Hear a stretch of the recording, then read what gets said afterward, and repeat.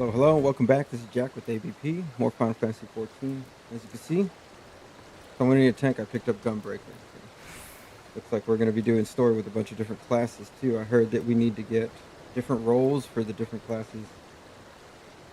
I guess for Shadowbringers, for all the story. And since we're trying to get all the story here on this channel, I mean, we're trying to go through it together. That's what I'm going to do. So, picking up where we left off and, yeah, chunking away at this. I think I was in the middle of doing these quests to get the currents, the wind currents. All right.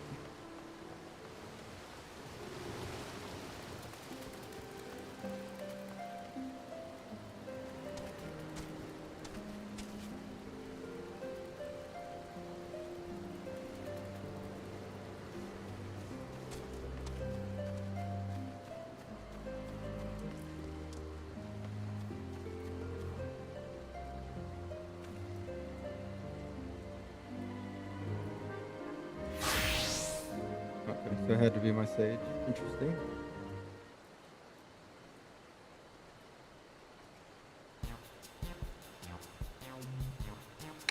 Yes, we are the Nameless One. Have you been sent by the storyteller? Tell your hunter friend to release me at once. We are not of the One Mind. We are Vath.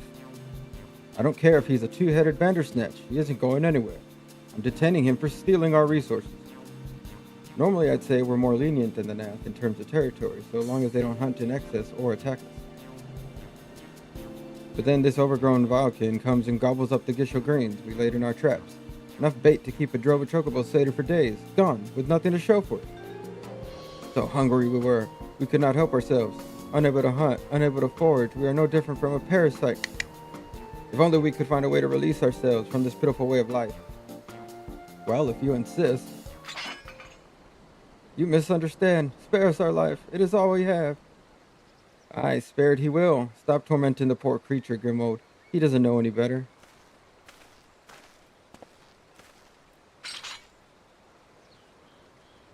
We ain't savages, but we ain't charitable neither. You'll have to pay us back for the greens you ate. And seeing as you don't have anything on you of value, it looks like you have to work off your debt. Last I checked, we're running a mite low on arrow shafts. Harvest me some milia branches and we'll call it square, eh? Very well. Release us and we shall do as you say. Of course, I ain't fool enough to let him go off alone. I'd ask that you see to it that the beast man don't flee from his debt. If he does, I'll have every hunter out here from 100 throws after him for thievery. Understand?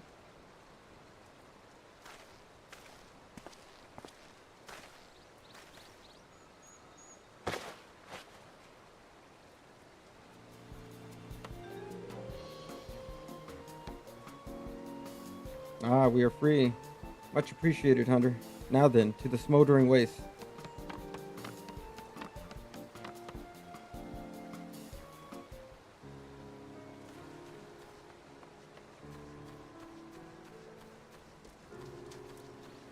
It's gonna be up this way. Okay. Gotta go through the river.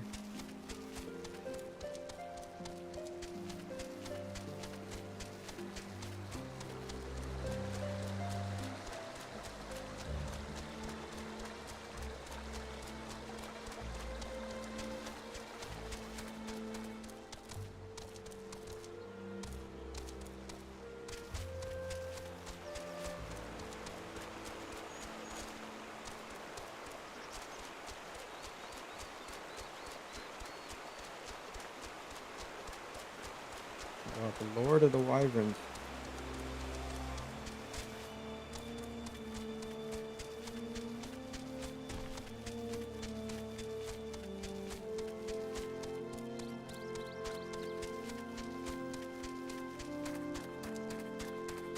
Nameless One. Well then, storyteller must be waiting for us. We make for Loth Astavath. You must keep your word. Yes, we know. If we flee, we will never again be able to move freely. To the non-mind, independence is all. If we take too long, the hunters will surely come after us. Kind hunter, will you help us? We will not ask you to bear the entire burden. One sapling should be enough. We will gather the rest on our own. I guess because they need to know what it is.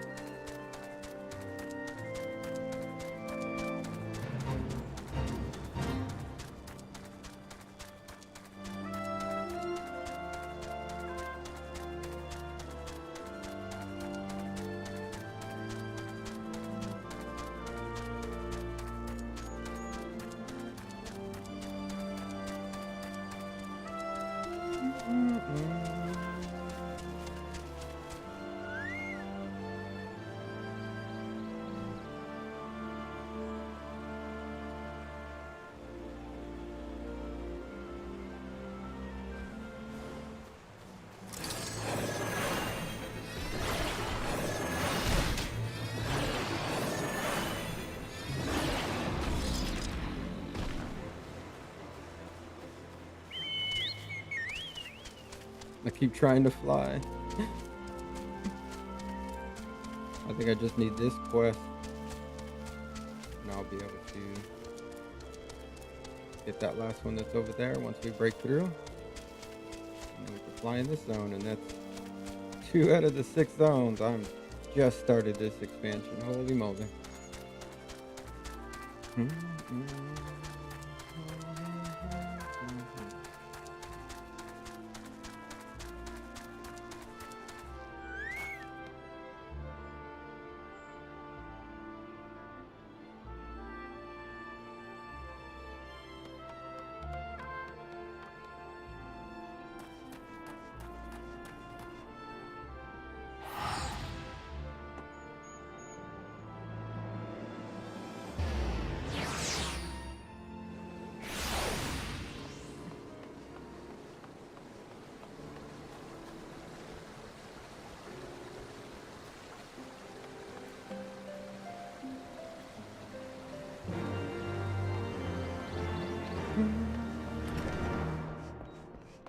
Marcy Champ.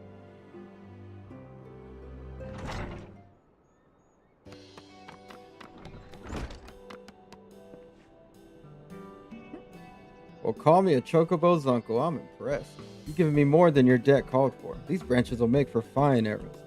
We usually got to send a whole party of hunters to gather this much. Well, with the Malayas threshing about and the Nath lurking in the brush. Even with those scrawny arms and legs, you proved more than useful than I thought. We were useful? Aye, I would say so. To be honest, I didn't expect you to come back with so much. Or to come back at all, for that matter. We too, will be honest. We thought to flee, but this hunter persuaded us to stay. But we were useful? I said you were, didn't I? In fact, I tell you what, since you brought me more than a fortnight's worth, I'll even throw in a small reward. A sack of Gisho greens to take home to your kin. A reward? You mean more of those tasty greens for being useful? We tried to find a way to be useful at Lothvest Bath. We tried, but we could not find our purpose.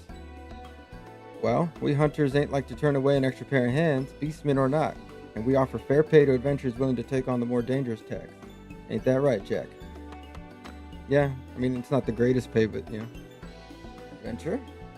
There are those who travel to the wilds of their own accord? Risk life and limb all for the sake of these rewards? Such excitement, such fortune. We want to become an adventurer. Can't say I've come across an adventurer who requested Gisha greens as a reward, but we'd be willing to compensate for honest work. If it's food you're after, I'm sure we could arrange for some spare cuts of meat, too. More crunchy greens and juicy flesh, enough to feed our colony. We will relay this to the storyteller at once.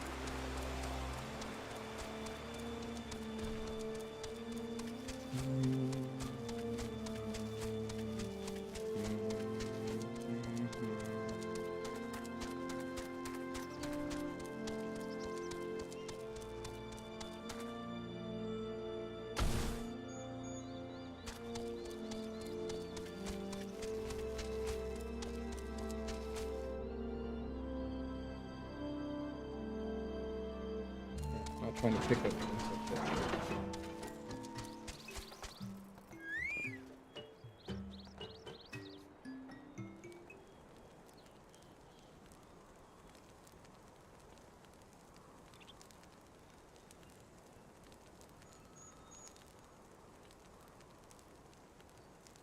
Thank you, Hunter, for bringing our nameless brother back. We hope he was not a burden to you. He is no hunter, storyteller. He is an adventurer. We are no burden no more. Look at what we have brought you. Crunch. What strange-looking plants, yet they have such a delightfully bitter taste. We have other good news. We have found our purpose. We will become an adventurer too. If we work hard, the hunters promise to reward us with food. Food for the colony. You mean the hunters of the East? We thought it safer to limit contact with them. But they gave you such delicious rewards. You have done well, Nameless One. With your newfound purpose, we are sure you will ease the hunger of our brothers and sisters. But trading with the hunters will not solve all our woes. Much more is required for our survival. Yes, much more. Our colony is falling in disrepair. We need metals for our defenses. We need clay for our walls. The One Mind knows this. They seek to impoverish us.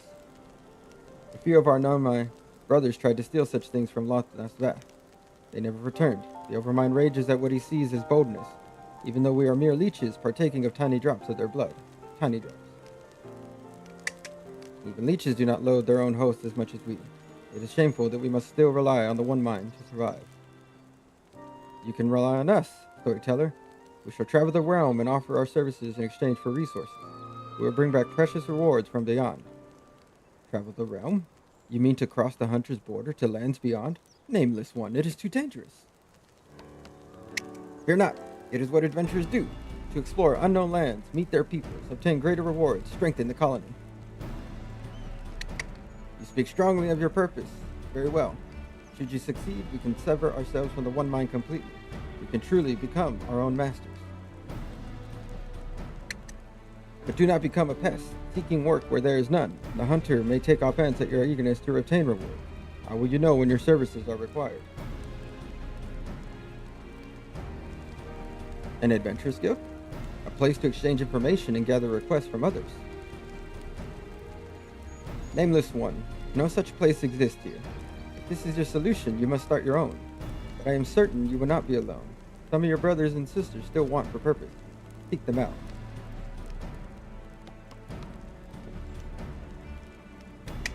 An adventurer's guild. There is much to do.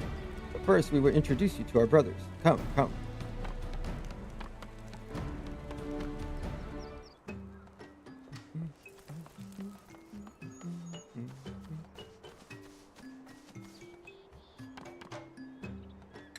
This is the stick peddler. He peddles sticks. He lost his connection with the One Mind near the same time as we did. There was one other, but we do not see him.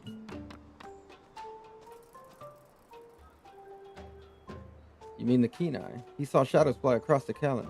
He was hungry and said he would hunt the shadows east toward the river. He could not have gone far, for he fears the water. Fears much. He would not cross the river unless it was near the bridge. Wise Vath know to avoid the bridge, for ferocious dragons often lurk near it. Could it be they were in the shadows that the Keen Eye saw? Brave adventurer, could you check the bridge while we search the area for the Keen Eye? He cannot be in trouble. He could be in trouble. But do not slay dragons if you see them. Dead dragons will invite reprisals. We will lend you one of the Kangamato. We have fitted it with a contraption which sprays a putrid smoke which irritates but does not wound. Yes, irritates. We got too close to it once. Most irritating. The Kangamato are unaccustomed to fleshling raiders. If you fall off, talk to the stick peddler.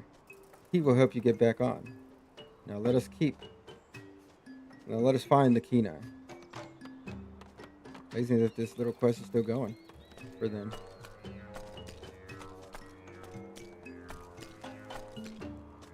What is this? What a strange beast.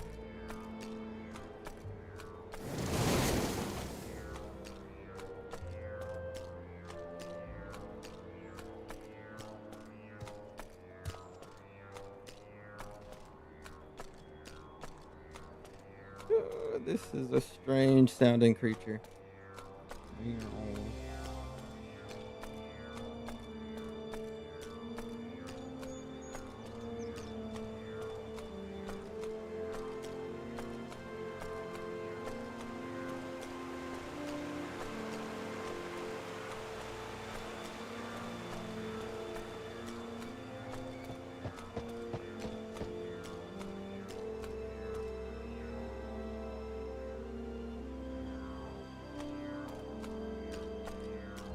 Oh, I went too far.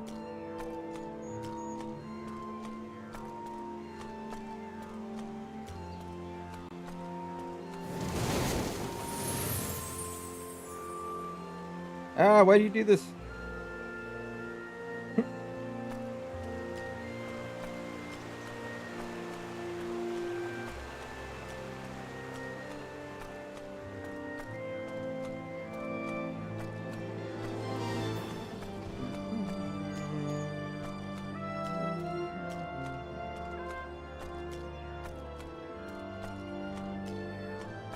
Like a horse.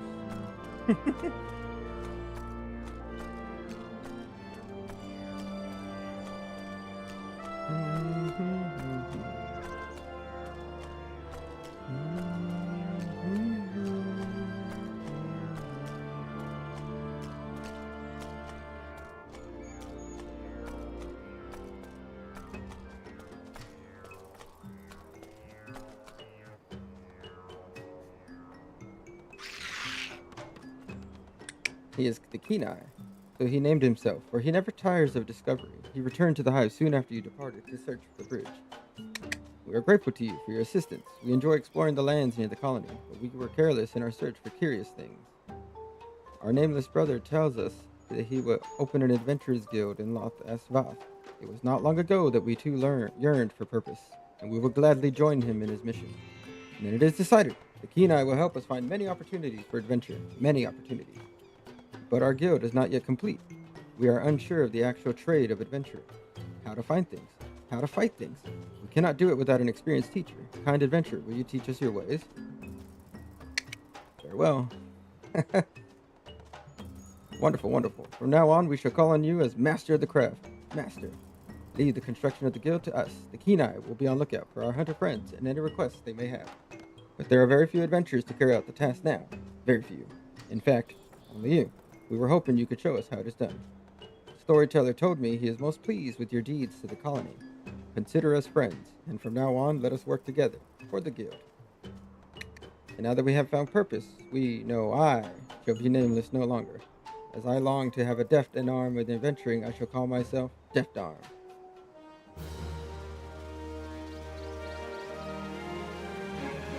Nice. Oh wow.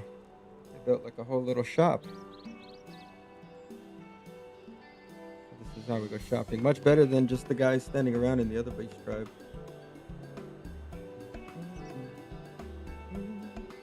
The nameless one is now called the Vath Deftar, and the Adventurers Guild has been constructed in Lost SS. The Hunter of Tailfeather are now called the Adventurers Guild.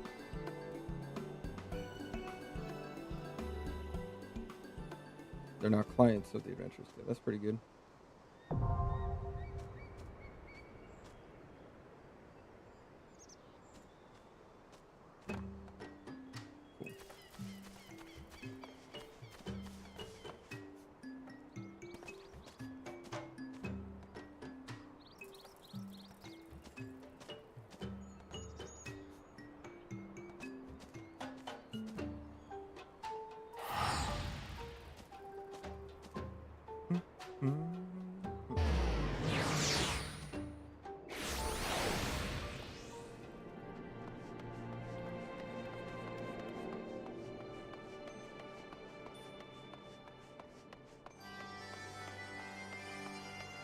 I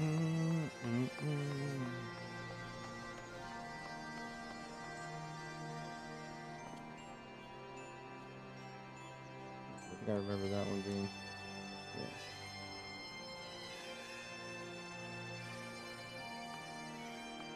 Alright, here we go.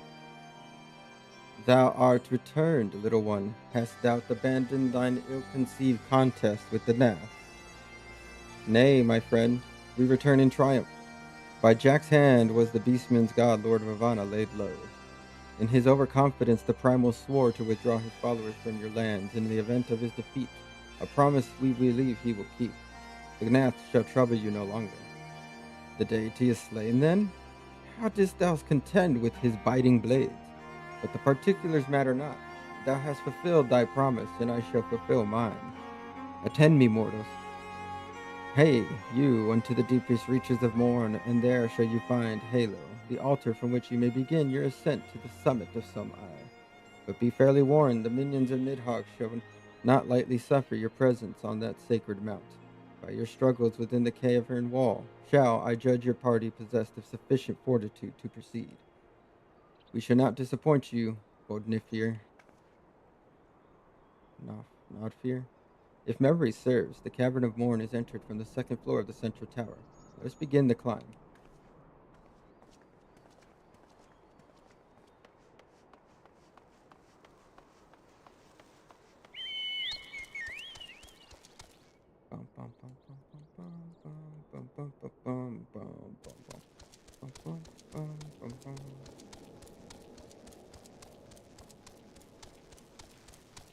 Second floor.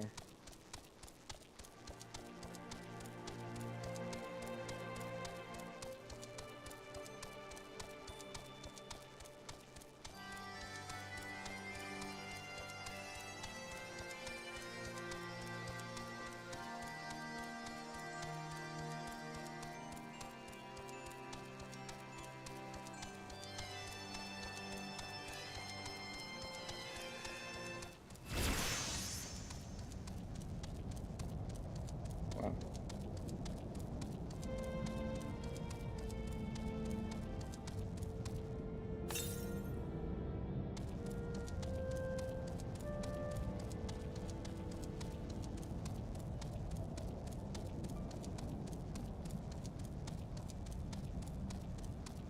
Yeah, that'll finish it out once I get this one over here.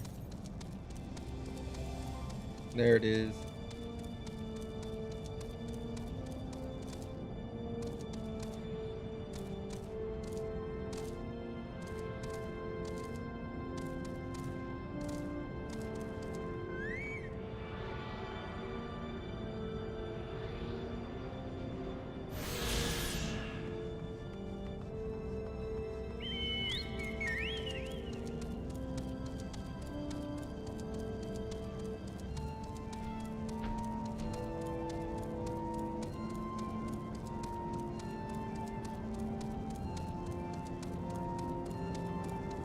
Alright, we made it through. Okay, so this is how we can begin our ascent.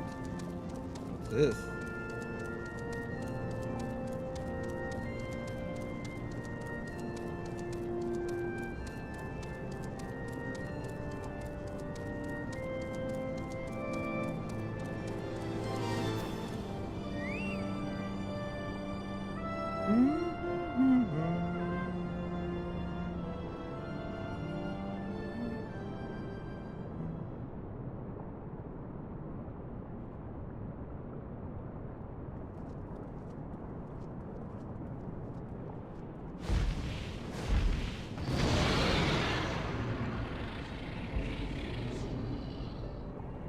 Well done, little one. As promised, I shall open the way to Some Eye's summit for thee and thy companions.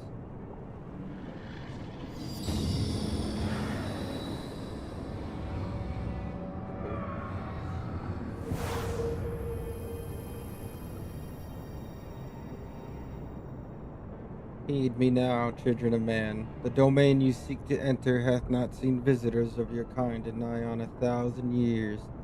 Though I freely grant you passage, your presence will not be welcome. To my kin, this mountain is revered as holy ground and resting place both. Where are you the minions of Nidhogg during your ascent? For it is certain they shall take great offense at your intrusion. We are grateful for your warnings, gentle Vidofnir. My final words are for thee, Dragoon. Have care to keep the stolen power thou wieldest in check, lest it breed further despair.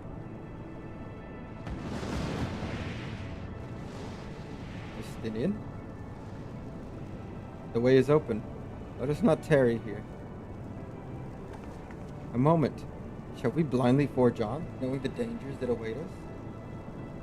Tiamat herself is said to guard this peak. I do not fear Nidhogg's consort. Any dragon foolish enough to bar our path shall feel the sting of my lance. Spoken like a true butcher. Need I remind you that we are come to parley of peace? Oh, shut up. Let us be clear, heretic. It was to save Ishgard and her people that I first lent my support to this doubtful venture, and 'tis for this sake that I go now to speak with Race Velger. But I said nothing of Teoman. Should the opportunity present itself to rid my people of one of their deadliest enemies, I shall take it. That is my duty as a Zir Dragoon. You are beyond redemption. We will accomplish nothing by bickering. If we are to meet with Resvelger, our paths lead up the mountain. We shall defend ourselves if attacked, but avoid conflict wherever possible. What other choice do we have?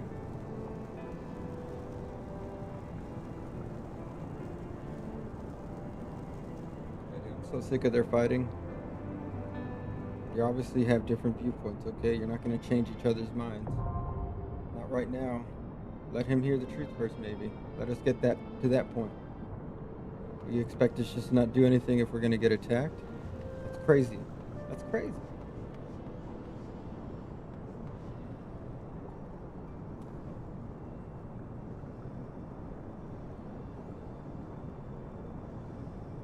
Oh.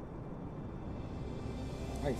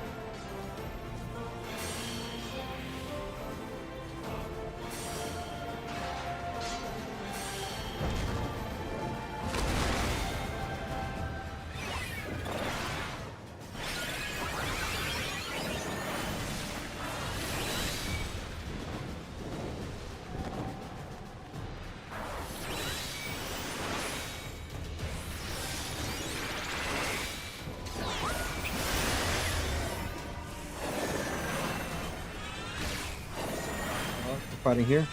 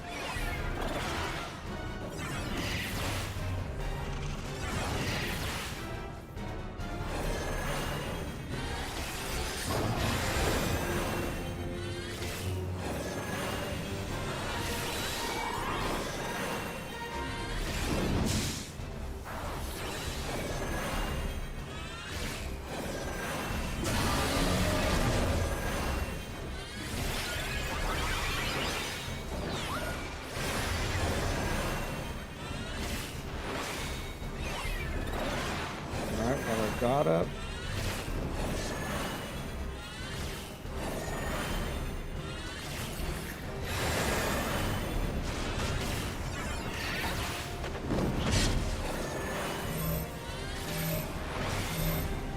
Still.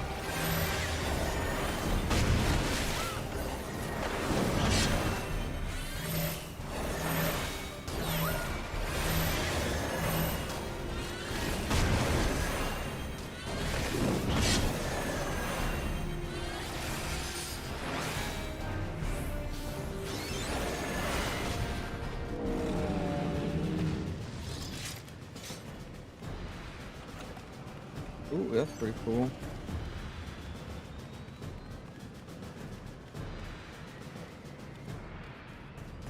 Like a wolf helmet or something.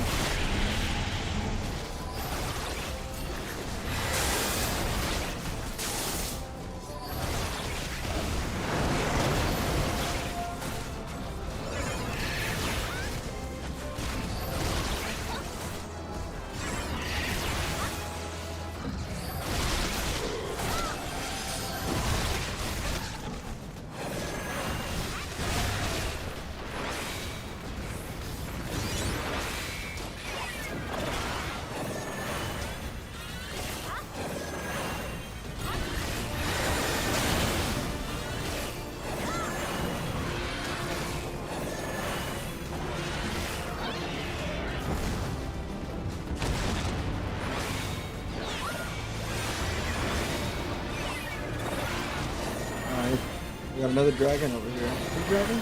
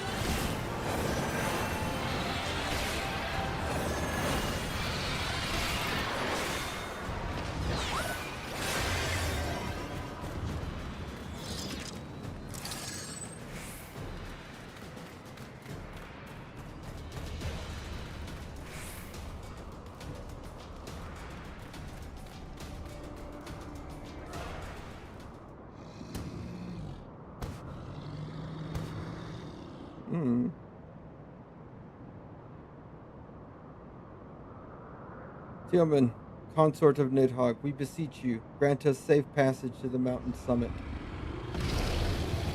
Access denied. As I thought, blind to reason like the rest. If you would see our mission to its conclusion, you know what must be done.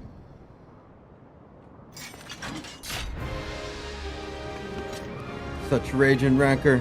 Is there truly no other way? Yeah, dude, like, get over it. Welcome to life. Such a fucking bleeding heart. This is the way the real world works, sorry. Ready? They're still watching and stuff. They're little. Look at that hat. Intense hat.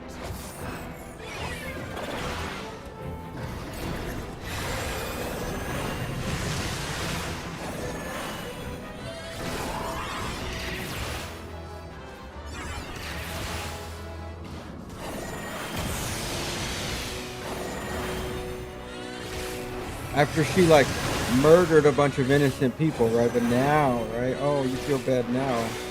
After you murdered people, what did you think was gonna happen?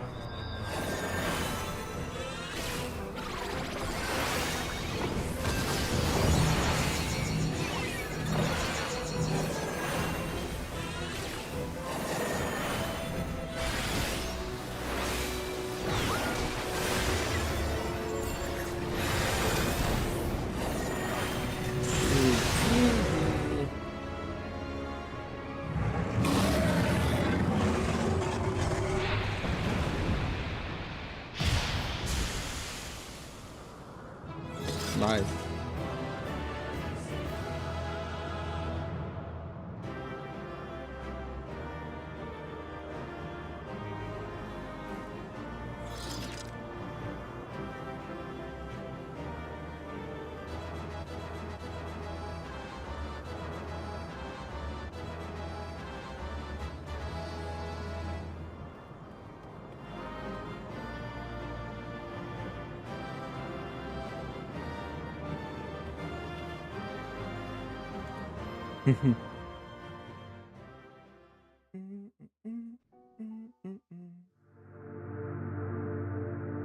Oh, another crystal. I'm gonna open my door a little.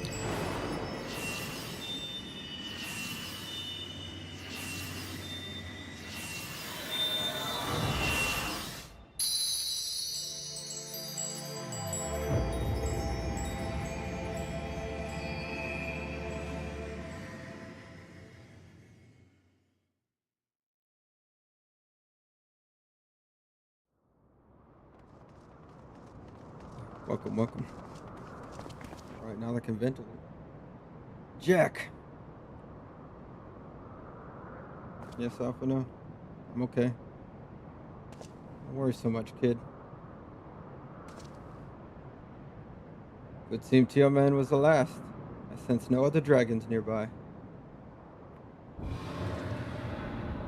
Spoke too soon? What is happening?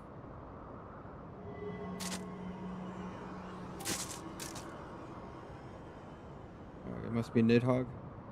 Nidhogg. He roars. He knows we are here then. His fury, it bleeds through the eye.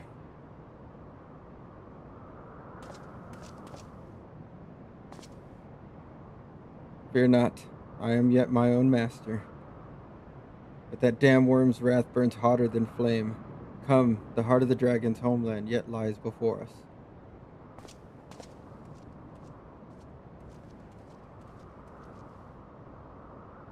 Thus we add another link to the chain of vengeance. Oh, Saint Shiva, when will it end?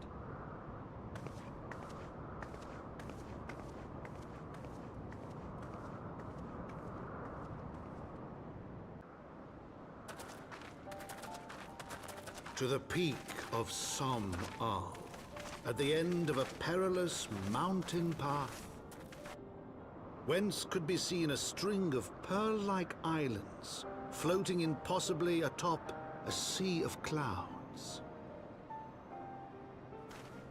To a domain where dragons and men had once lived in harmony, whose majesty no mortal eye had glimpsed for nigh on 1,000 years, they came.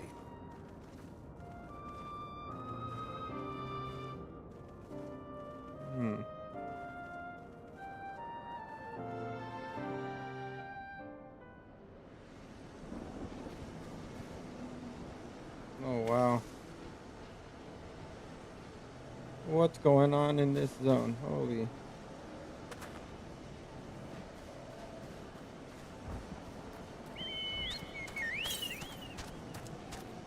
Gonna be to the east.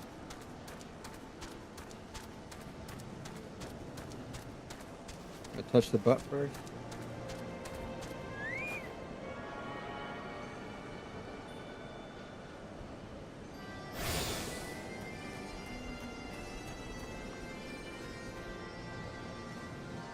We have reached it at last, the peak of Somai. It is said to be the highest mountain in all of Eorzea, you know. I thought it cold in Corthus, but the air here carries the chill of a dozen winters. I can fly over there, that's good.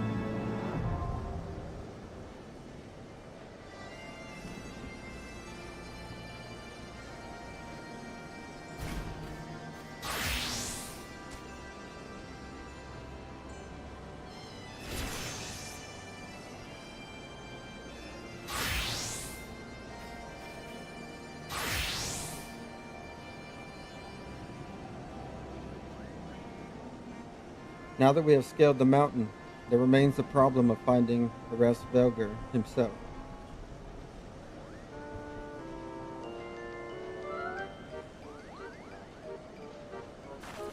What are the Mughals doing up here?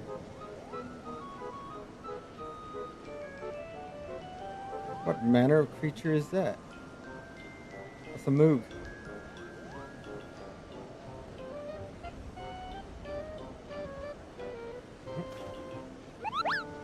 Hello.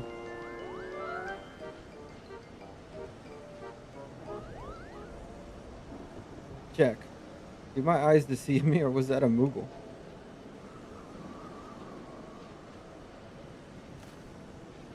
It was my understanding that they only dwelled within the Twelveswood.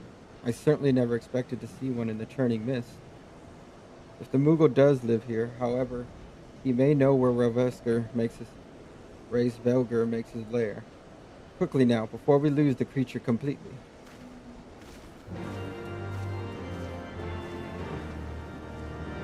Moogs. I like Moogs.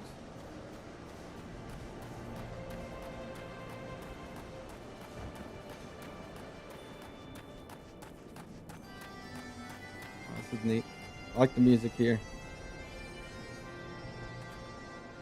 Ah, he's gone. Jack, we must widen our search. Alright.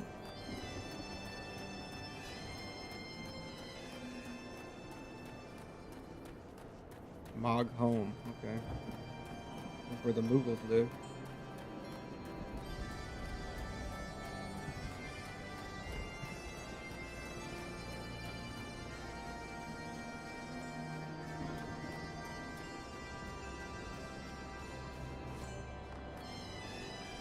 The nearby air appears warped. You sense that the concealing magics are at work. Oh, so they're hiding themselves. Okay. So you just survey. I have heard tales of these Mughals, but 'tis the first time I've ever laid eyes on one. They are rather adorable, aren't they? What? Why do you stare at me so? Can I not find a creature adorable? My heart is not truly made of ice. Yeah, but you're a terrorist. Doesn't matter if you maybe have a human side. You murdered a bunch of innocent people. You're a terrorist. I see no evidence of this Moogle of yours. Are you certain it wasn't a trick of the light? Mayhaps 'twas simply one of these strange plants shifting in a breeze. Mayhaps, mayhaps, mayhaps.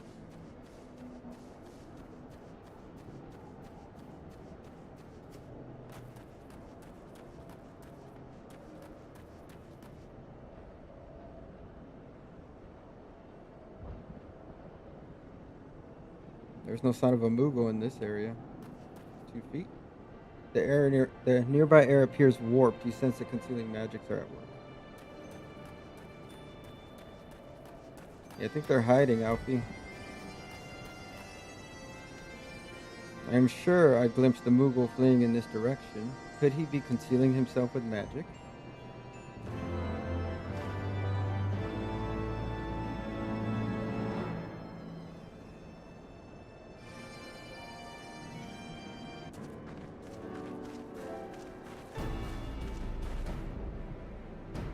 Confound it.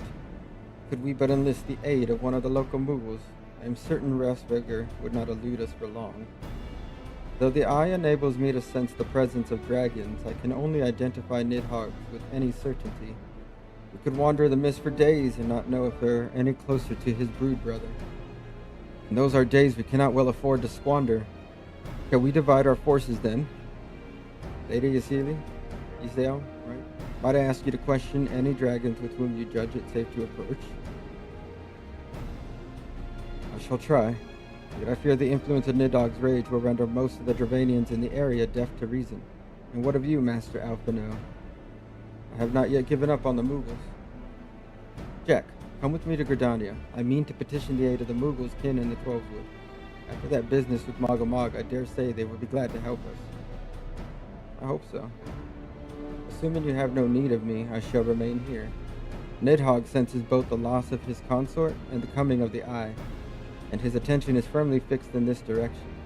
I mean to do what I can to hold his gaze, in the hope that it might delay any action against Ishval. Thank you, Estinian. Come then, Jack. Let us make haste for Gridania and rendezvous with Nofika at Nofika's lair. But I neglected to tell you. There is an etherite of ancient construction here which I just touched it. You were standing right next to it, which should make the return journey rather less arduous. Pray do not forget to use it.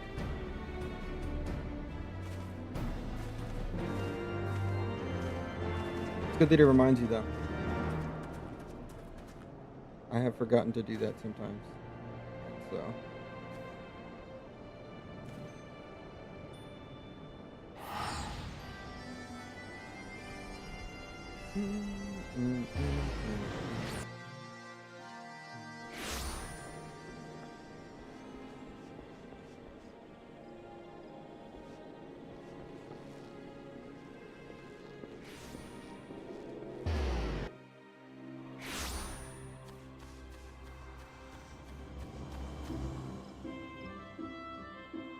I sent word to the Elder Seetsier upon arriving in Gridania, and I am pleased to report that she has agreed to grant us an audience. If anyone can help us to contact the Twelvewood Moogles, it is she. We are expected at the Lotus Stand. I trust you are familiar with the conjurer stationed at its entrance?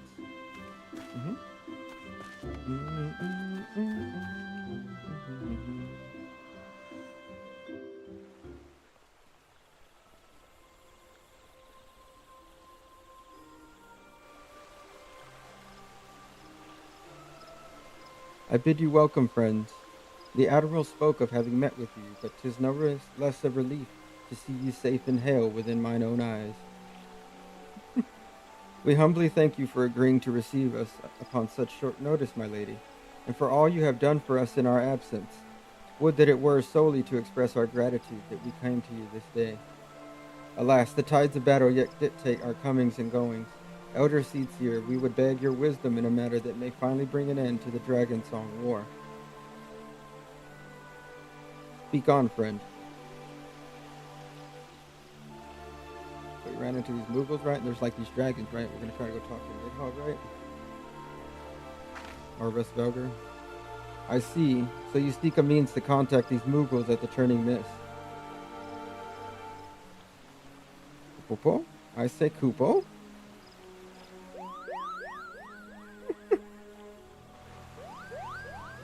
Greetings, Kupokop. To what do we owe the pleasure of your company? I was struck by the sudden urge to bring you some fruit, Kani, and I'm jolly glad I did. Tell me more about these Moogles in the sky, Kupo. I will gladly tell you all I know, though it amounts to precious little. We encountered a Moogle high in the clouds of Gervania, and had hoped that you and your kin in the Twelveswood might agree to facilitate a meeting.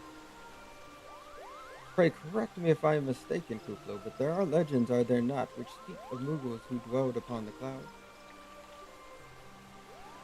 Indeed there are, Kupo. Long, long ago, back when the world was still young, they say my ancestors served the gods up in the heavens. Of course, that was before their masters took to bickering like spoiled children. Ah, yes, the tale of good King Mogomog the Twelfth. He is revered for holding fast to a rope of miraculous length, that his subjects might climb down from the sky and escape to the world below. Ignoring the more fanciful aspects of the tale, it may well be that Kuplo's ancestors hailed from the churning mist. Given how long his kin have resided in the Twelveswood, it is perfectly possible that the details of their history have faded into myth. Yeah, indeed, Master Alphino. Such stories oft contain a measure of truth. 'Tis like the Moogles of the churning mist tell similar tales of the world. Below, I can well imagine why the one you encountered fled at your approach. Oh, fleeing second nature to us. We often hide when the larger races come trampling through the forest. Of course, where there's one Moogle, there's bound to be more. Got little hands, little feet. Which is why I've decided to take a trip to the clouds, Kupo. They surely won't be afraid to talk to me. Your brave move. I was hoping you might say that, Master Kupo. You will accompany us then? Just you try and stop me. I'll admit the thought of venturing outside the Twelvewood is a bit unsettling, but I can hardly refuse a chance to meet my distant cousins.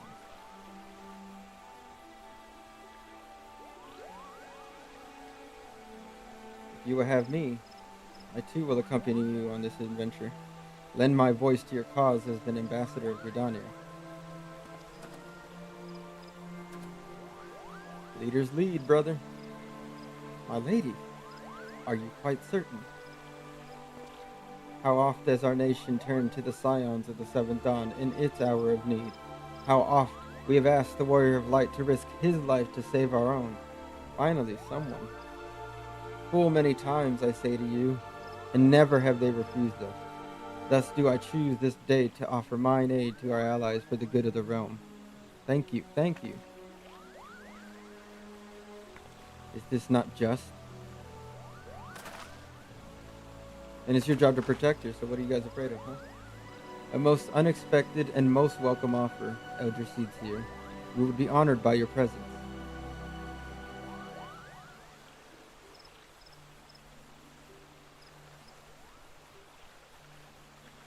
Alright, well, we got a VIP coming with us, so we gotta make sure she's okay. So any dragons that might appear, we gotta be ready to protect her. Pray return to the summit and inform our companions of these developments. I will serve as the Elder Seedseer's guide on the journey back to Some Eye. It being a path I have already trodden, I do not anticipate any great difficulties. Besides, we shall have the Elder Seedseer personal guard to escort us. True. I gotta go talk to Estinian. $500. $500 to take a teleport. Pretty. These prices.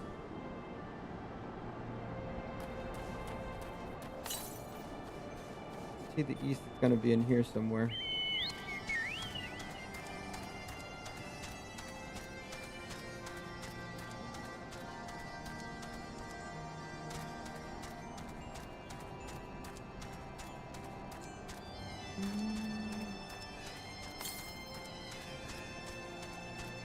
It's gonna be up on the other side. Yeah, there we go. I see it. I see it.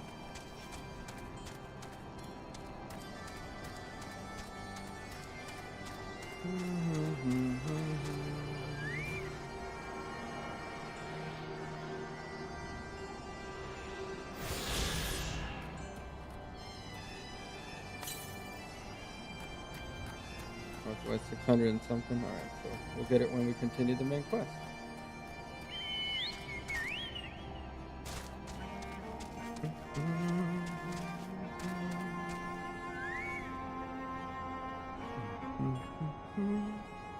Well met, warrior of light. Nidhogg has not stirred, but he watches us, unblinking. So we got them to come, but they're also coming with, Gridania's leader. The Elder Seeds here herself answers your call? Then there is naught to do but wait. Indeed. They're walking here. So. They are here, Jack. Greetings, my friends. I am happy to report that our journey has mercifully uneventful.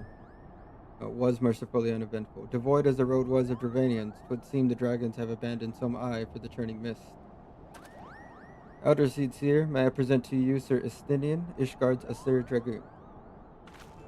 'Tis an honor to meet you, Sir Estinian. I have heard many tales of your order's extraordinary skill and courage.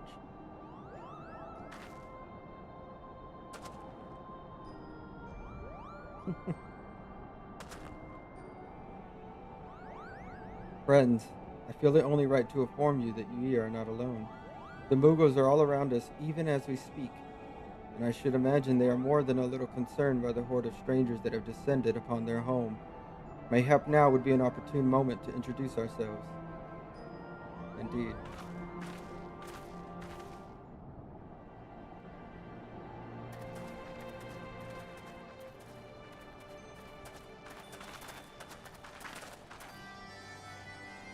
This should serve.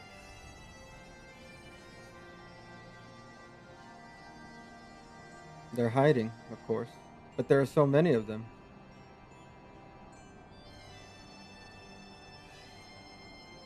I am Kani Senna. My companions and I have braved the long road from the Twelveswood to share words with you.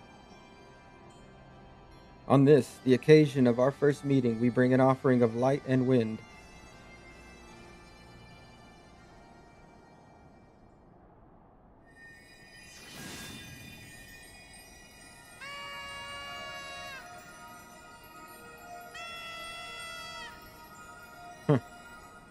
And he's got a little horn.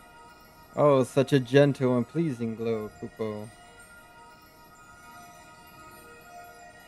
There they are.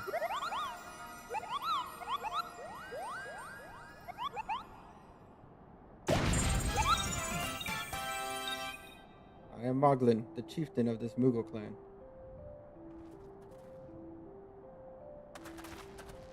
Chieftain Moglin, it is an honor to meet you. Greetings, I am Kuplo Kop, an ambassador of the Twelvewood Mughals. A Mughal from the world below? Your hide is of a different hue, but that palm is unmistakable. I might need a moment here, Kupo. My companions were no less surprised to learn of your existence here amongst the clouds. I hope they did not startle you overmuch in their eagerness to make your acquaintance.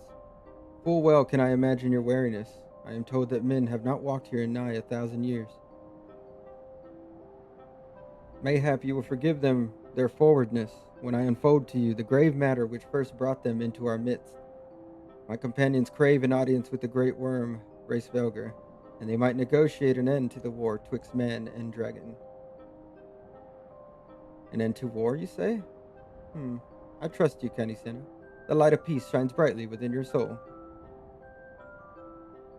But I'm afraid the same cannot be said of your friends. To be plain, we did not hide ourselves because they were the first of your kind to be seen here in 1,000 years. Well, not only because of that, we hid because we smelled dragon blood. Estinian. The skies are home to many, many dragons. While some crave peace, such as Racevelger, many others crave the opposite, such as Nidhogg. Suffice it to say, we are worried that the presence of the blood-splattered warrior's friends will attract the attention of nastier kind, and invite destruction into our happy home.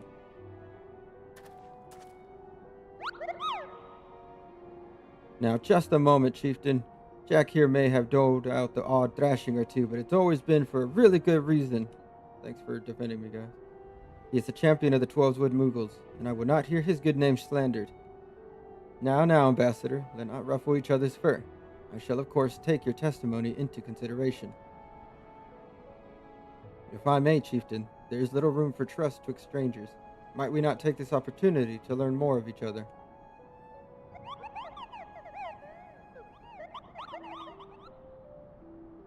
An excellent suggestion, Kupo.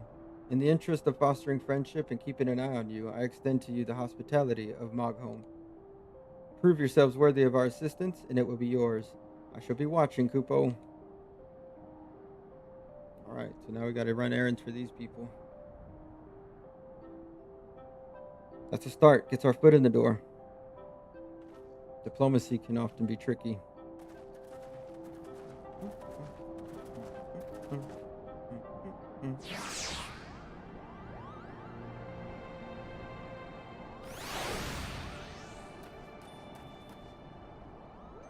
Tell me, in the world down below, do all of your kind look so different from one another?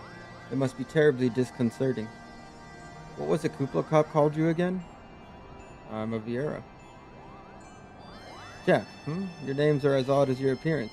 Have you ever considered a nice Mughal name? Moglin is taken, by the way, Kupo. As are Moghan, Mogmug, and Mogwin, these being the names of the 3 wise Mughals who will administer the monumentous challenges that I have devised to measure your worth. I call them the trials of trustworthiness. Undertake these trials, and we shall soon see whether or not you are worthy of our aid.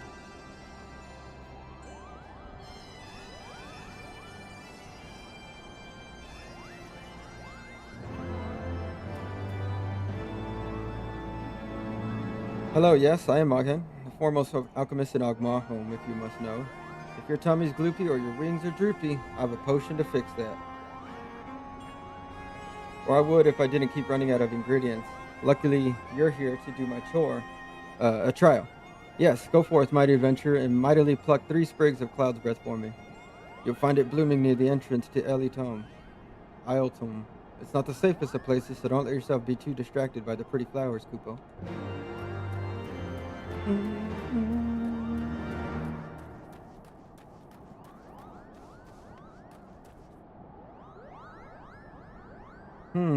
Yes, you have the pleasure of speaking with Mogmug. I know, I am the fluffiest, most enchanting creature you have ever laid eyes upon. It isn't easy being this adorable. I can barely take a stroll outside without those relentless Dravanians throwing themselves at me. Why, they look as if they might just gobble me right up. I think they are trying to eat you, bro. In any case, fleeing their overbearing adulation is growing a bit tiresome. Your trial, sir, is this. Find these ardent archosaurs and slap some manners into them. Perhaps a firm smack on the snout would teach them to appreciate my charm from afar. You want me to go fight dragons? Okay.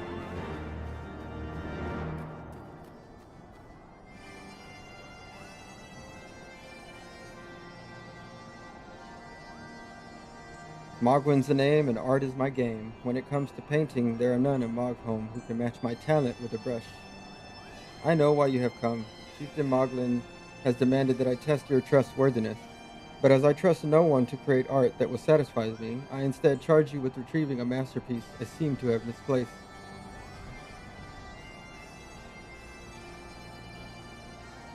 It was an ambitious and innovative work, guaranteed to fetch at least 4 Kupo nuts on the open market. You must find it. Question the masses. Surely a pebble painted with such vibrant color and unmistakable panache cannot have escaped the notice of every Mughal Mogholm.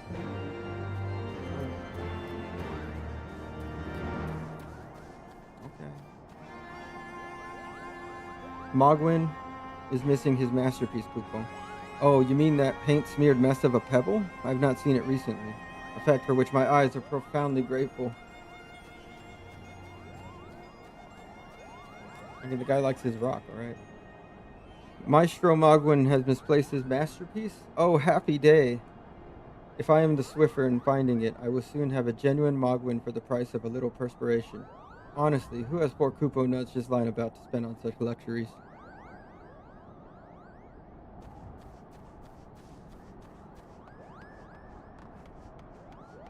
This one's big. Big boy.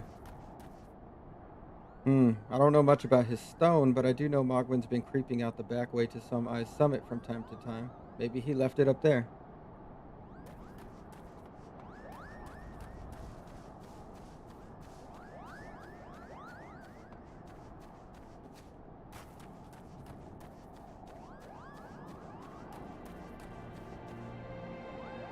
What did you find out, Kupo? Ah, yes, now that you mention it, I do seem to recall leaving my pebble out in the sun to dry. Mm-hmm. The second part of your trial commences. Go, adventurer, and retrieve my masterpiece before some art-starved admirer swipes the stone for himself.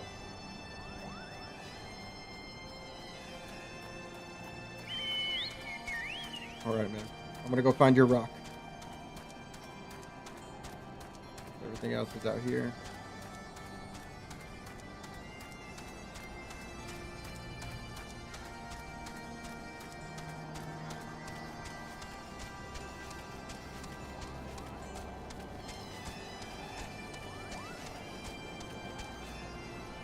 Commander Stick, Emptier of Curses. That's a good name. Okay, so it's gonna be up top.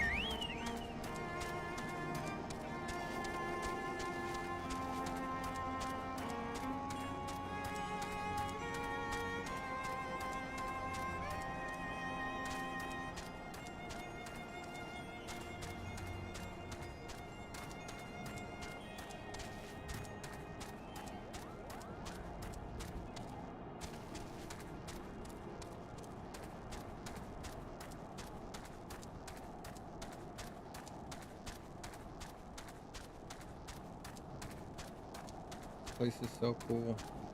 Like the way all this is designed.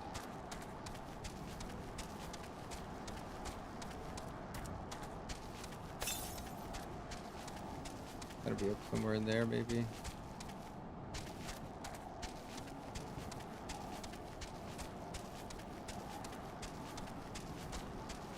Still ever higher, huh?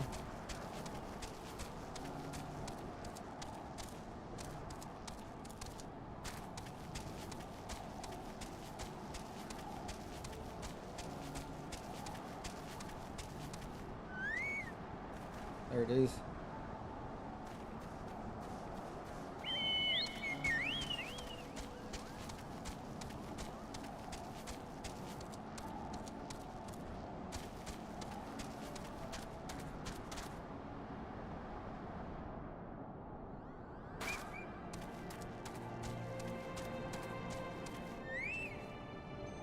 Do you have it, Kupo? Is my masterpiece safe? Here you go. Yes, this is my work. Is it not exquisite? I call it Contemplations of Zenith. Thank you, sir. At last, I can exchange my art for those delectable Kupo nuts. Chieftain Moglin will hear of this valorous deed.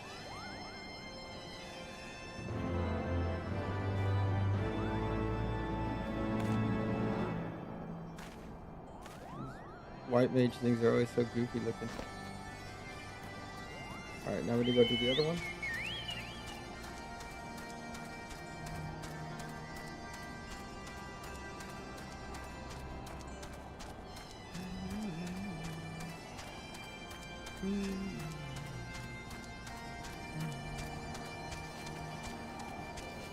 What mount is that? Is that a crab? Is that guy riding a crab?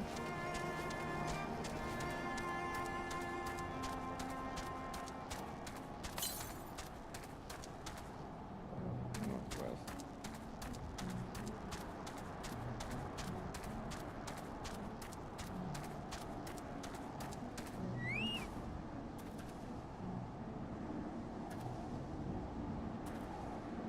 We just got random mounts. That's cool.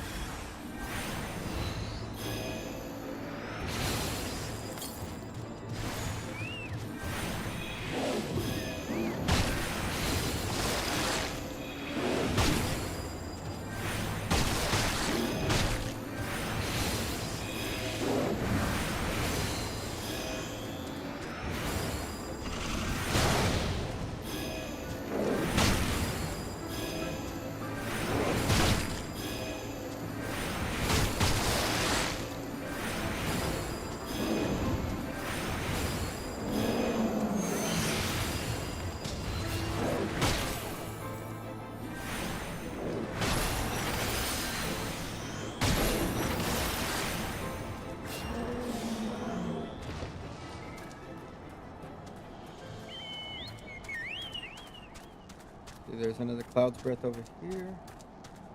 Doesn't look like it. They're probably to the left over here though.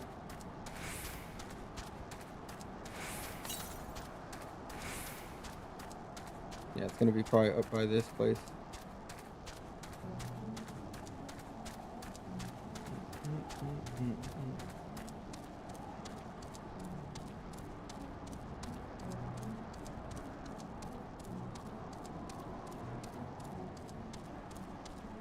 But there's some more right here. Nice.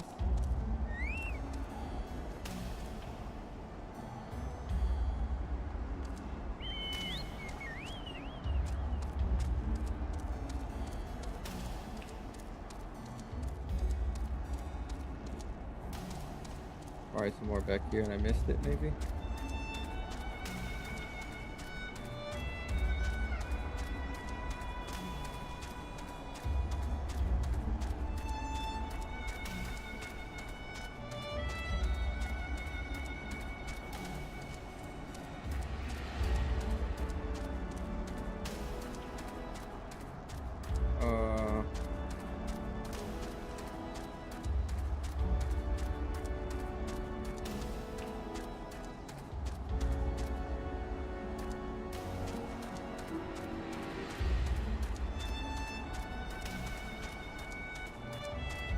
Come on, game.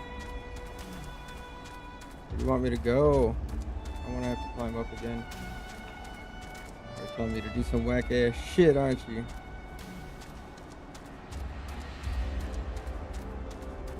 There's one there.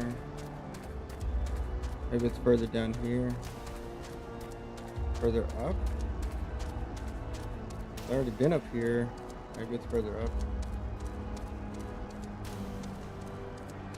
I know. God forbid they make you actually do something for a quest, but it feels like these are all fetch quests. They can never do. Make it concise. All this filler shit, man. Not a fan. Where is it?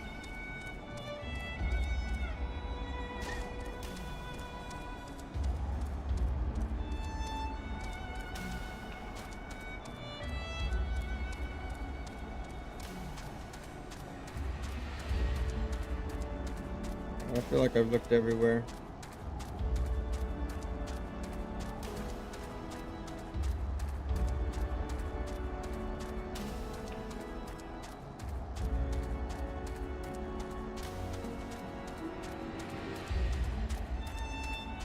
Look at it. There we go. Right behind the rock. Ugh.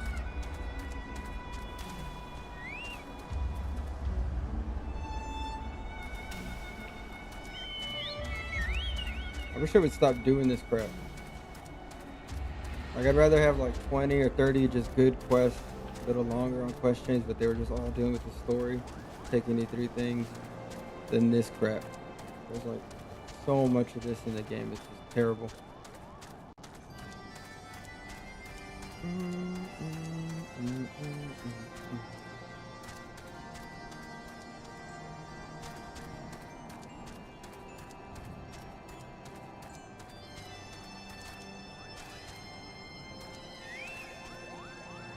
You were able to humble my Dravanian devotees. Wonderful. You're as capable as I am captivating. Still, my precious perfection does not excuse those louts from pursuing me so mercilessly, their tongues lolling and bellies rumbling. The Dravanians and their ilk have much to learn about acceptable acts of admiration.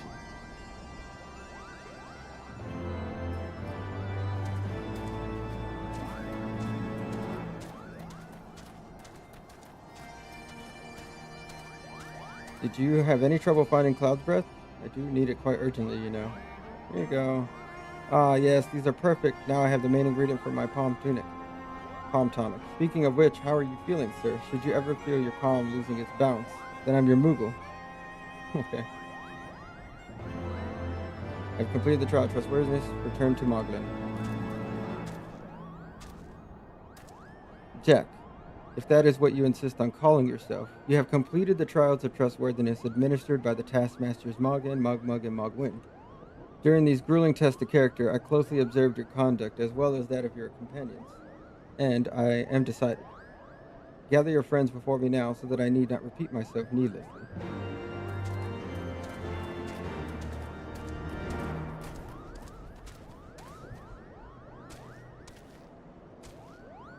Have you ever bathed in the waters to the northeast? Of course not, because a gang of burly Hopkins have been attacking any who goes near them, Kupo. If If you were kind enough to slay a few, that might scare them away, giving me time for a dip in the waters. Are these trials over? My task has been little more than household chores. If our hosts elect not to grant their aid after working us like a pack of chocobos, I shall demand compensation in kupo nuts out of principle. But I hope it will not come to that. Let us hear the chieftain's verdict, shall we?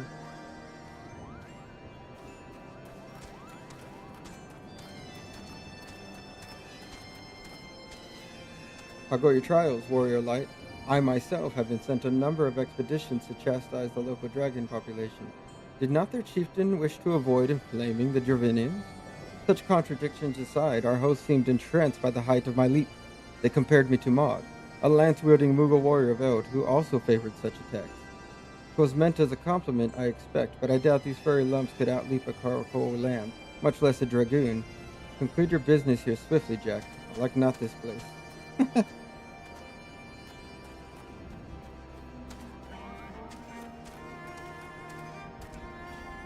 Standing here in Mog's home, my thoughts turn inevitably to the legend of good King Mogul Mog XII and his seat in the heavens. Like most, I thought it no more than a myth, a story of younglings. For younglings it grew with the telling, but with every passing moment I become more certain that we have discovered the origin of the tale. Full eager am I to hear what the chieftain has to say. I mean, I just want to get on with it. We become such friends, Kupo. My Mughal cousins love to sing and dance as much as I do. Chieftain Moglin has finally come to a decision, has he? Well, I suppose I'd better flutter over and see him then. Yeah, flutter away, buddy. What sorcery is this, that my heart should stir at mere fluffiness? Jack, no matter, what is it? Chieftain Moglin has made his decision. Well, let us not keep him waiting then. Instead of murdering people and, all this other crap you've been doing, you could have just hung out with Mughals. But no, you had to murder innocents.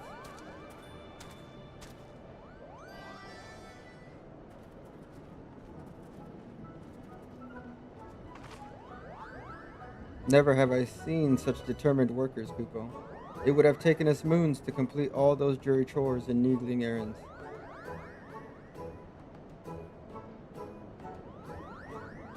And have our labors proven the purity of our intentions, chieftain? Without a doubt. In fact, there was never really all that much doubt to begin with. You were, after all, already friends with the fellow Mughal. But you see, before any meeting with Resvelgar could take place, certain preparations needed to be made. And what better way to help you pass the time than by having you perform all the tiresome tasks that no one ever wants to do, Kupo?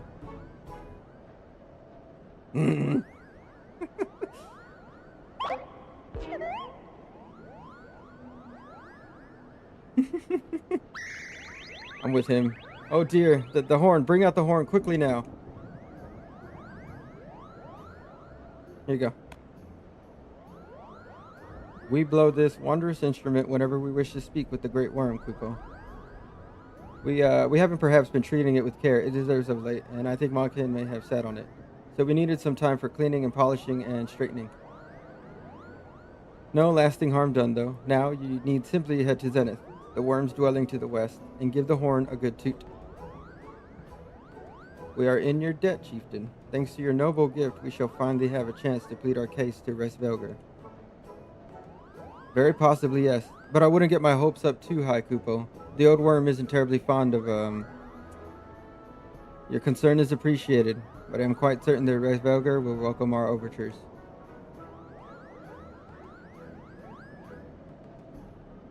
Should we ever arrive at his lair? Come, we have squandered enough time already. Sure. Let's go, man. Let's get the show on the road. You guys fucking take a lot of time. You talk too much.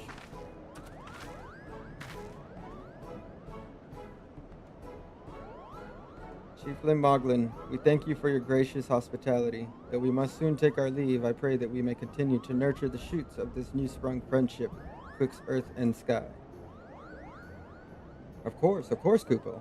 Visit us whenever you wish. Consider Mog home your home amidst the clouds. Nice.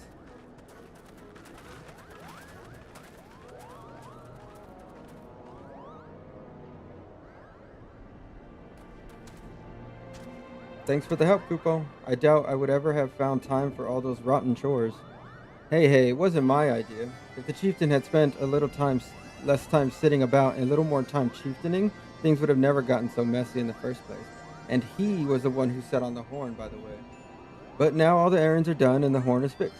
So all's well that ends well, Kupo. Well, I expect you're eager to be on your way.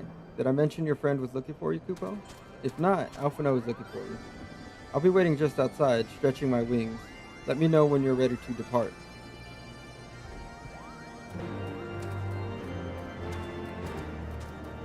I'm ready to depart.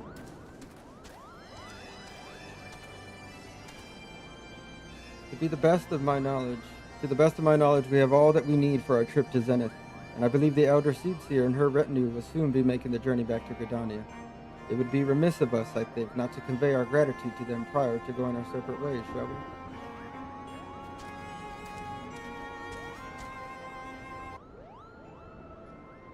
Alphino, Jack, I do humbly thank you for what has been a most enlightening experience. Were it not for your pioneering spirit, the existence of these Muggles might never have been revealed to us.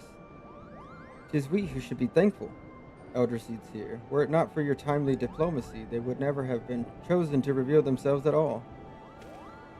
And it was your presence, Kuplokop, that ultimately won us their trust. It must have taken great courage to leave the sanctuary of the Twelveswood, and we are exceedingly glad that you did. It was my pleasure, Kupo. I've made so many new friends and have so many fantastic tales to tell, my king's mooble back home. And it is to our home that we must now return. May you ever walk in the light of the crystal, my friends. You guys take care. May the force be with you. Safe journey, Elder Seedseer. We too must be on our way. Grace Valgar awaits. I'll catch you guys on the flip, we'll be back down there soon.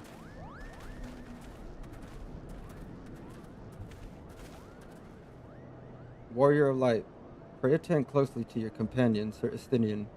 Beneath that stoical facade, a storm of anguish seethes unseen. Okay, I'll keep an eye on him. Thanks for the advice. Be careful. Now we can go.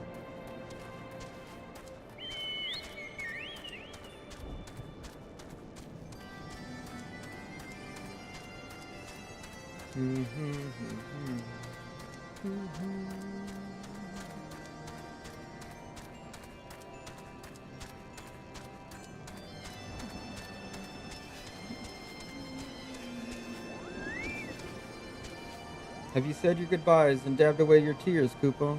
Then we are indeed ready to go.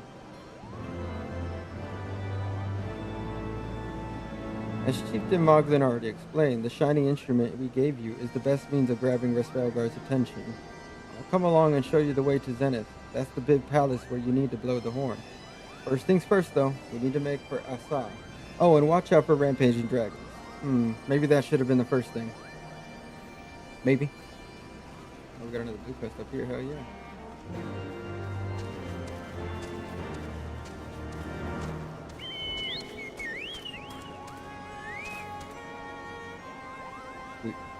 You aren't thinking of heading towards Asa, are you? Best watch yourself if you are. Archosaurs stalk the road looking for an easy meal. If only someone could drive them away, Kupo. Oh, you seem the type for dragon hunting.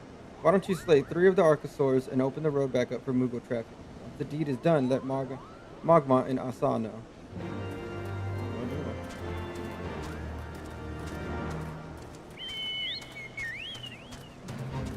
Hey, I don't have to go all the way to do it over there. Fuck yes. Kill him here.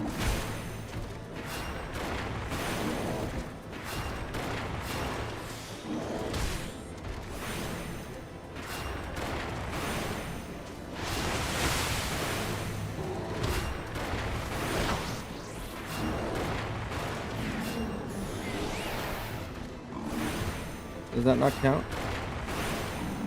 Oh, it does count. I'm looking at the Archosauruses. I like how they call the dragons Archosauruses. I like moves. Moves are cool. They're goofy little dudes.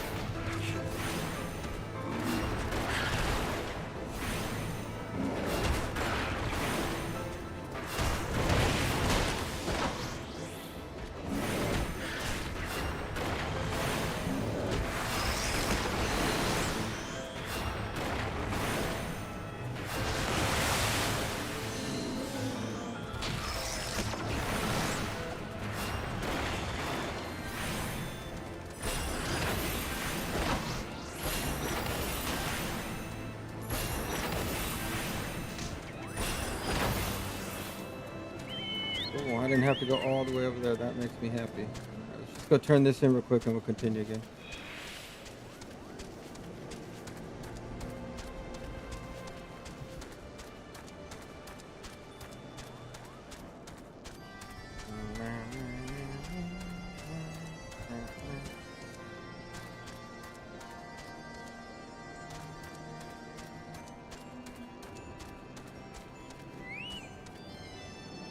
Many thanks, bravery adventurer. Finally, I can enjoy a bath without the smell of raw dragon fish assaulting my senses.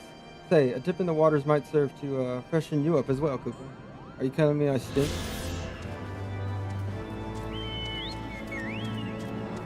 Freaking moogs. Alright, I think the other one said it was northwest. I guess as we're going to that place.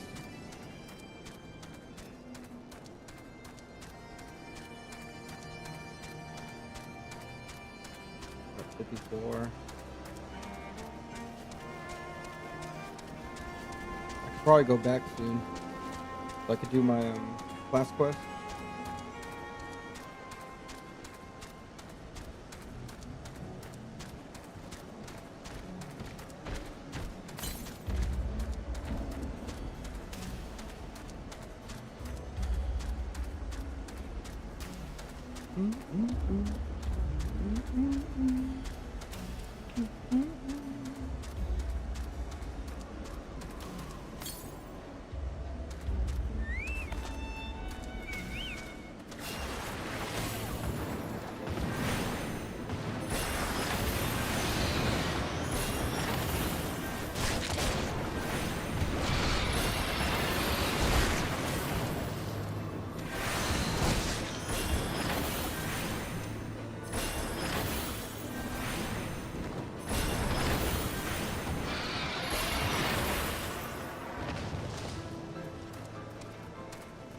I think it's gonna be at that south place, I think.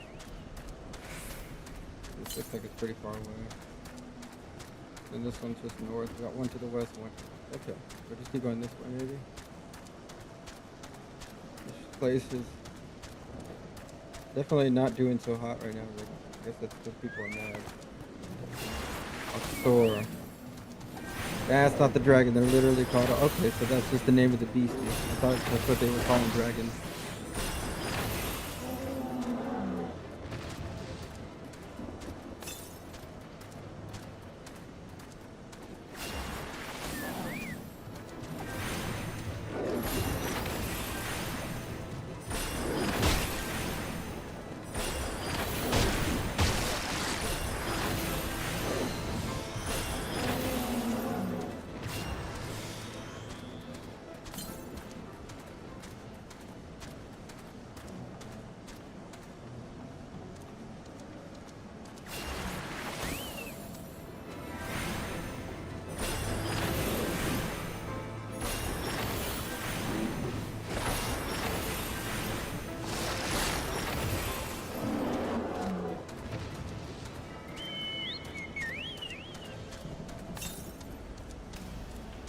So it's gonna be this way.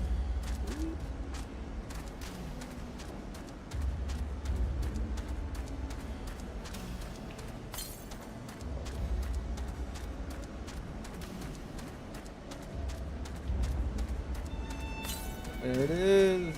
Hell yeah. That'll bring me up to what?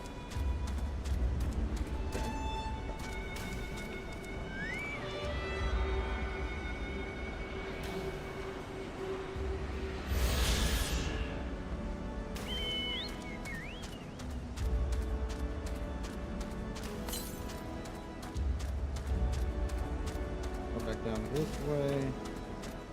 Then it said it's southwest.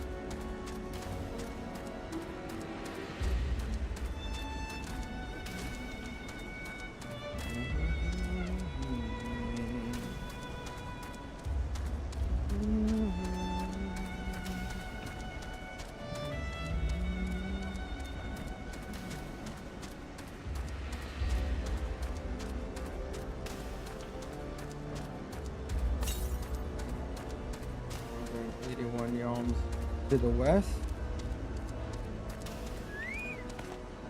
dragons.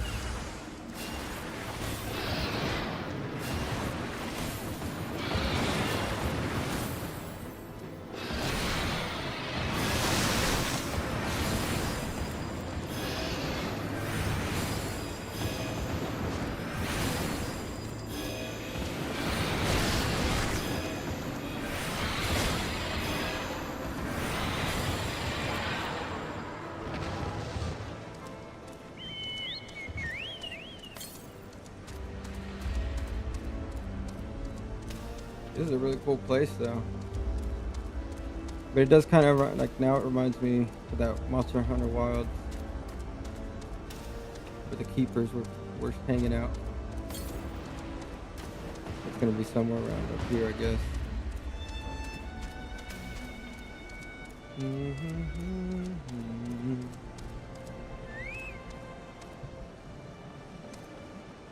There it is. Is that someone from below? How did you get past the Archosaurus infesting the road? What? Mogsy asked you to slay them for him?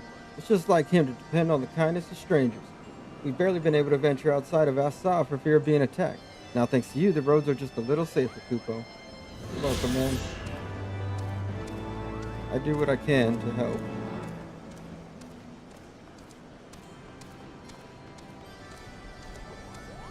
Things were a bit bitey for a while there, but I think we've arrived in one piece. I wonder what has the dragon so awfully snappy. I mean, the bad ones are always bad, but they seem worse than usual.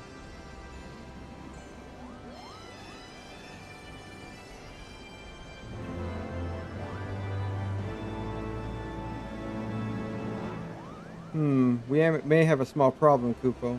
When the winds are high like this, Race Velgar invariably abandons his lofty perch and heads to the lands below to hunt. If you tried blowing the horn now, I doubt he'd hear it. I suggest we stop at the clearing up ahead and rest until the wind dies down.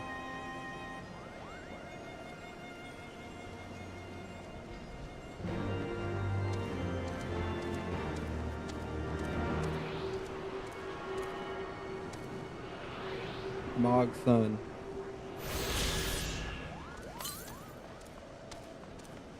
And keep going west.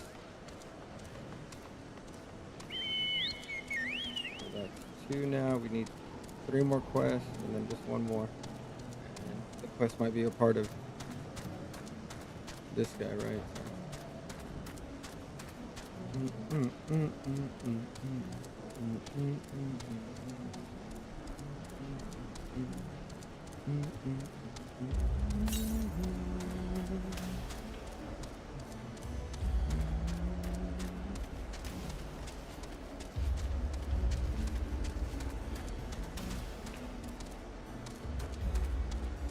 That's a nice little spot you guys found here.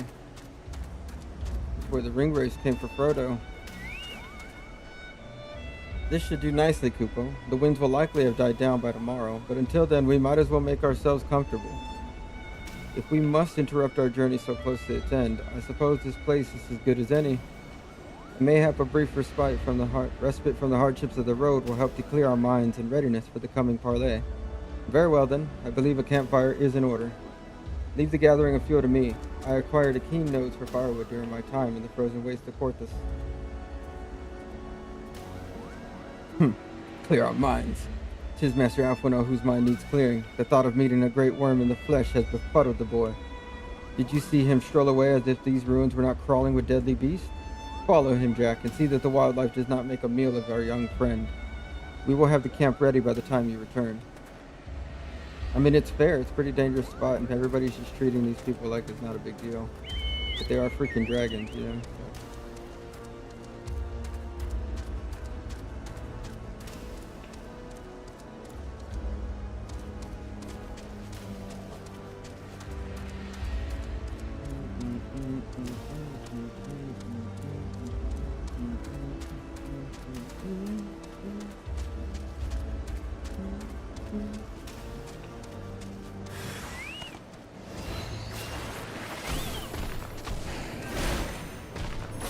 These guys are wood, right? We can use them for wood.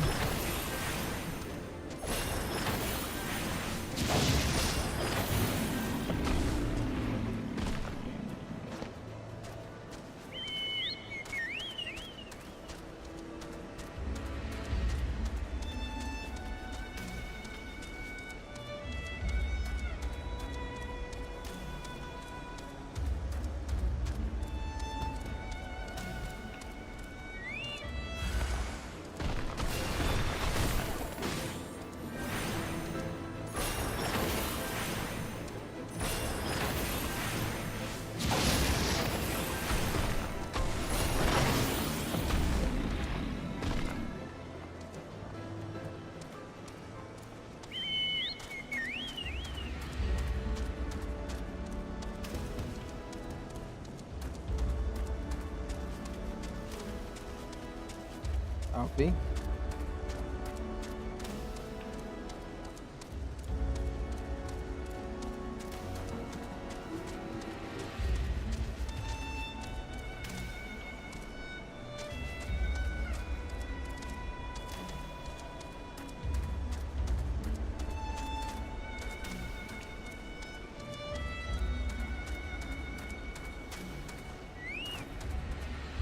I see, I was right to worry about the boy's safety.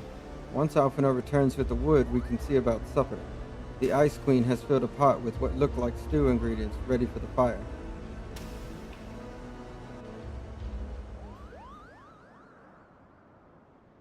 It's a nice spread.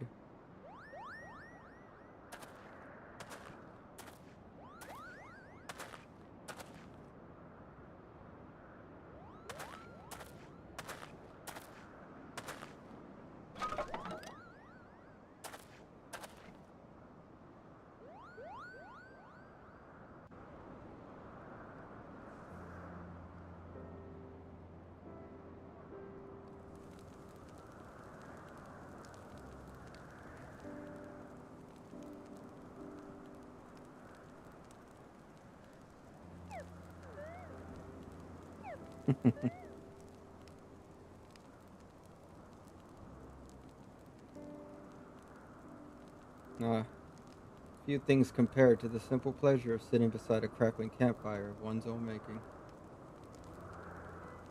Ha! So speaks the great explorer. Until recently you wouldn't have recognized firewood if it came with kindling and a flint. 'Tis well you instructed me so patiently then. But yes, left to my own devices, I would have compelled to signal to Ysael with a pile of damp leaves.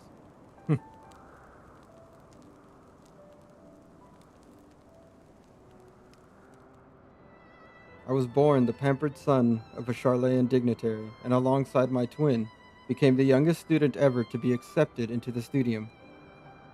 How proud I was to match wits with scholars and philosophers. How ignorant of my own shortcomings. That hubris invited manipulation and betrayal, and led to the downfall of the Scions. We, all of us, are guilty of similar ignorance. How many men lay down their lives, never knowing what it is that they fight for, never questioning that which they have been taught to believe.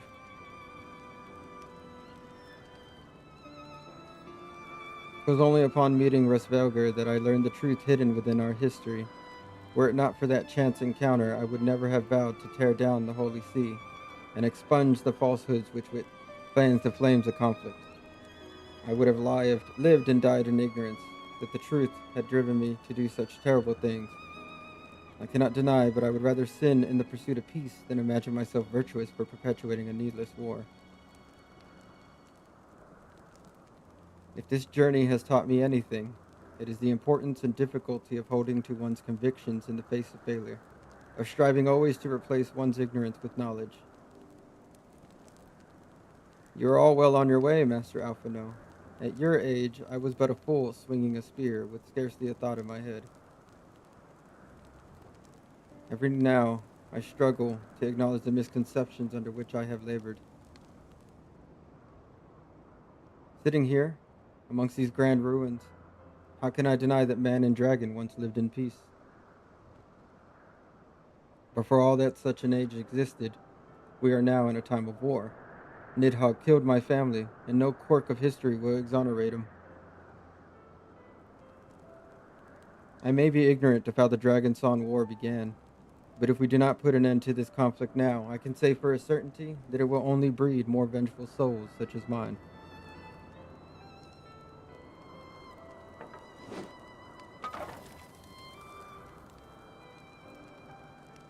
In my hands reside the power to vanquish a great worm.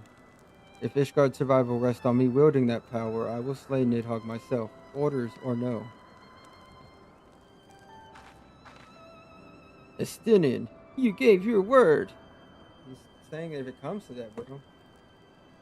Like, Jesus Christ. Alright. My word is contingent upon the success of our parley. Show me the strength of your convictions, Lady Iceheart. Convince Resvelger of the righteousness of your cause. Yeah, all you're doing is getting mad because you wanted to be. You're the only one that actually took action to kill innocent people. You can claim innocent dragons, but they attack their home. Doubt not but that I shall, dragoon. Well, wind's willing. We shall have our answers on the morrow. Let us sleep now and face our fate with the rising of the sun.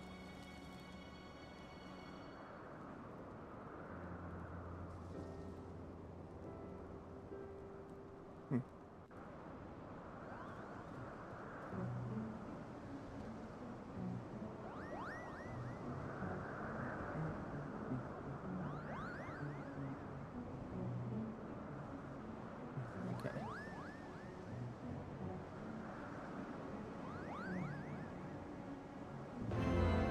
All the money bags. Guess I have no option.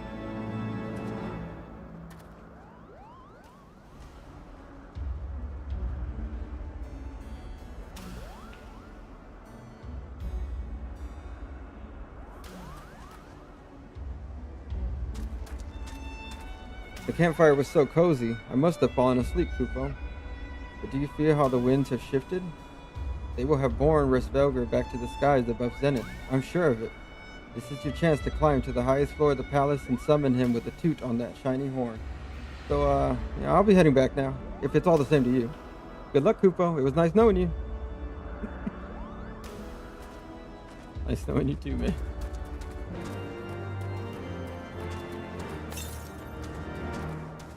Probably gonna be up in that area that they want us to go to. We're trying to move a little faster. Hell yeah.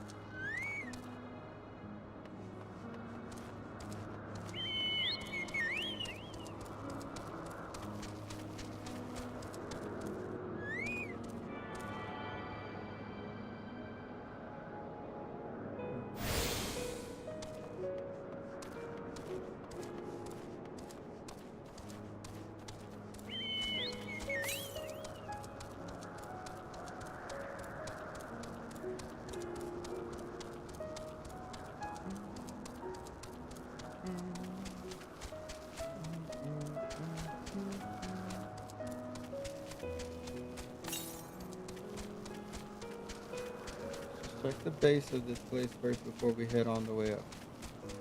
Make sure it's not somewhere down here.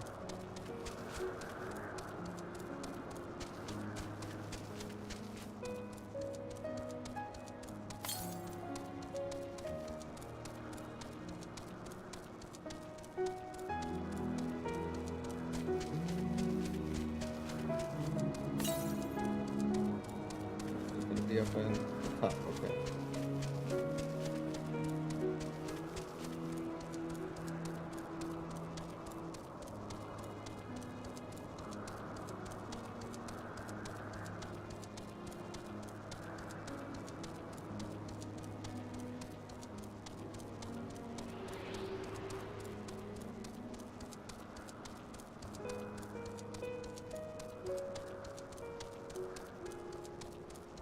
Gonna grab this real quick, guys. Don't mind me.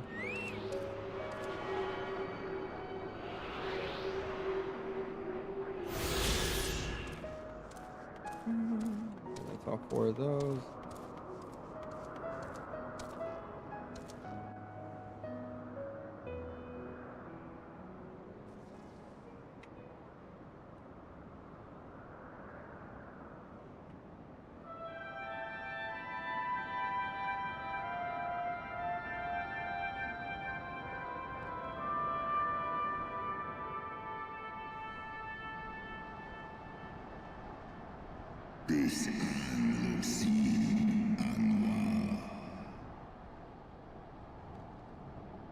Mortals, why do you disturb my solitude?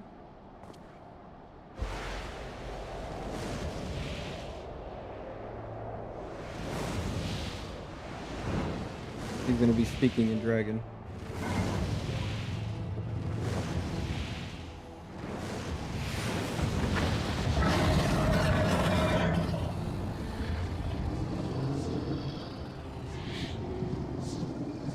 Svelga.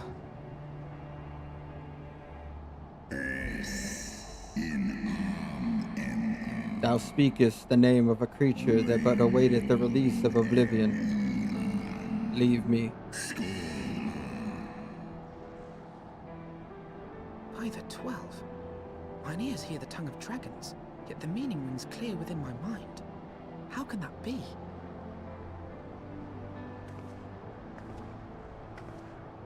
Svelga, do you not remember me? 'Twas I whom you found in Dravania. I who glimpsed the truth. The truth about your past. About Shiva.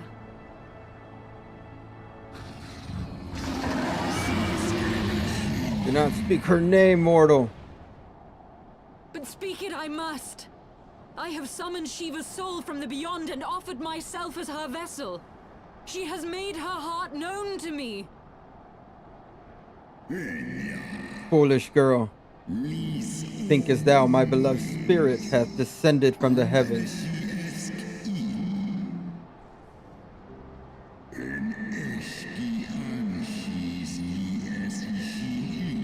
That the secrets of her heart are thine to know. I have surrendered mine to her. Do you not see, my love? I am Shiva reborn.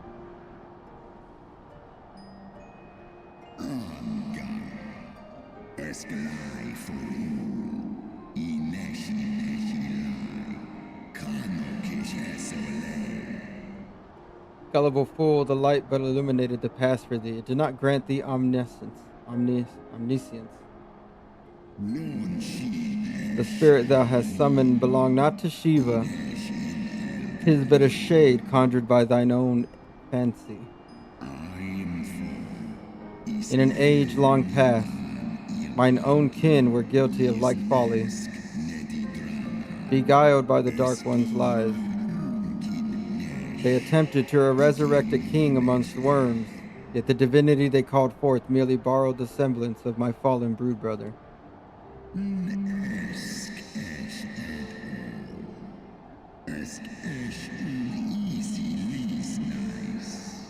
Such gods are not summoned but created, phantoms spun from the threads of misplaced faith. Then the spirit that answered me.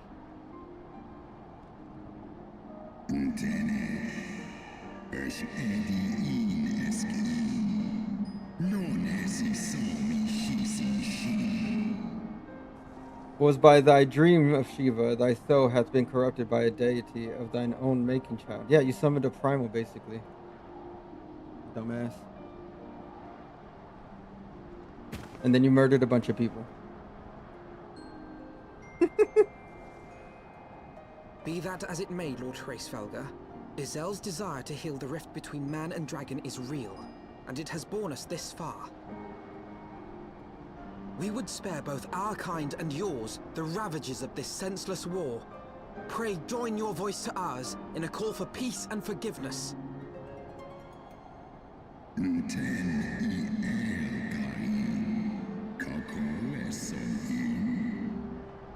The tale of thy kind is one of avarice, treachery, and death, and thou wouldest speak to me of peace?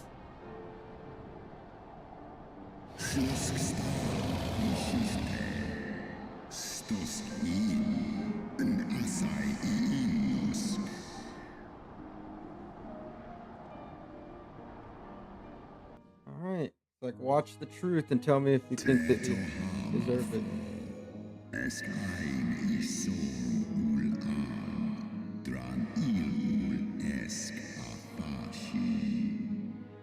1200 years ago, my beloved Shiva's sacrifice served to bring an end to the war twixt man and dragon, paving the way for an age of peace and cooperation.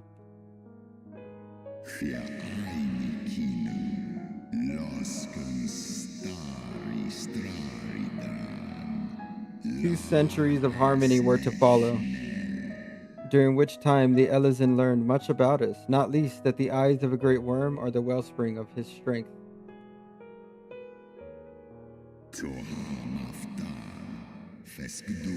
And it was out of the selfish desire to possess this strength that King Thordan then conspired, to undo all that our peoples had achieved. I don't know why they have... Okay, whatever. Speaking in dragon.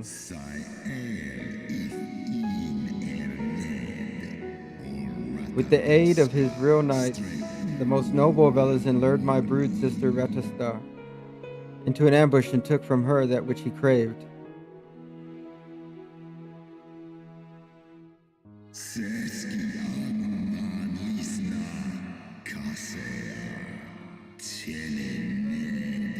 Fain would I strike the image from my mind, yet still the scene doth linger of my brood sister's tattered corpse, defiled by her Elizin allies, and they had torn out her eyes and feasted upon them in the manner of wild beasts.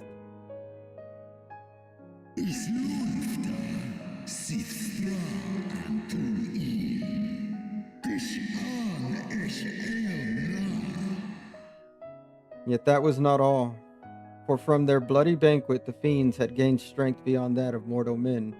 Even now I labor to comprehend the enormity of their betrayal.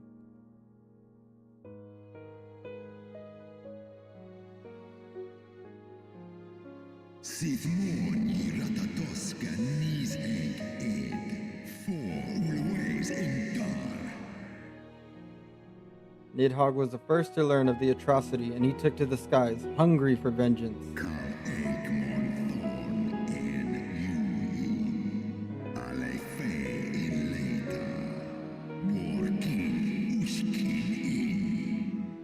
But though he slew Thordan and some few of his knights, their fellow butchers knew only too well where to aim their spears, and with now practiced savagery, they set about my brood brother, sending him flailing from the field.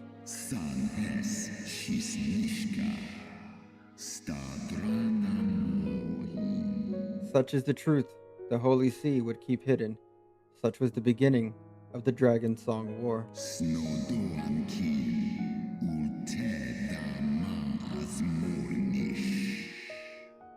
'Tis a song my kind shall never forget, even should the 10,000 years pass and Ishgard crumble into dust.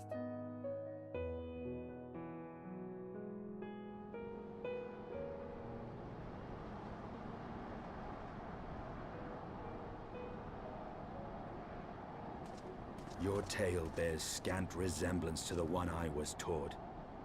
How convenient that it should absolve your kind of all responsibility. But tell me, Dragon, why should I believe your version of events? I don't really care if you do or not. Probably is what he's gonna say.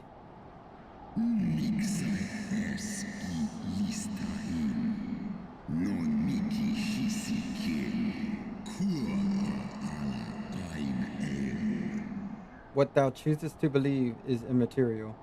The betrayal that yet haunts mine every waking moment is no less than the truth to my kind.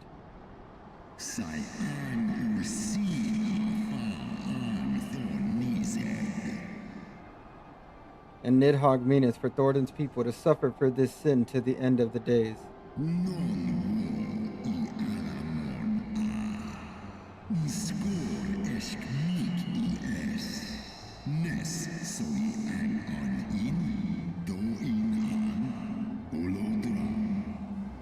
That which thou imaginest a war of extinction is but a punishment, a siege of the spirit.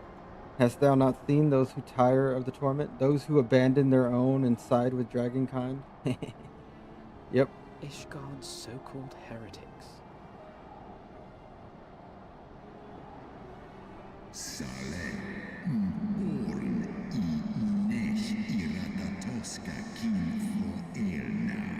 Know that all the traitor's progeny bear a trace of Rattlesaw's essence, but a single sip of our blood is enough to awaken it. Then the seed lies within us.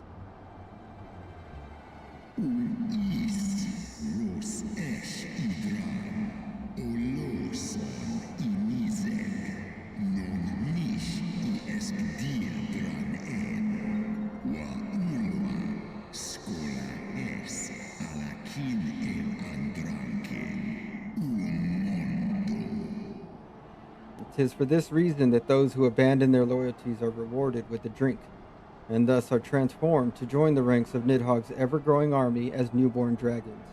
One by one, through death or defection, my brood brothers shall account for all of the betrayer's children. Ye gods, I have borne witness to such a transformation. Looked on as a heretic assumed the shape of a dragon. I imagined it some manner of Dravanian enchantment. But if any Ishgardian, regardless of allegiance, has such potential within them, 12 forgive us. To think of all the dragons we've slain. Now you're getting it.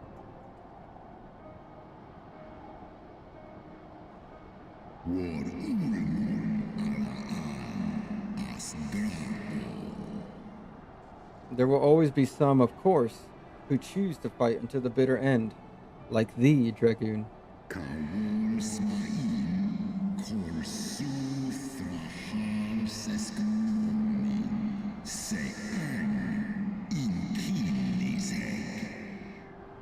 But struggle as thou might, thy youthful vigor will be spent ere thou reachest 210, and Nidhogg shall remain to torment thine offspring. Oft have I wondered why Nidhogg did not simply raze Ishgard to the ground. Now I have my answer. He has no intention of winning the Dragonsong War, for it is no war at all, but vengeance, an eternal requiem sung for his murdered sister.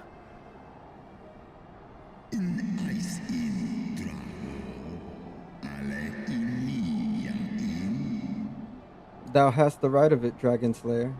Comprehendest thou now the futility of thy quest? I have not come this far only to admit defeat. We can still return the eye to Nidhogg and beg forgiveness for our ancestors' crimes. Mayhap our words will sway him. Nope. I mean, he's been doing this for like a real long time. He probably has no interest in stopping.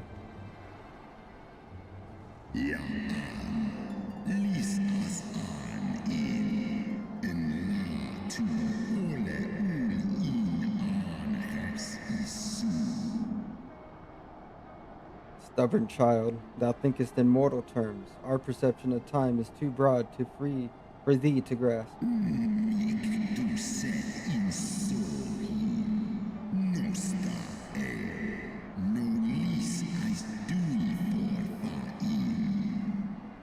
Tis a simple matter for thee to offer thine apologies. Thou didst not perpetrate the crime. Despite thy visions, the deeds of history seem distant to thee.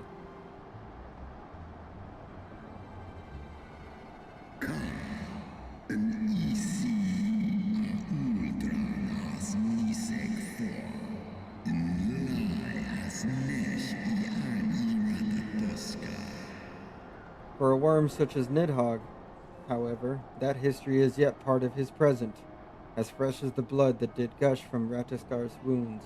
How could he not be driven mad?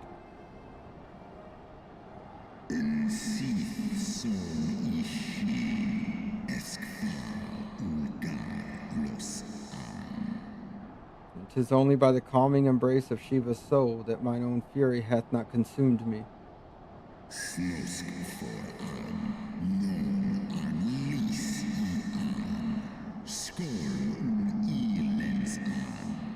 But let us speak no more of what is done. My faith in your kind is spent, and I would be alone.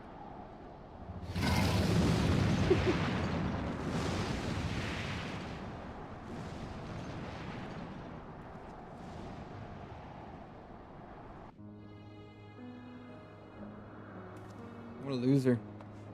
Stupid terrorist. Race Velger was every bit as awe-inspiring as I imagined. His voice fairly dripped with power. The will behind his words was so undeniable that it transcended my ignorance of the dragon's tongue. 'Tis but a pity that I misliked what he said. So far did we travel, even unto the very heavens themselves, only to be dismissed like unruly children. And far from mitigating this humiliation, the hidden truths we have learned serve only to prove that our grand mission of peace was destined to fail from the first. Nothing would deter Nidhogg from his course. Nope.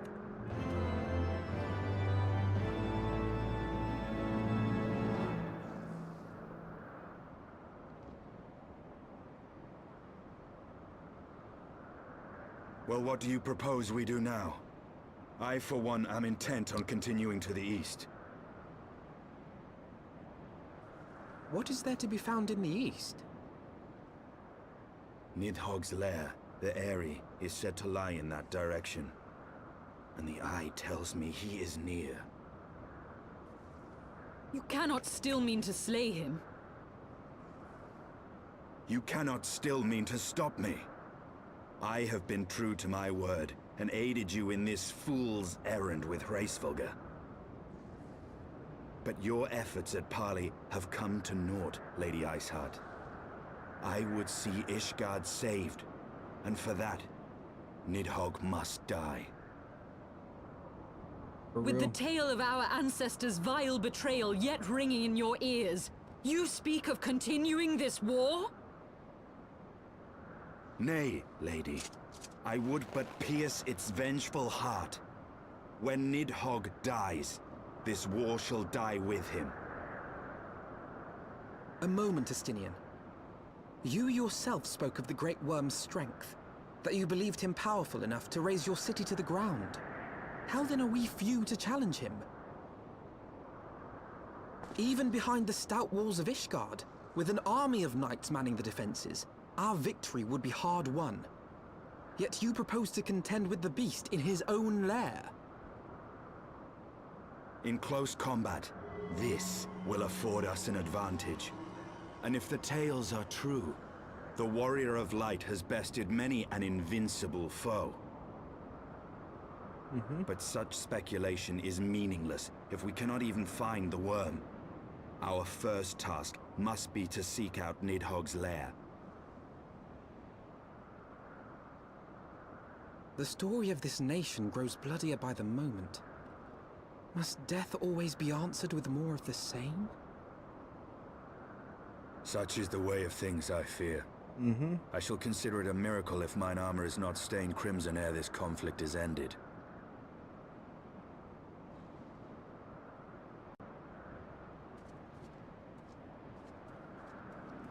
We tried. That I should be blinded by my own lies.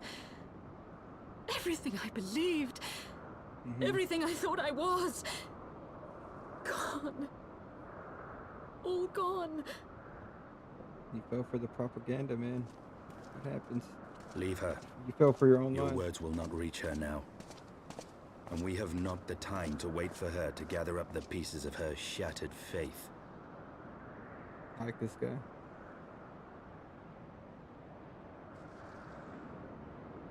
Yeah, I mean, what you expect, honey?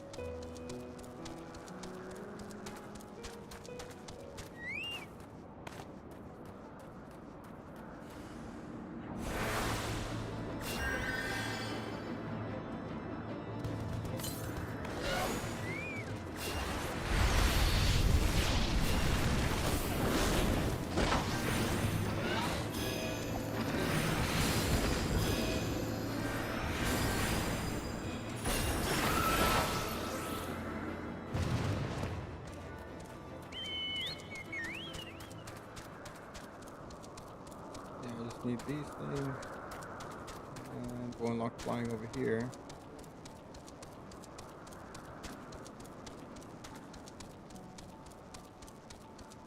Go level 54 on the quest. It's crazy.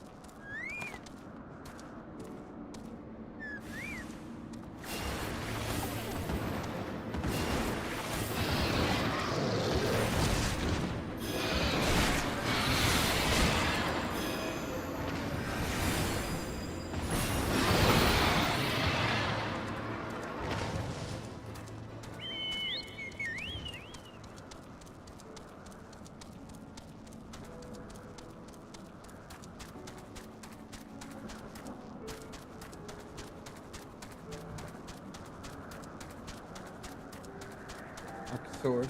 It's the Archosaurus Rex.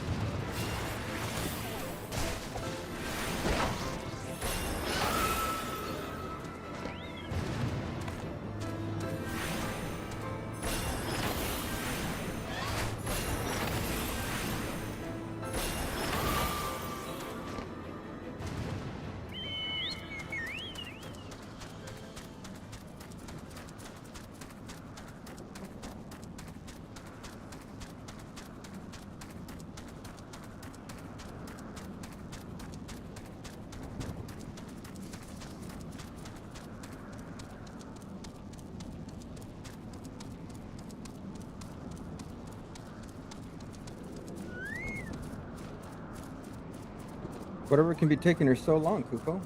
My replacement should have been here already, but I don't see her anywhere. I'm so hungry. I wager she went home on account of those troublesome Tulahans they're flapping about. If you slay 4 of them, that should secure a safe path, giving my replacement no excuse. Please, my stomach begs you.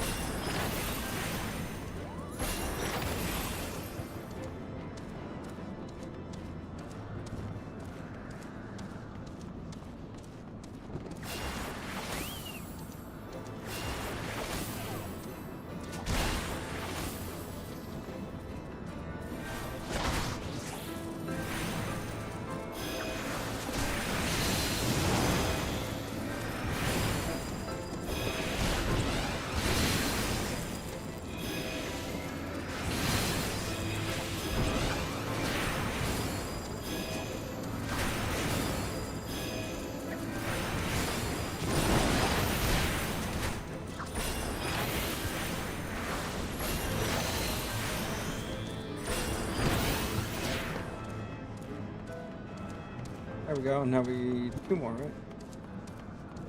Sweet. Yeah. You've been replaced. Alright.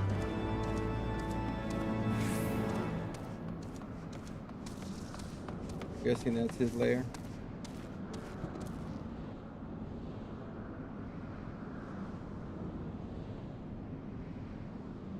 Is that it?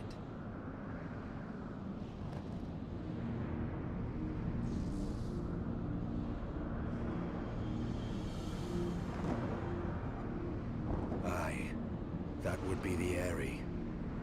I feel Nidhogg's presence through the eye, his caustic hatred gnawing at my soul. 'Twould seem the death of his consort has put him on guard. Mark how he wards his lair with tempestuous winds.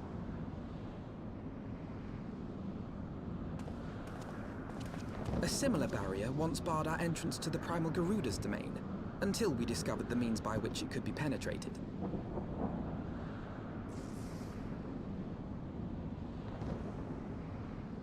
Mayhap it is time we called upon Master Garland. It will be just like the good old days, no? Just like last week.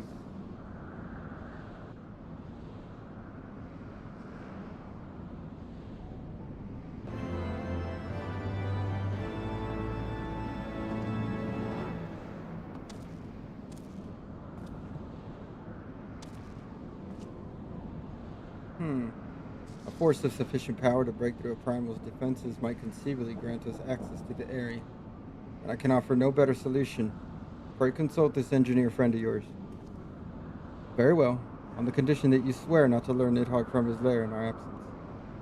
And steal all the glory from myself, you mean? Nay, I am not so selfish as that. Contact me by link pearl when your preparations are complete, and we shall set forth from Ishgard together. I suggest we rendezvous back at St. Renet's Forum, Jack. From what I gleaned of the Holy See's decidedly ambitious airship project, Sid will still be in Ishgard.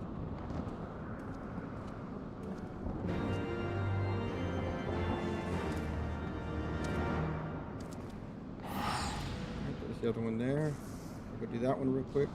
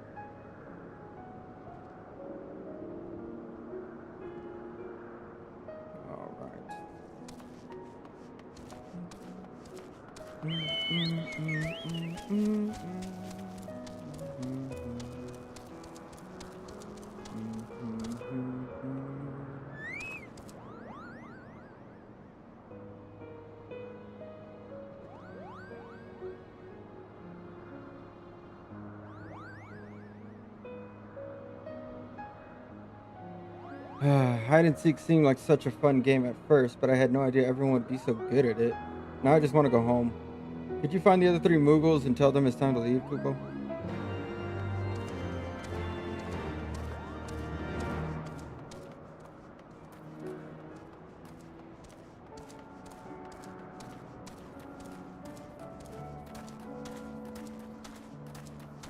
Ah, the Moogs. I can't believe you found me. I'll find an even better hiding spot next time, Kupo.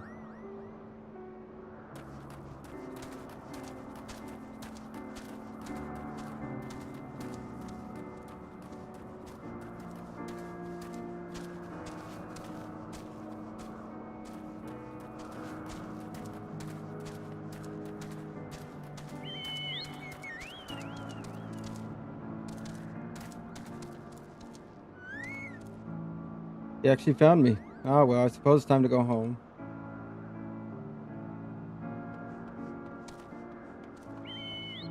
There's the other one.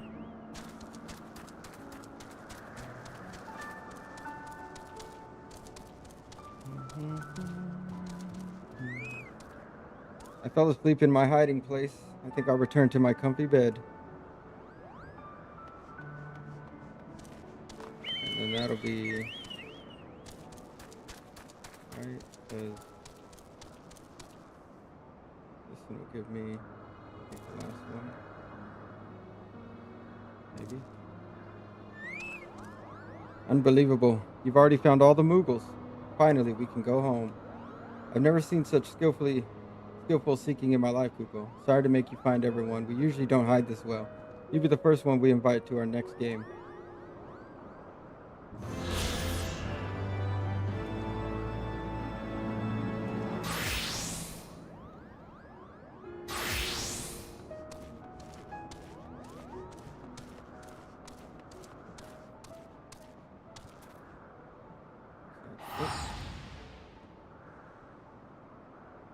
Not bad, not bad.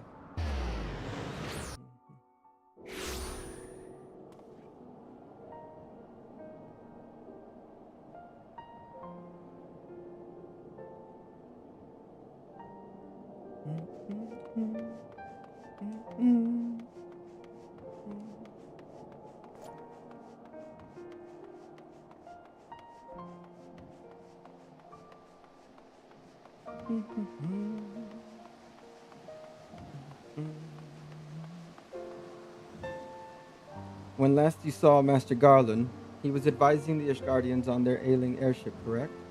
In that case, he might still be at Camp Cloudtop. Failing that, we could try the airship landing, or maybe even the Skysteel manufacturing. But let us not waste time searching aimlessly. Someone in the city is sure to know where to find him. The question is who? Sir Emmerich would seem the obvious choice, but there's no guarantee he'll be able to grant us an audience at short notice. Ah, I have it. Count Edmond's youngest son prides himself on knowing all of the Holy See's juiciest rumors. Let us return to the manor and see if Lord of Manalaine is about.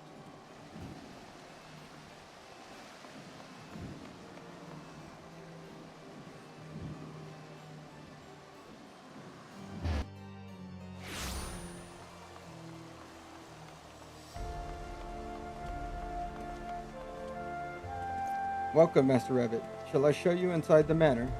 Yes, thank you. We're back after our long journey, and it proved fruitful, but not the way that we had hoped. Oh wait, your dad's not here. Ah, the hero returns. How goes the fight, old boy? Well, I trust. In search of Sid Garland, you say? Then say no more. The taverns are full of talk, and the name of said silver-haired genius has cropped up more often than most. I hear he has been tasked with getting that monstrous airship the Holy See commissioned to actually fly. It would seem the project has been plagued with mishaps from the start. In any case, Garland Ironworks employees are known to frequent the airship landing, and I'll wager their master does too.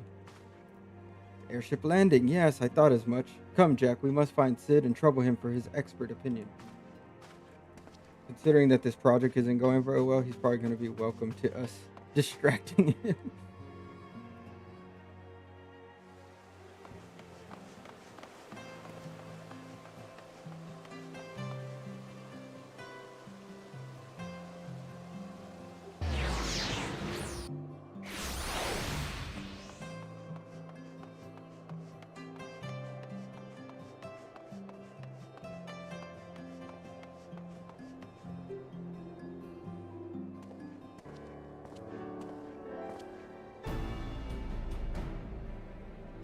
Jack, Alphino. How fare you both? Not terribly well, judging by your faces. Greetings, Master Garland. I am sure it will come as little surprise when I tell you we have need of a favor.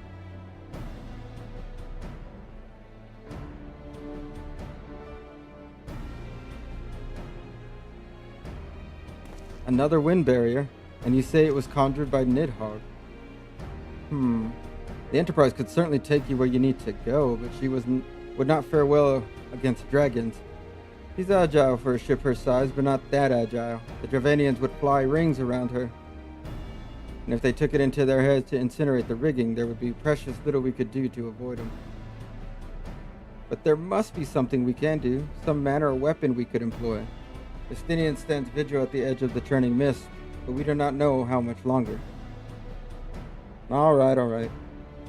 I didn't say it was impossible. I said it was impossible for the Enterprise. We need a smaller boat. Biggs, Wedge, it's time we gave that new toy of yours a proper field test.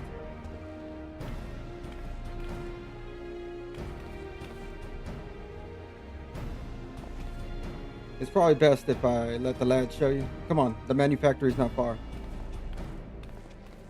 Now we're gonna be going back.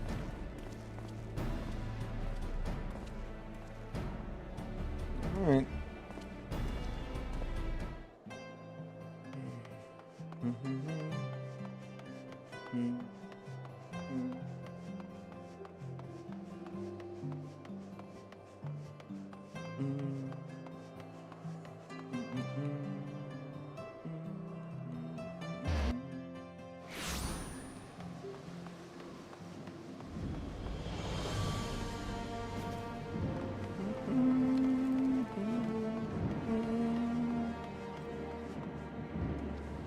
Our little project's just inside. Oh, you're going to like this one.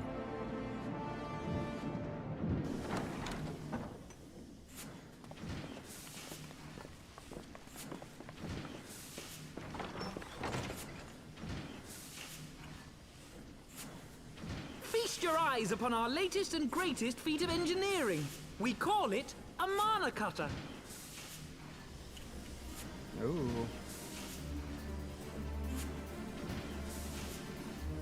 After you put down Gaius, Wedge and me struck out on our own for a bit, and started work on the successor to the tiny Bronco. Impressive little thing, isn't she? My talent for ship design has plainly rubbed off on them. Well done, guys. They've adapted the principles of corrupted crystal technology and constructed a mechanism which converts ether from its surroundings into elemental wind. Said wind is then harnessed by the specially engineered sails, providing the craft with propulsion and lift. All in all, a most elegant solution. I'm actually a little upset that I didn't think of it myself. The design does, however, come with one small flaw. The energy conversion ratio is bloody awful. To generate enough power to get you off the ground, you need to be in an area awash with predominantly wind-aspected ether. In other words, there are a few places you can fly, lots of places you can't. The new Ishgardian airship hasn't left the boys much time for tinkering, meaning it may be a while before this particular project takes off. If you'll forgive the pun.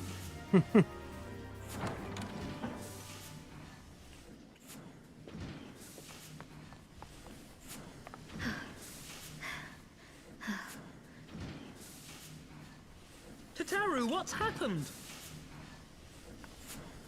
I've been looking all over for you. There's been word from Aldar.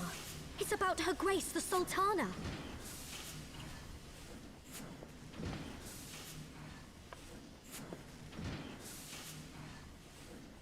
It seems you're required elsewhere. Leave the Mana Cutter with us. We'll see that she's airworthy and suitably equipped to slice through those winds.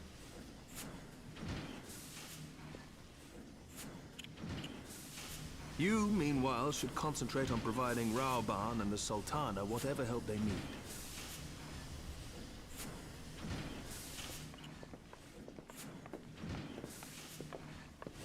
All right.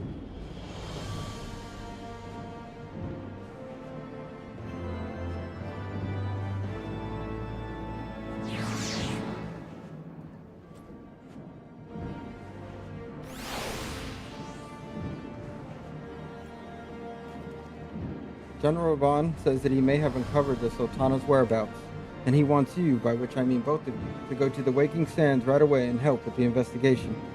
Come, Jack. Pressing though Ishgard's plight might be, our presence here will not serve to hasten the Mana Cutter's completion. Let us return to the troubled lands of Thanalan and lend what aid we may. Tataru, have our friends at the congregation sent a message to Estinian. Tell him we have identified a solution to our problem, but that it will take some time to prepare. As you wish, Master Alphino. To the Waking Sands, Warrior Light. 'Tis past time Uldar was delivered from this darkness.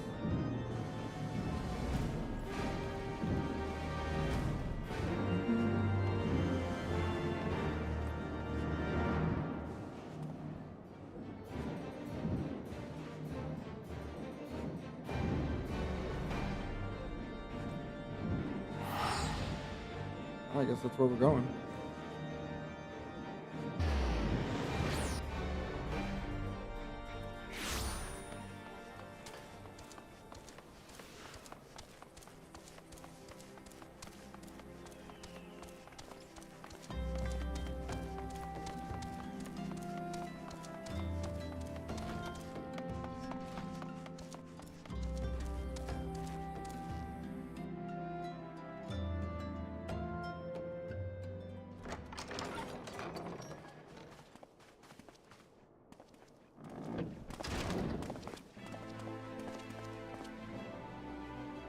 Thank you for coming. No thanks are necessary, General. I trust your recuperation continues apace. I cannot complain. Thanks to Higiri and her ministrations, I've regained much of the strength I lost during my imprisonment. Good. I gather you have made progress in the search for Her Grace. Aye, some good fortune at last. A few days past, Dulala informed us that a sizable shipment of alchemical supplies had been delivered to the palace.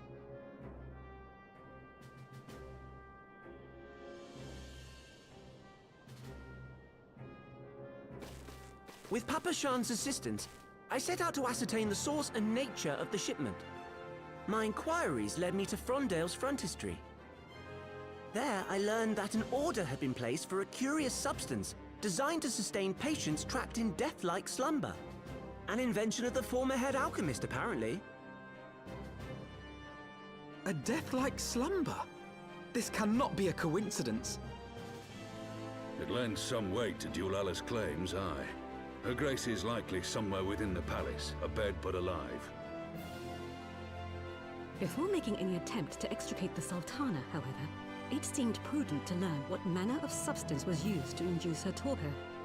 To that end, I made inquiries as to the whereabouts of the one most like to have administered it. The lady in waiting, Meriel. We sent for you as soon as we learned of her location. All that remains is to apprehend the woman. Finally. We shall find our cat's paw in the Silver Bazaar. But we must tread carefully. The market is not the bustling place it once was, and someone is sure to mark our coming. Should they inform the monetarists, we'll have a fight on our hands. We must be prepared for the worst, and being short an arm, I thought it wise to take another in its stead. What say you, Warrior of Light? Will you lend me yours? Oh yeah, brother. Then I pity the bastard that stands in our way. Come, my friends, for Nanamo, and for Uldar!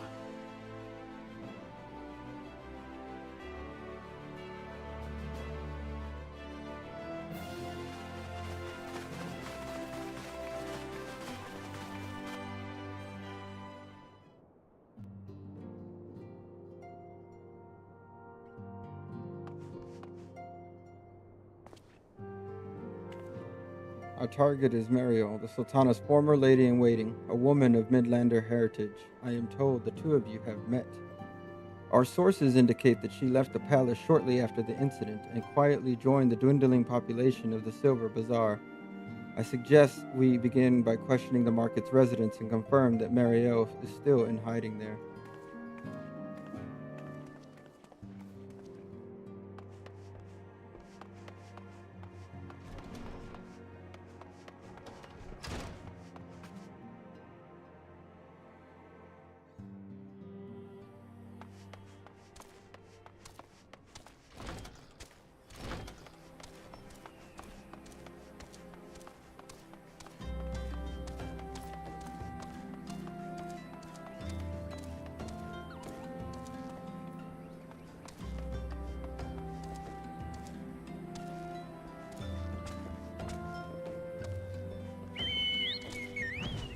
Okay, I guess I have to go fly all the way down there, huh?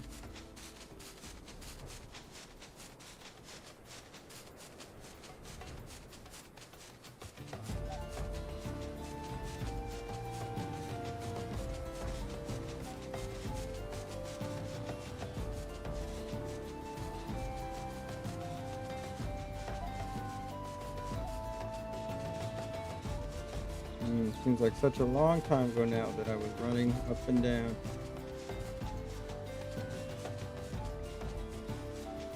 It was only a few weeks ago.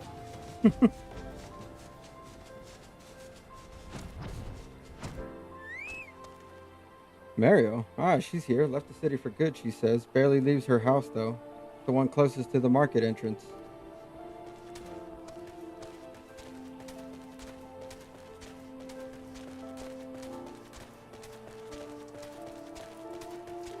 Peekaboo. Greetings, Jack. What can I do for the Silver Bazaar's favorite adventurer? Looking for Mario, you say? If you're hoping to lure her back to Uldar, you may as well give up now. The girl's done with city life. Oh no, we have better plans in store for her. Do I know of any returning residents? Gods, don't tell me they're starting to come back. My masters would not be pleased to hear of this.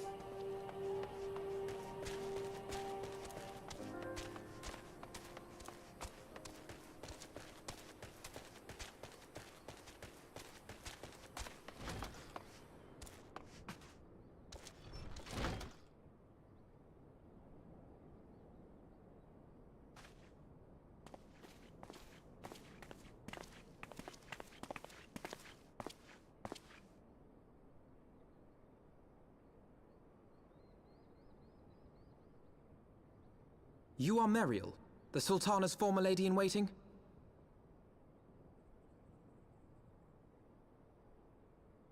I know no one of that name. Pray excuse me.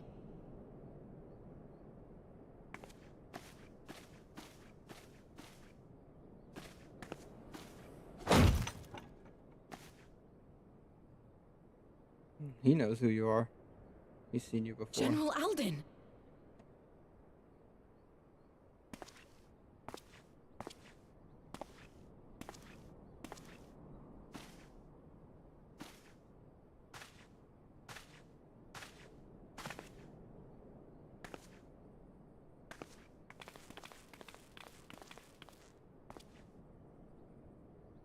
will have the truth from you, girl.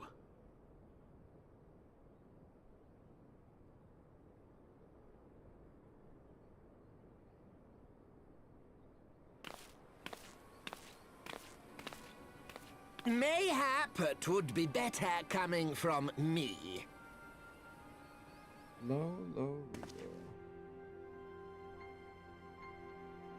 Lolorito, you'd best talk fast. As you know, Teleji Adeleji's Cartano reclamation bill was no more than a facade. A means to get his grubby little hands on that Allagan monstrosity Omega. When he learned of Nanamo's intention to abdicate, however, he was forced to amend his plans. Suddenly, assassination seemed the most promising way to further his ambitions. I am told Teleji had discovered a maid in whose veins ran the blood of House Thorn. A new, more pliable puppet to sit the throne. 'Twould have caused an uproar, of course, but few could have contested her claim.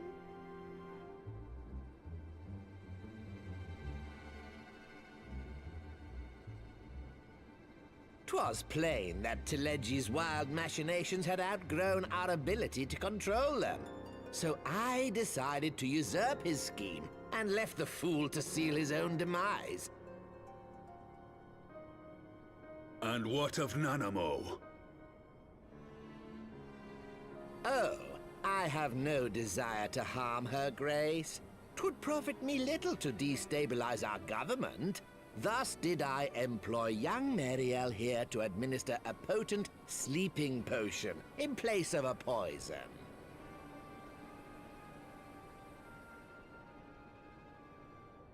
You should know, General, that your dear friend Ilberd was fully aware of my plan. I had him lie about the assassination as a means to prime your rage against Teleji. We weren't entirely sure how you would react, but things went rather better than expected.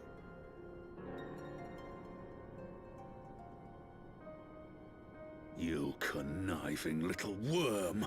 You had your claws in the Crystal Braves before their first recruit had sworn to serve! But of course, when a new game begins, 'tis only prudent to have a piece on the board. I just kill him right here. Ilberd Who's gonna was stop you? mine. Just kill him. Kill both of them. Truth be Fuck it. told, a significant proportion of the Braves' initial endowment was also mine. With such large sums moving about, 'twas a rather trifling matter to disguise my own contribution.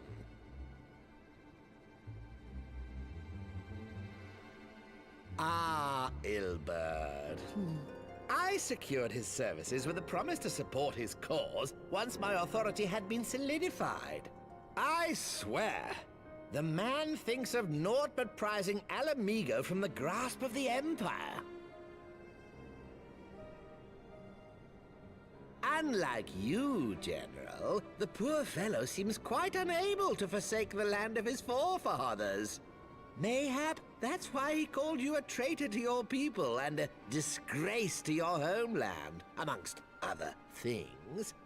What was it he always compared you to? Oh, yes, an overgrown lapdog begging for scraps at the Sultana's table. Oh, how we laughed.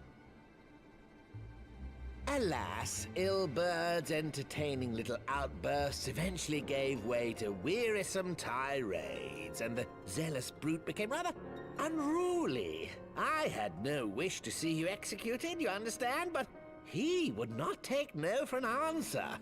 Rest assured, his employment with me has long since ended. Which brings us neatly to the present. What say you, General? Both you and the Sultana are alive. We have one corpse and one fugitive. And preparations have been made to restore your good name. Shall we cry quits and start again with a blank ledger?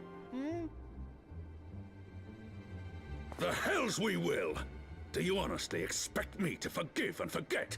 After all you've done? You're guilty of high treason!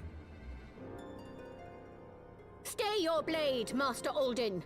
You yourself are not innocent. Or have you forgotten your Dude, he own could kill you crime right in now. executing The both of Telechi you. And there's Adeleggi nothing anyone without can do. trial? I could kill Though you you right now. acted out of loyalty to the Sultana, such deeds are in violation of both the word and spirit of the law. This stuff is so stupid. Get me back to the Dragon Song War, please. This political crap is falling apart. It's dumb. Just kill him. If you would, Lord Lolorito?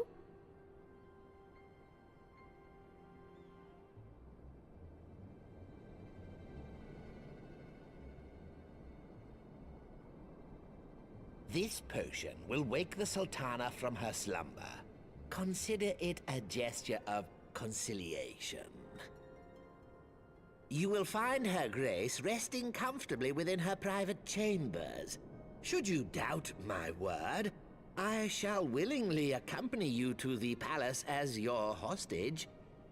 Yeah, I would just take him, make him administer it, and if it works out, then kill him. That's what I would do. That's how I would handle this. That other chick right there, it'd take a while before everybody figures out she's dead. You can head over there right now, right? It takes maybe like an afternoon or a night. You got teleporters. Make him do it. Take her out right here. Throw the body into the ocean. Your motives, Lolorito. But you saved the Sultana's life, and for that, you have my gratitude. He lost his arm and he became a pussy, bro.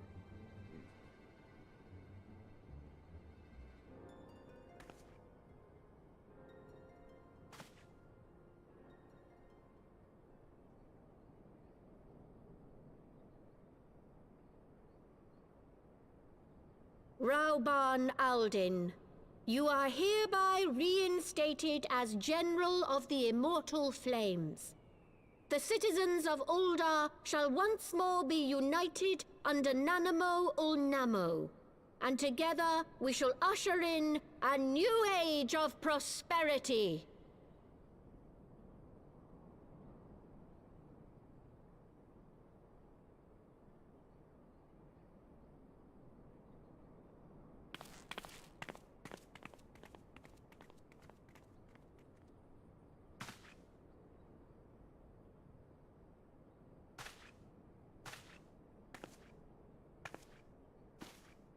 Get me back to the dragons. Stupid.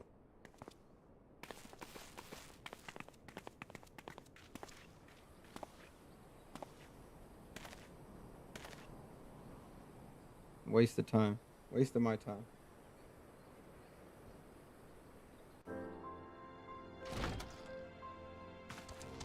Be fighting dragons. This stupid. League game. By the 12, I feared Lord Lodorito's arrival would herald another bloodbath. Little did I suspect that he of all people would gift us the means to rouse the Sultana. I would have just left her to die too, I don't care. All of them. Dead. Done with this.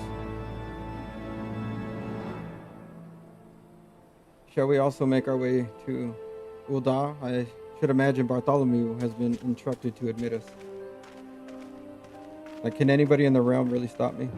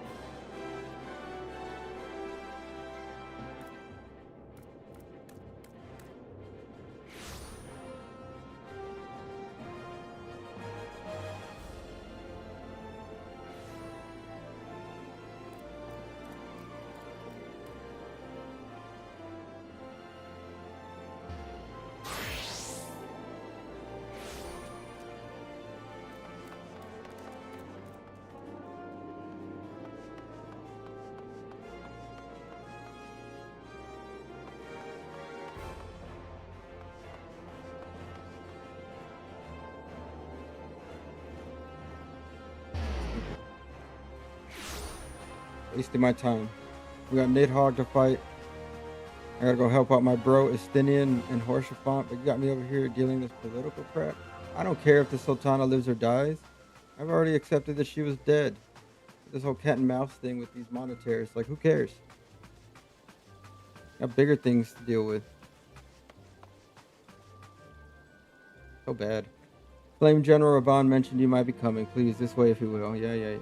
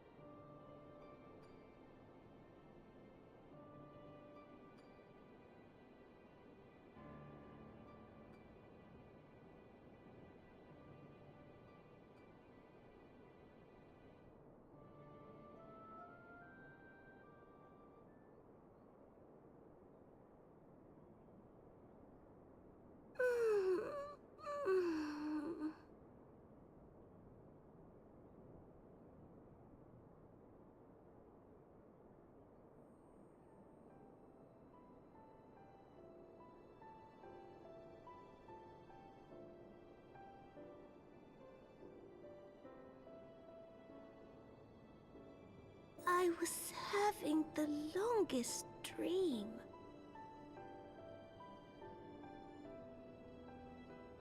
"'Tis time to wake up, Your Grace.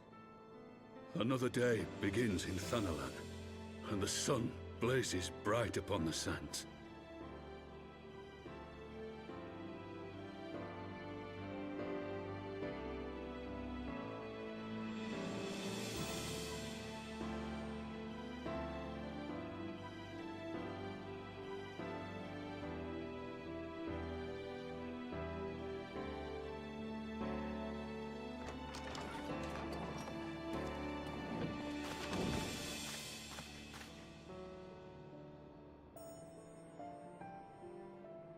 Her Grace is awoken. The palace physician assures me she is none the worse for her slumber.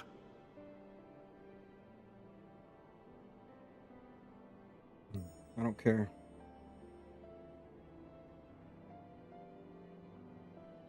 I believe Her Grace will soon resume her plans to place the government of Uldar into the hands of its citizens. Whatever path she chooses to take, I shall walk it with her. And we shall tread slowly, lest the nation be unsettled in our wake.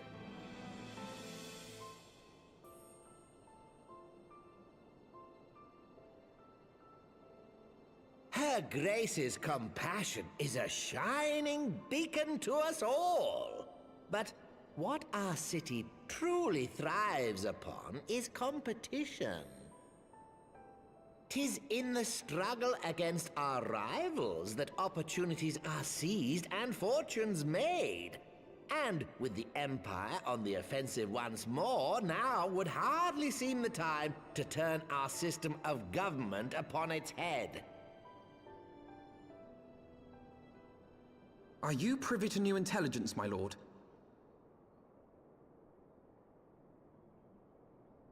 I would hardly call it new. Remind me, what was the name of that enormous Imperial warship which met its end in Mordona? Wait, I have it. The Agrius. Yes, well, 'twould appear that the Garleans have been hard at work on another such vessel. How close are they to completing this ship? Is it operational? Its maiden flight was a success, I hear. I should imagine Emperor Varys is eager to see how it performs in battle. My lords and lady, I move that it is time to repair the damage caused by Teleji Adeleji and prepare our great nation to repel the Empire once more.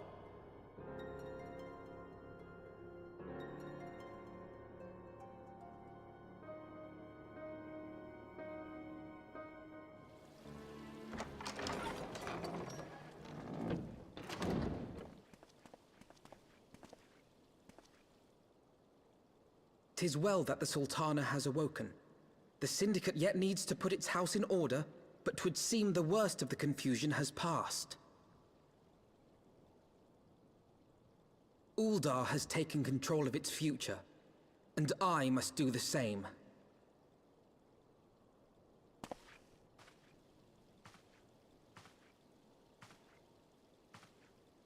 Nidhogg.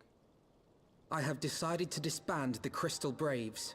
Thought they were already disbanded. Among the recruits, there were those who supported our Order's goals and convictions with all sincerity. 'Tis my hope that these loyal men and women will choose to remain our allies in the battles to come. As for those who sided with the traitor, Ilberd, they shall be hunted down and held to account for their crimes. It is my earnest hope that they will surrender themselves peaceably when the time comes, though I think it unlikely. Ah, my all-conquering Crystal Braves. The model army meant to pave the way for a single unified Grand Company of Eorzea.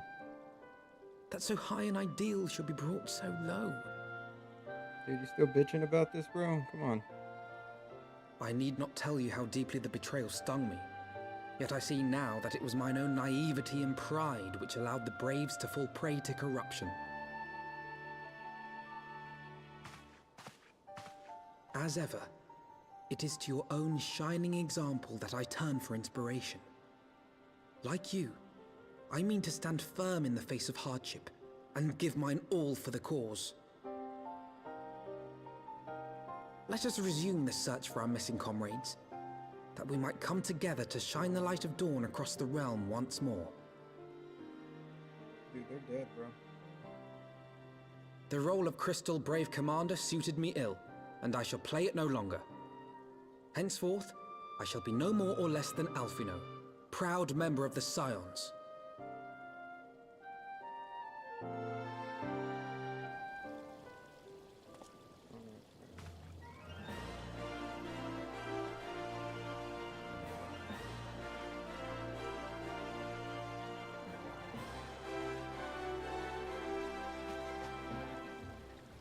I blush to speak thus of mine inner turmoil. But the fact remains, there is no man alive in whom I would rather confide. Were it not for your shining example, I might never have emerged from beneath the pall of my despair. Sounds to me like you're still there, bro.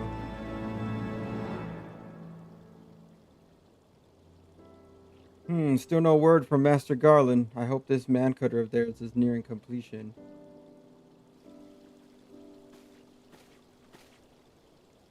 I am assured that her grace will make a full recovery. And Uldar too shall flourish once more. General Raban and his colleagues have matters well in hand, I believe. Lady Giri, a question if I may. I believe your people have been keeping a close watch on the Crystal Braves. Might you know how things stand at the Rising Stones? Ah, yes, of course. You will be pleased to know that the 3rd Unit Braves abandoned Revenant's Toll when they learned of Captain Ilberd's defeat. The only uniforms to be seen there now are those worn by soldiers loyal to you, Master Alphino. To me? I see.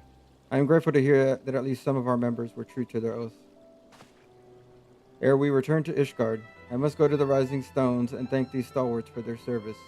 It should be my final act as a Crystal Brave commander. Will you join me, Jack? You were there at the company's inception. 'Tis only fitting that you be present at its end. I really don't care, dude. And I would appreciate the support. Okay, fine. Holy crap. Bunch of whiners. Let's get on with it. We got dragons to fight. What are we doing here?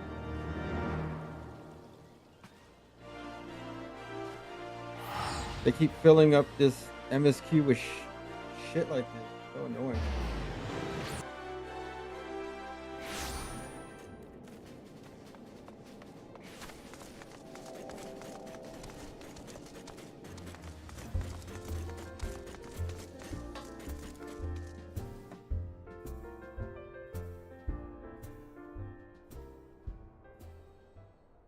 Oh, yeah, the homeboys. They could just become Scions now, right? Fuck. Commander, you're alive. Jack, too, I knew you scraped through. So he's the only one I think that's really cool. My splendid crystal braves, I wronged you, all of you. My promises of glory and salvation have brought you naught but blood and betrayal. Wah, wah, wah, wah. Bah, you'll not hear us complaining. 'Twas a sight messier than expected, aye, but we still fighting for the freedom of all, just like we swore. Ain't that right, mates? Aye.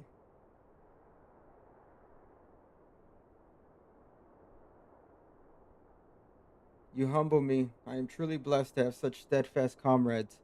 It is the most profound regret, then, that I must. That's enough of that, Commander. We know what you've a mind to say, and we ain't having none of it. We talked it over, you see, and we all agreed. You could take our uniforms and you could strip of us our ranks, but we won't be lone ass of a company. But the Crystal Braves. The Crystal Braves may be finished, but the ideals upon which the company was founded live on. They blind us to each other and to you. Commander Alphino, our minds are made up, but you may as well get used to it. Let us help the Scions, let us help you find Menphilia and the others.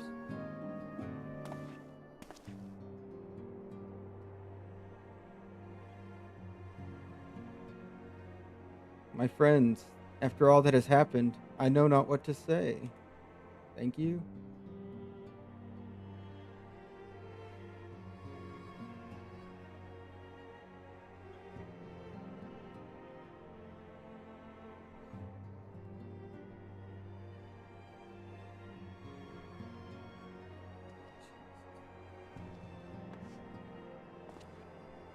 Pray excuse me, I had thought my tears spent. My grandfather used to say that one could measure a man by the constancy of his comrades. Mayhap I am the exception which proves the rule. Nay, do not protest. I know that I am not worthy of their loyalty, Jack, but as Thaliaca is my witness, I shall do everything in my power to earn it. You just gotta stop whining, dude. Like, just stop. I must speak of future plans with the remaining Braves. Any information we uncover on the missing Scions will need to be shared with our allies across the realm, specifically Urianger and the Waking Sands and Tataru and Ishgard. While we are organizing our various channels of communication, I would ask that you call upon Master Garland at the manufactory. I will join you in Ishgard as soon as I am able. Thank God, get me away from this fucking dude.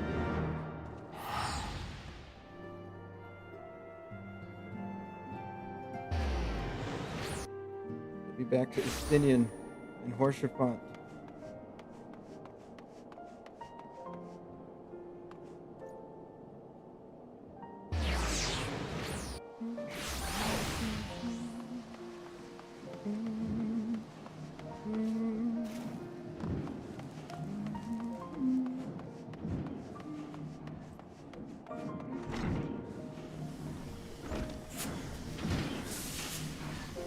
Jack, how in the seven hells do you do it?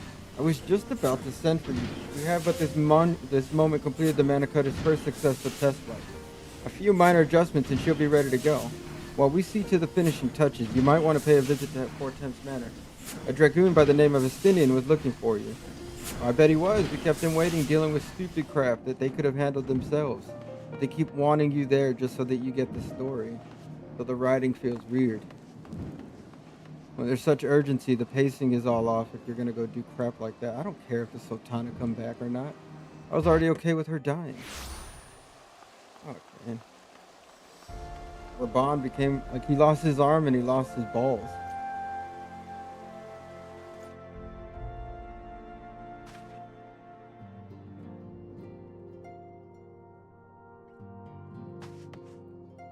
What's up, B? You have fulfilled your obligations to the Odans, then? Mistress Tataru has been keeping me apprised of the situation. Once I learned that these mana cutters of Master Garland's were nearing completion, I saw no reason to tarry in the mist. For the present, Nidhogg seems content to remain in the area, plotting his revenge. Might not this be an apt moment to unfold our plans to Sir Emmerich? I think we have kept him in the dark long enough.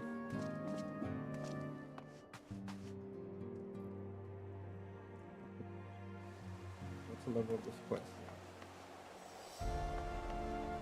55.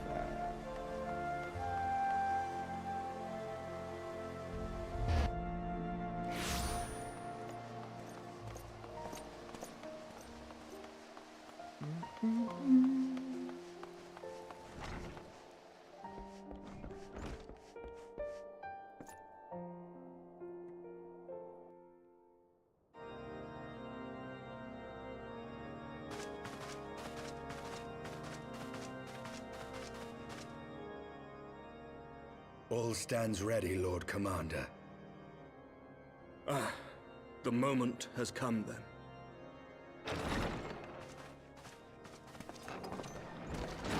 Pray excuse my lateness. I paid a brief visit to the workshop to inquire about the mana cutters. The engineers assure me that they're ready.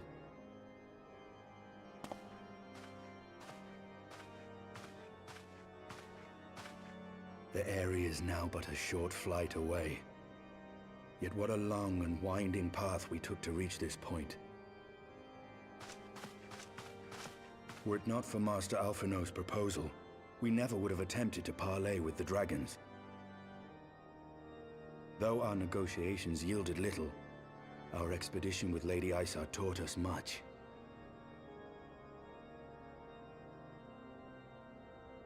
You took an unimaginable risk. I could scarce believe the tale Estinian told. Aye.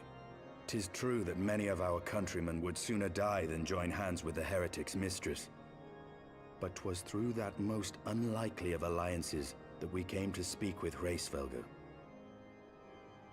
A conversation that went rather poorly, as I recall. In this instance, the journey was more important than the destination.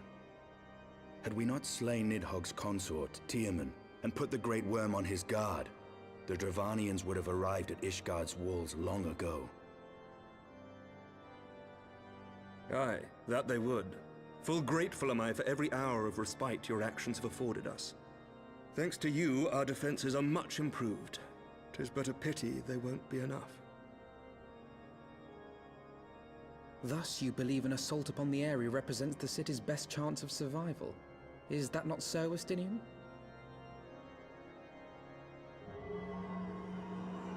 I am under no illusions. Nidhogg's might is legendary. But with his eye in my possession, I can stifle his strength at the source. Victory will be hard won, even so. And I shall be glad indeed to have the Warrior of Light at my side. You shall have my blade as well. There are more of these mana cutters to be had, yes? Lord Commander, no! How can I, a proud knight of Ishgard, stand by and do naught while an outsider risks life and limb for our homeland? I swore an oath to protect this city. Pray leave the slaying of dragons to dragoons, Sir Knight. Your duty to command the city's defense is no less vital. Should we fail, and Nidhogg slip through our grasp, who then will hold the walls against him? Will you leave Ishgard in the hands of the Holy Sea's zealots? There are others. Who but you has the authority and the standing to orchestrate a city-wide defense? I do not, and neither does the Warrior of Light. That is why it is our place to fight, and yours to remain here, Lord Commander. What? You too, Master Alphino? By the Fury! You have shown some promise, but this adversary is far beyond your skills. Mm-hmm. Plus, I tire of you. I need you out of my group. I tire of you. Your candor is appreciated, Sir Dragoon. I shall remain then and cheer you from afar. Thank you. I need a break from Alphino, please.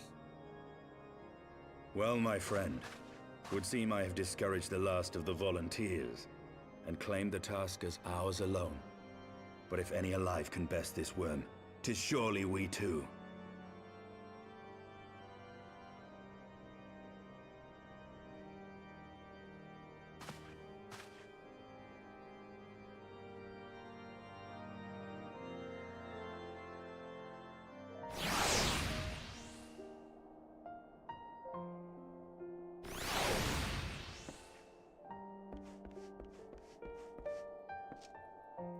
I have pricked Master Alphino's pride, I fear, but had I been less forceful, the boy would have insisted on accompanying us to the area. Do not think me blind to his talent. With a few more campaigns under his belt, I have no doubt that Alphino will make a fine field commander. But one does not practice on an adversary such as Nidhogg. We shall be hard-pressed enough without the added worry of carrying a novice. Agreed. but this is going to be finally getting me that thing. We have tarried long enough. Let us call upon Master Garland and take possession of the Mana Cutters.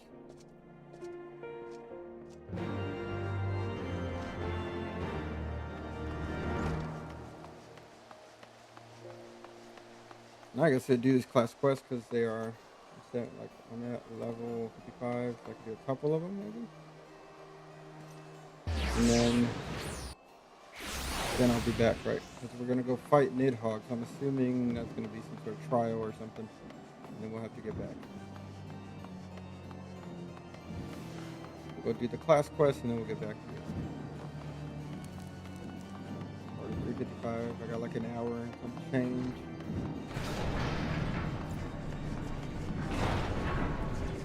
Jack, old friend, the cutters are ready when you are. The finer adjustments cost us a few sleepless nights, but we got there in the end.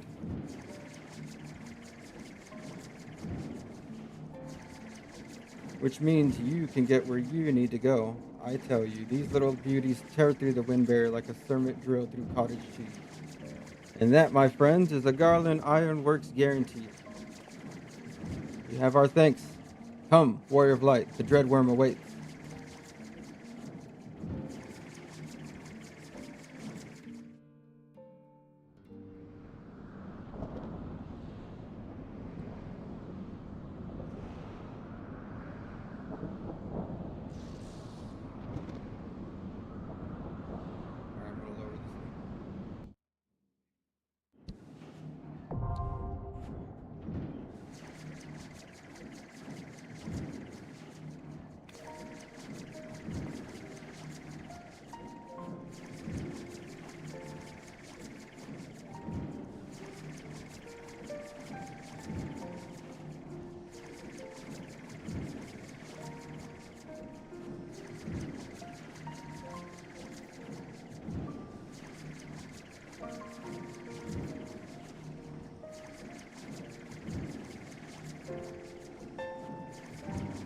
That works.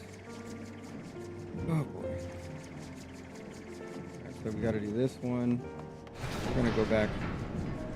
I think to do a class quest, they're gonna be in Tranquil, I wanna say. That way I can have any skills that I might need at this point.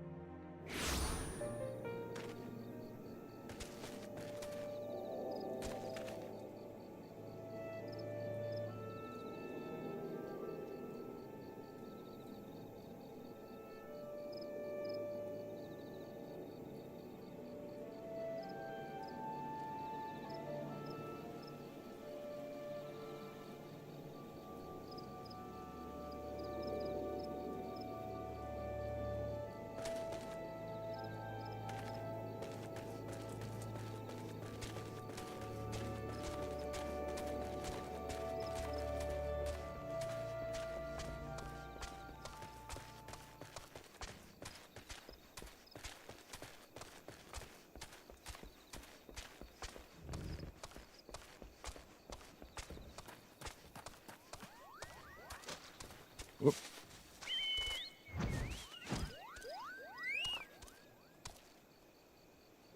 Taint misbehaving. What a name for a quest. Now, Jack, you couldn't have come at a better time. We have dire need of your aid. There isn't time to explain, but know that trouble is afoot, and I would ask you to meet at the Guardian Tree.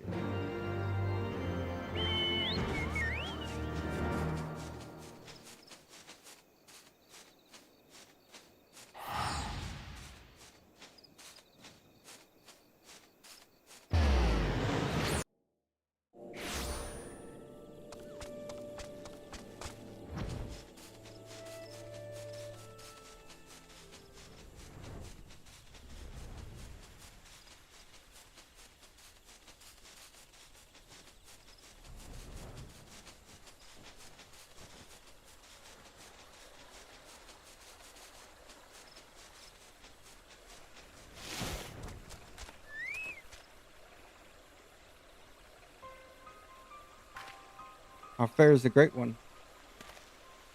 Unchanged from before, I'm afraid he repeats the same words over and over. Then it falls to us to glean their meaning. Very well. Jack, you will recall the time we performed the quieting and quelled the Great One's rage. Since that day, we have continued communing with him to ensure that all is well, and it was until recently. I'm afraid to say that an unsettling change came over the Great One some days ago. He has taken to repeating the same words to us. The taint floodeth the forest, its beating heart to be foul. After some inquiries and research, we were able to learn that the Great One has spoken these words before, during the time of Ottawa Kant. Immediately, we were made to wonder, when Master Ottawa embarked upon his journey of healing, could his purpose have been to protect the forest from the taint of which the Great One now warns? We sought to delve further into this, but no accounts of Master Ottawa's journey are to be found at Stillglade Fane. Such records as exist are in the keeping of his foremost student, the mage who recovered his remains from Ogomoro. If he is still alive, he may be able to assist us. We have prepared a missive, and we would like you to deliver it into his hands. After interring his beloved master, the man is said to have taken up residence at Fallguard Float, that he might ever be near to attend the tomb. If he is there still, the locals should be able to point you in his direction. Whilst you see to this task, my brother and I shall remain here and continue observing the Great One. My thanks in advance, Jack.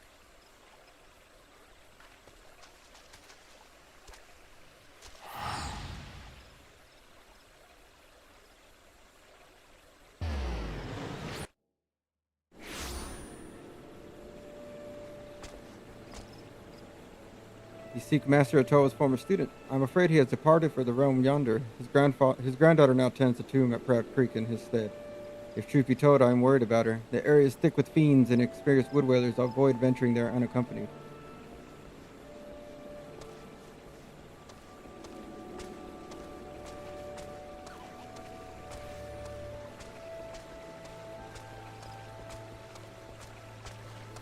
Ottawa Kant's old student. I heard that someone's tending the tomb, but it's a young maid, as I recall.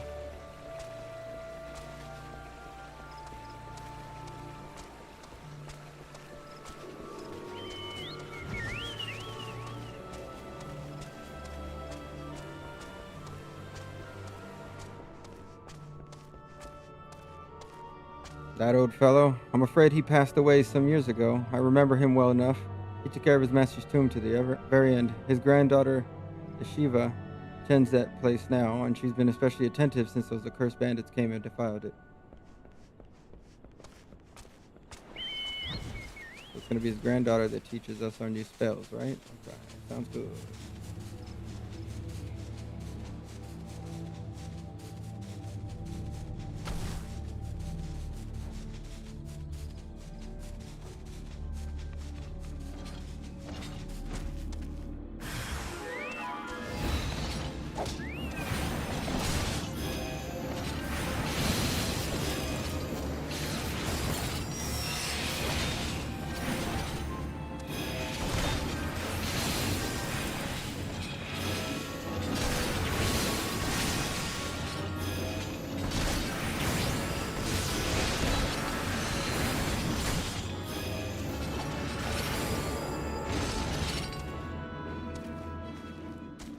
You alright, ma'am? Thank you so much. So focused was I on tending the tomb, I failed to notice the fiends approaching me. What, you're searching for the granddaughter of Master Ottawa's former student? Then you need search no more. I am Shiva. Know that I have taken on my grandfather's responsibilities. If it's within my power to help the Seed Seers, then I should be glad to do so. The taint threatens the Twelveswood. No, Fika, have mercy. As the Seed Seers have surmised, 'twas to purge the taint that Master Ottawa journeyed the length and breadth of the realm. Simply put, the taint is ether that has been befouled. If we are to be rid of it, we must find the source of the corruption and cleanse it. The question is, are the Seed Seers prepared to do as Master Ottawa once did? At any rate, it is best that I speak with them directly. I shall make my way to the Guardian Tree at once. I guess I gotta go back there.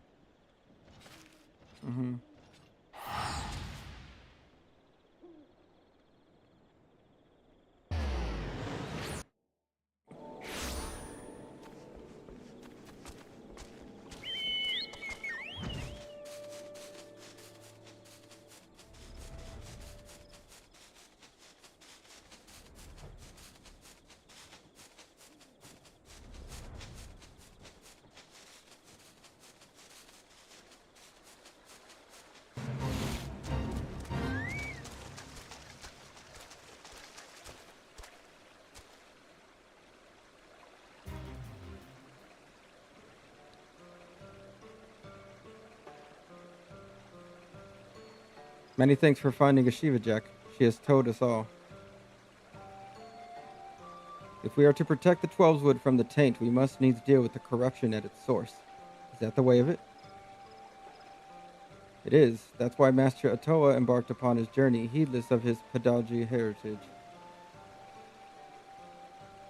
Pedjali, sorry.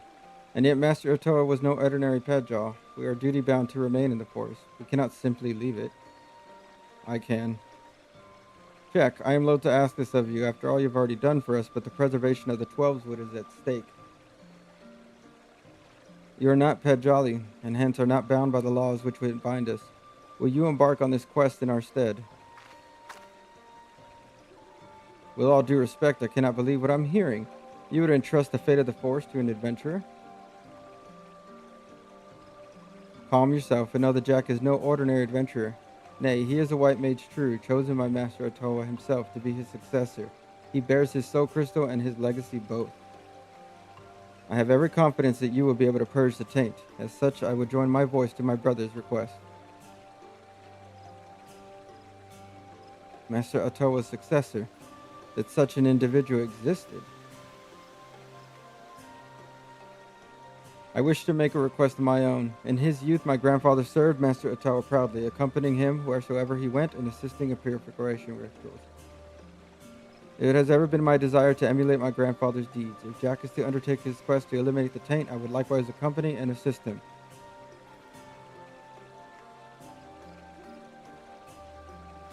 The journey will be fraught with peril. Are you willing to risk life and limb solely for the sake of emulating your grandfather?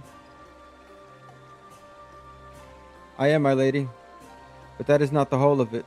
I cannot sit idly by while a threat encroaches upon the Twelveswood. It is our home, and we each of us must do our part to protect it. Our part. I see that your heart is true. Very well. Assuming that Jack consents, and I see no reason why he would not. Thanks for speaking for me. You have our blessing to accompany him. The fate of the Twelveswood is in your hands. We shall pray for your success.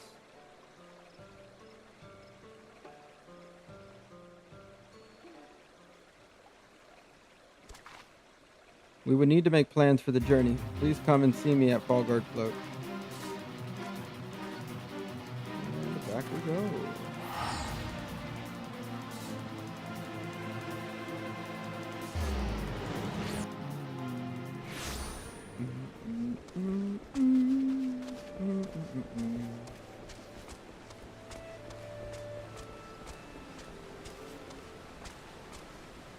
And they call themselves Pedjals. You wonder at my irritation. I shouldn't doubt. I suppose I ought to explain, you see. I was brought up on the tales of Master Ottawa's journeys, the sufferings he endured for the sake of the Twelveswood. Young though I was deeply touched by his courage and sacrifice, and to this day his deeds remain close to my heart. That is why it irks me that the Seed Seers will not lift a finger to help the forest. But thankfully we have you. As Master Ottawa has chosen, you are far more dependable than a Pedjal alive. Now then, let us speak of our journey. Grandfather left his records of Master Ottawa's journeys in my keeping. I shall scour them for clues as to where we must go. While I do this, pray attend to your own preparations. I shall be here when you are ready to strike out.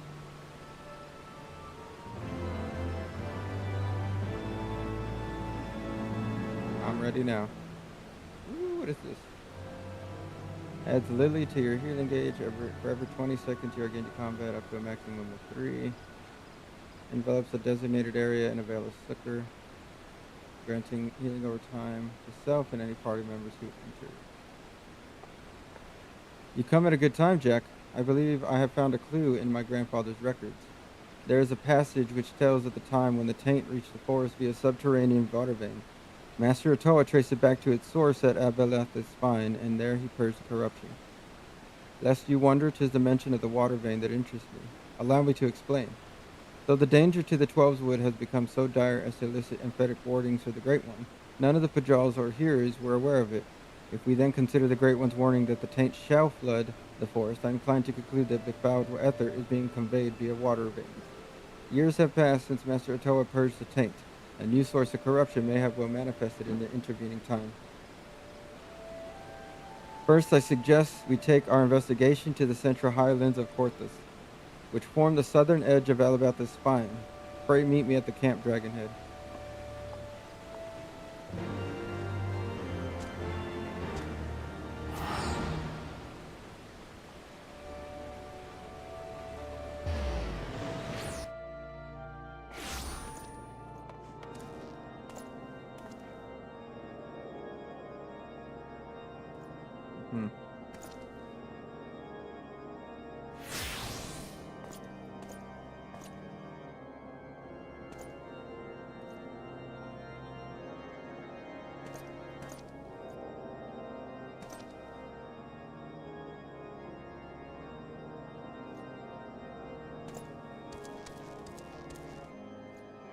Okay.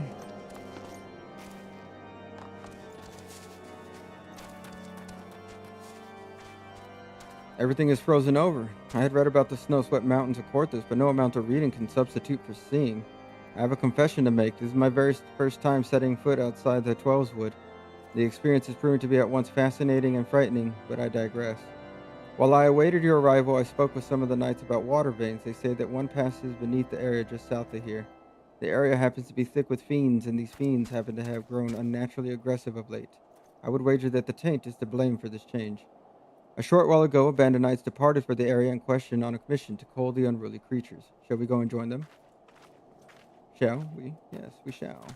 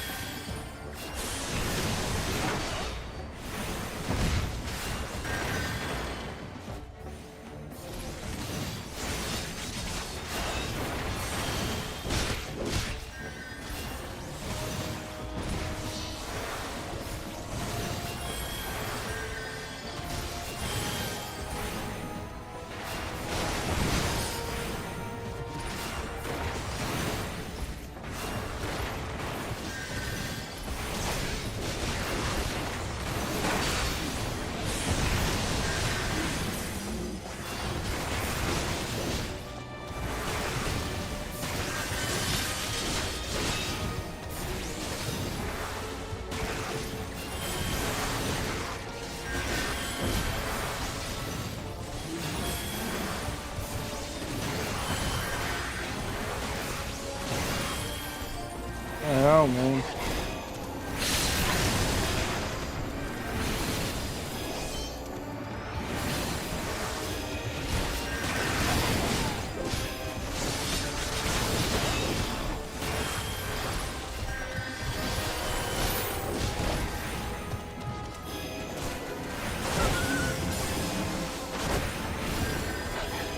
So these guys are supposed to be fighting monsters, right? And they're like Camp Dragonhead dudes, and they can't even do it. Wow.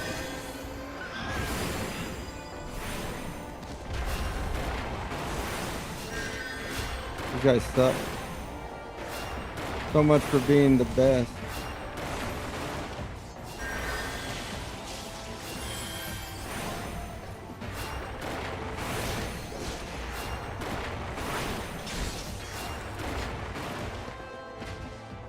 Thank goodness.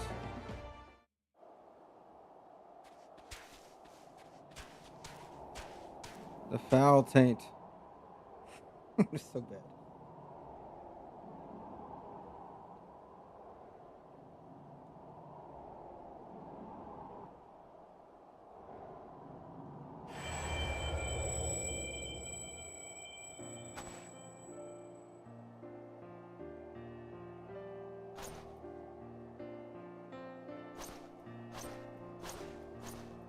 This energy, soothing and pure, just precisely as my grandfather wrote. And you're so crystal, I believe it has taken on a new radiance. In all likelihood, the spirit of Master Atawa within has bestowed upon you greater power. I wonder, could it be the act of purifying serves to empower the White Mage? If this is true, it makes the Pajal's refusal to leave the forest even more incomprehensible. How long will they allow their laws to dictate their actions to the detriment of reason? At any rate, there is not more to do here. Let us return to Camp Dragonhead.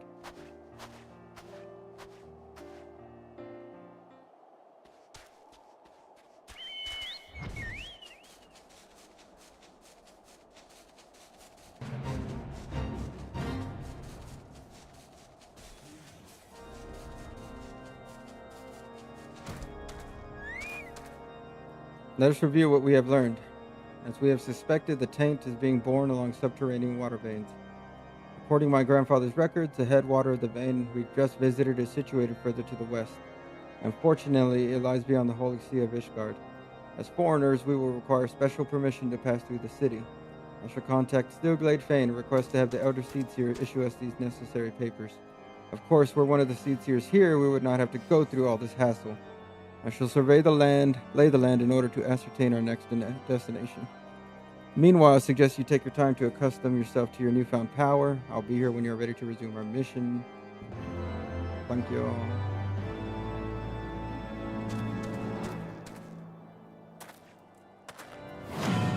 By purifying the taint, you gain new power. Alright.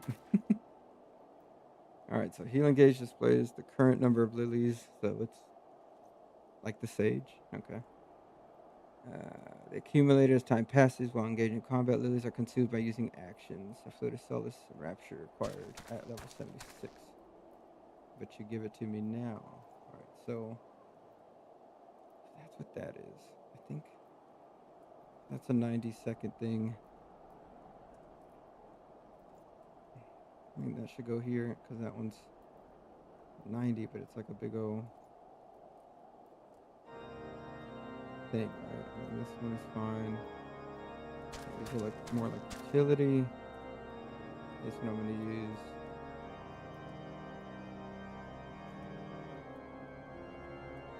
That works better. So then, I don't use that one as often.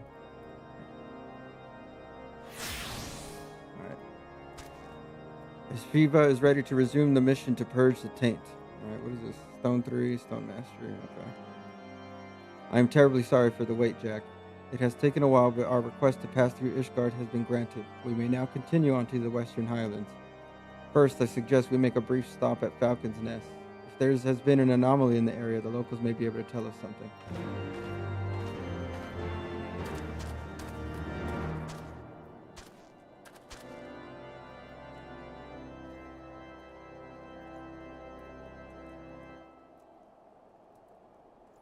It's a single.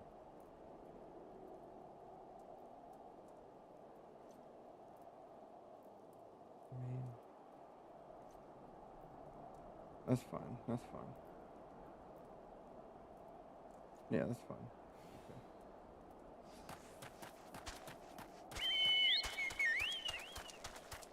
Falcon's Nest. All right.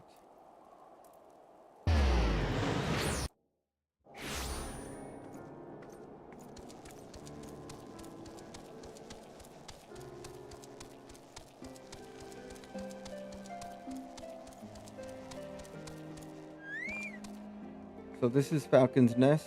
To think that architectural styles can differ so even within the same nation. Going to some new places is a veritable feast for the senses. Such wonders grandfather must have beheld in his journeys with Master Atawa. But such musings must wait. We have a task to do. Let us begin by speaking with the people here. When you have finished, pray come and meet me at the hamlet's northern entrance. Alright, what are we looking for again? We're looking to figure out how to cleanse the taint, right? So, I am unfamiliar with this taint of which you speak. We do consider dragons unclean, however. Speaking of the beasts, lately there have been reports of a strange woman skulking about their remains. We're on the lookout for her, lest she prove to be a heretic.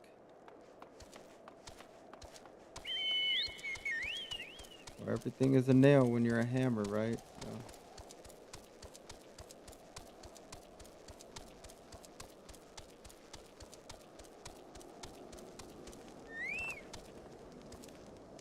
The taint? Never heard of it.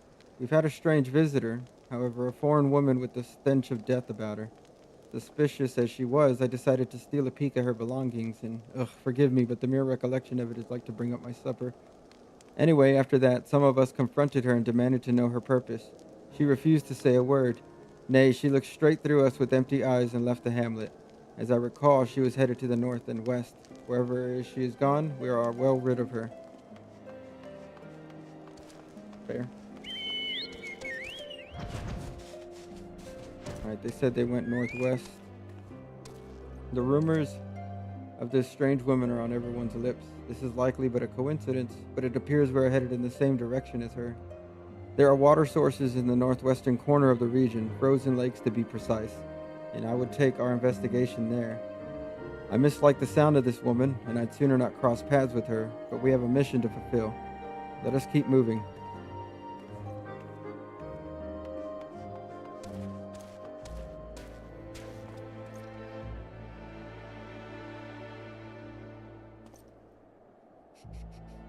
These would be on the same thing. That works, that works. I realize I have a shield now. So... Oh, well no, not till 66. I don't even think about it because I'm running content below that. You gotta be all the way up there, don't you, lady? Good thing we got the flight now.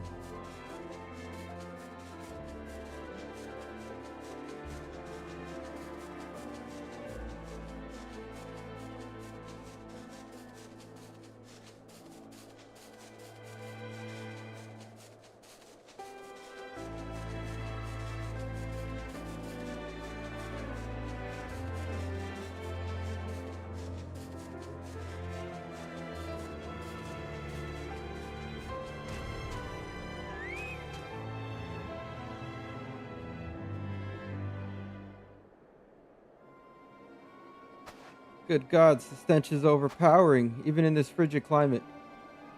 Forgive me for interrupting, but what are you doing? Searching. Rather more damage than I would have liked, but it will serve. After all, the experiment proceeds apace. Experiment? What in the heavens are you doing? Why must I justify myself to you? Facts. Well, I suppose you have no obligation to do so. It's just not every day that I see someone rummaging through a dragon's corpse. So I frightened you then. You find me repulsive like the rest of them. No, you misunderstand. I didn't mean to give offense. Whatever you do is your business, to be sure, but it isn't safe to be alone out here. What would you suggest then? That I find a stout protector like your friend, as if anyone would be willing to help me. This aura you emanate, they sent you to hound me, haven't they? To remind that witch Alaka, that she has no place in the world. Alaka? I am warning you, leave me alone.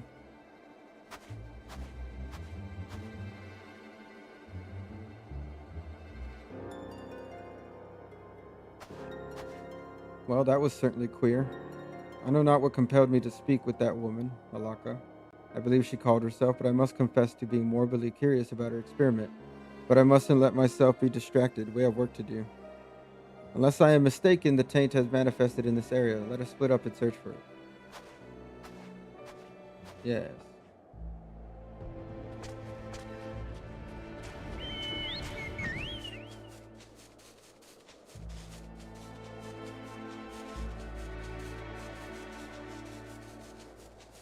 Seems I have found your taint.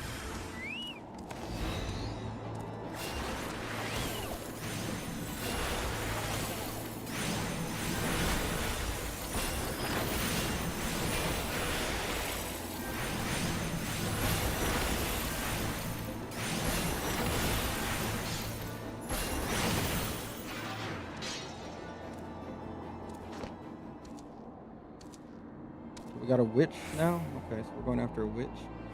When do we get that class? When do we get the witch class?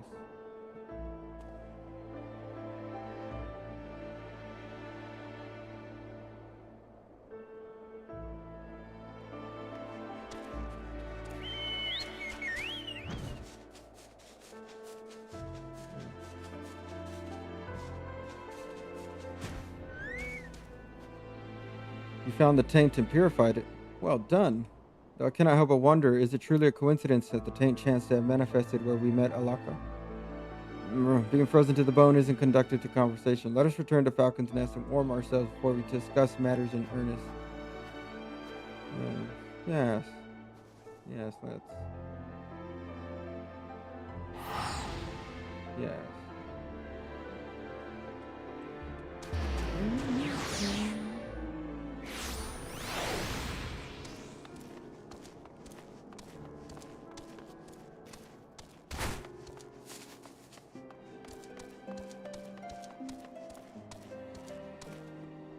With your most recent effort, I sense that your powers continue to grow. Suffice it to say, this is a boon to our cause. The mission proceeds smoothly thus far. If we continue following the water vein, it should lead us to the source of the taint. As for the stranger Alaka, never have I felt so unsettled in someone's presence. I thought that she might be connected to the taint. Also bothers me, but until we know for certain, it avails us not to dwell upon it. For now, I shall resume my investigation of water veins and try to deduce other locations where the taint might appear. Leave the investigative aspect of the mission to me, and pray continue honing your powers of purification. After all, no one else can purge the taint but you. Okay.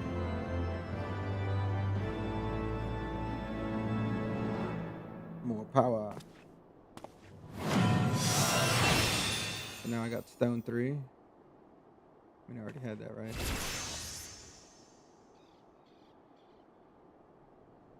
Performing actions that consume lilies. Also nourish the blood lily. The blood lily will bloom after consuming 3 lilies, allowing for the execution of affluitous misery. The healing gauge displays the current number of lilies the white mage has accumulated. Lilies are accumulated as time passes.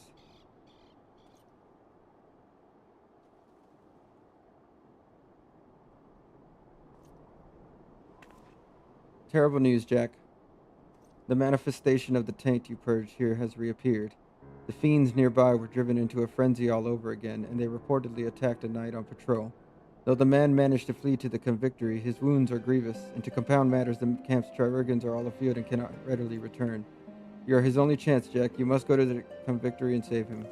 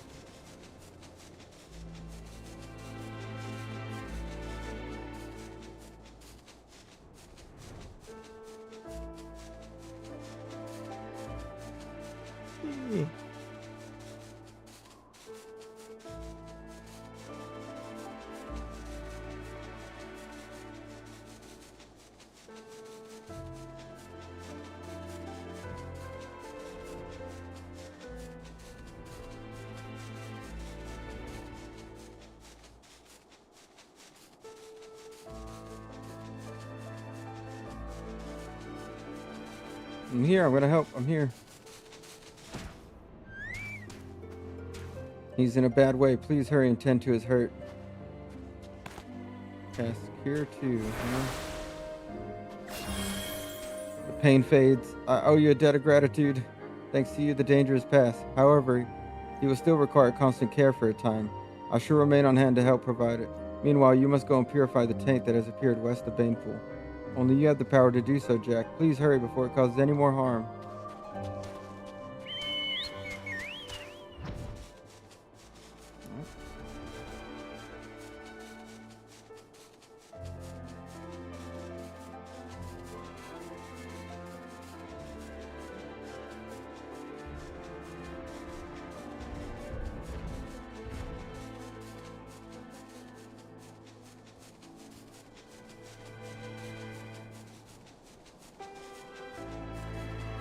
came back, huh?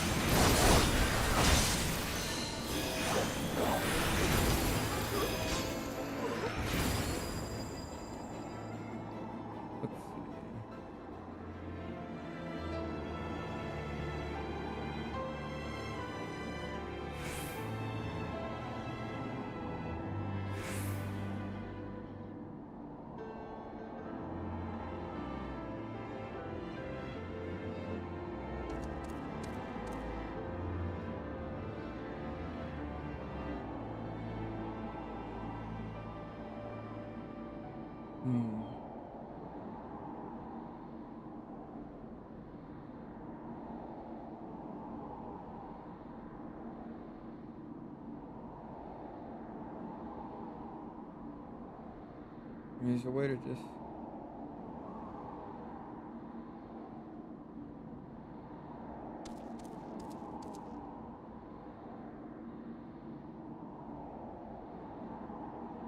Maybe there's not.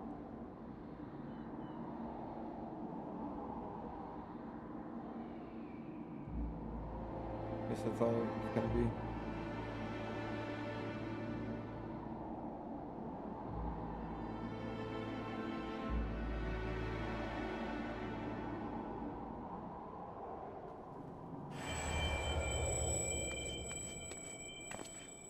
I'm pleased to say that the knight will make a full recovery. Had you not come to his aid, his comrades believed he would have died.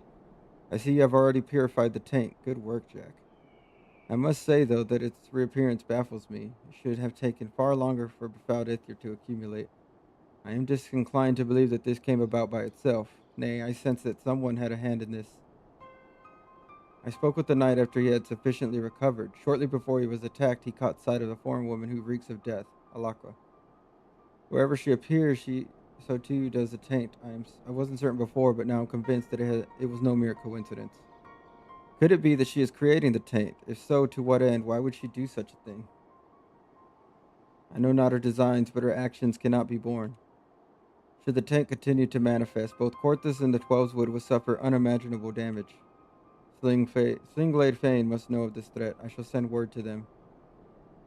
Though I shan't raise my hopes that the Seed Seers will bestir themselves, best to assume that we are on our own. Now then, our priority now is to track down Alaka. The knight said that she was headed west to the Dravanian Forelands. Let's take our search to their main settlement there, Tailfeather, I believe it's called.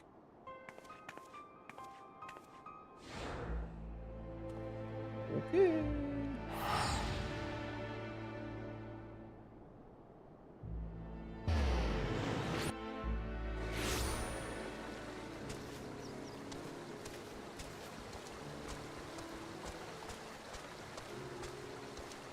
I've spoken with a handful of locals. A strange woman has been witnessed coming and going with some irregularity. I'm reasonably confident that it's Alakwa, but I shall try to gather more information for good measure. Something occurs to me, Jack. If Alakwa is indeed responsible for creating the taint, she did not take kindly to our purifying it. It may well come to a confrontation. Pray use this time to further hone your powers, for we shall have need of them ere long.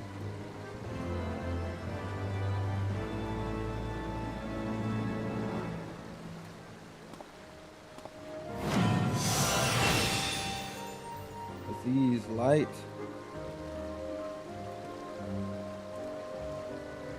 That's 40 seconds and then 90 seconds.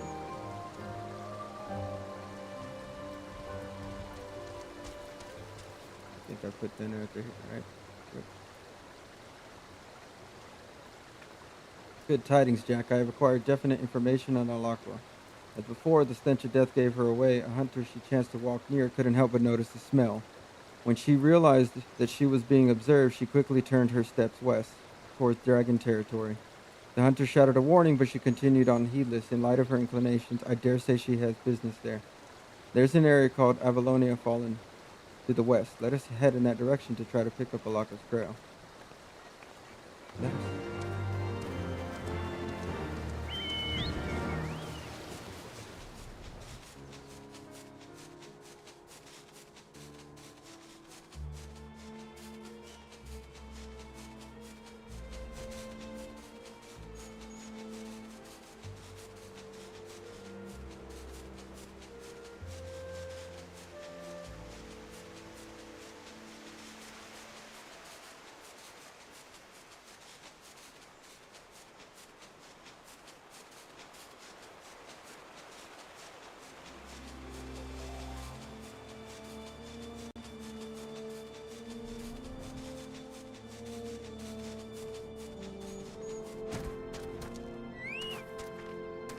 No signs of Alakwa, and the area beyond is fraught with danger. Not even hunters dare venture in.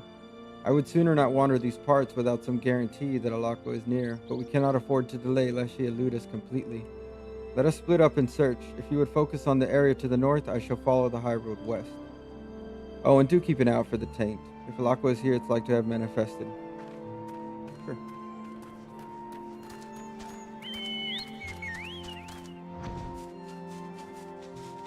And yet we both went west.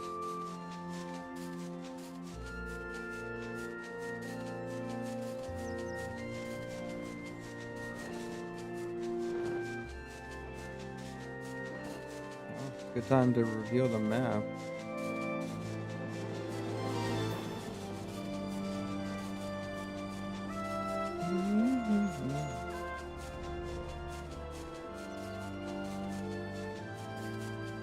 Ah.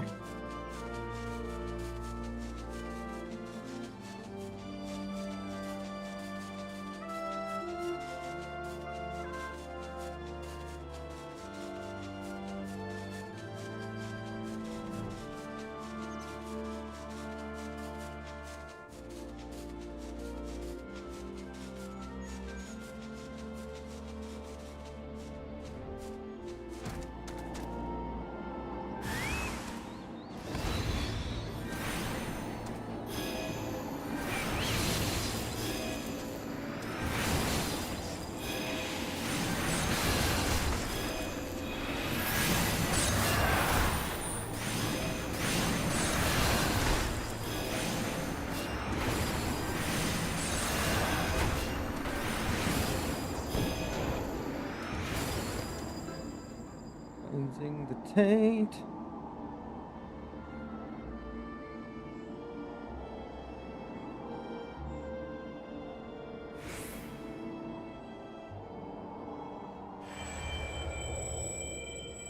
Alakwa's not here. Rejoin Ashiva in the Western High Road. Go join her. All the way back down. Yeah, I mean, the class quests are alright. I guess if you really care about like this kind of lore stuff.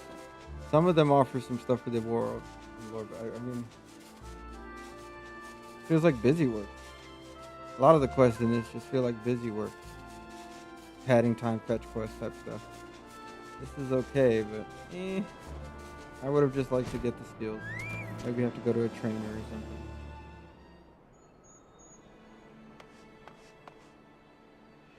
You should not have startled me. You. I see you are the one who undid my work. Why do you interfere with my experiment? So it was you who created the taint. The taint, you say, an insult born of ignorance. What would you so callously destroy the wellspring of life-giving ether? What are you saying? The taint is befouled ether. It destroys life. So you choose to cling to your ignorance like all the others, but it matters not what you think. When my experiment is complete, all the fools who tormented me and mine shall get their comeuppance. No, we won't let you continue your twisted experiment. Jack, stop her. I believe you have more pressing concerns. Drawn to the ether, I shouldn't doubt, or the taint as you insist on calling it, but such details are immaterial. By whatever name it is known, I shall fill the world with it and have my revenge. So then it is bad, like you're trying to... Do not interfere. Consider this your final warning. Hey, how's it going? Alright, let's take out these guys and cleanse the taint.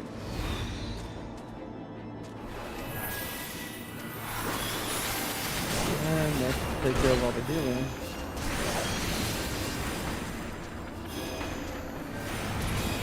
Good to hear that you're great. I'm doing good. I'm just doing these class quests, and then I'm going to be continuing on the story. But it's getting close to that 5 o'clock. Started a little late today.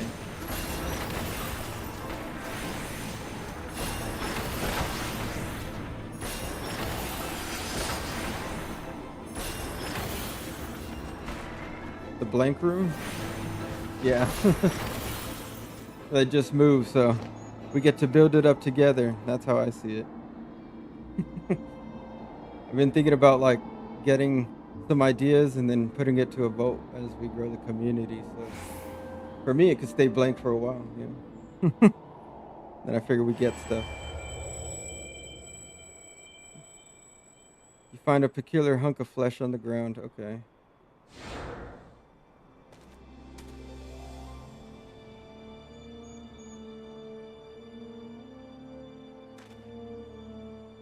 I figured as we grow, maybe we grow the room too, you know? That'd be fun. Thank you, Jack. Again, you have saved me, and again, I am reminded of my own weakness. What do you have there? I play like action RPGs. This is like the first time for this game I'm really trying to give the story a good go. I like the MSQ for the most part. 'Tis well I skipped my last meal. I'd wager this is part of Alaqua's experiment. The seed seers may be able to glean something from it, and yet I find myself loath to seek them out. They haven't lifted so much as a finger to help us. What can we expect of them now? How about, now is not the time to be stubborn. How about that? You have the right of it, Jack. There's more at stake than a difference of opinion.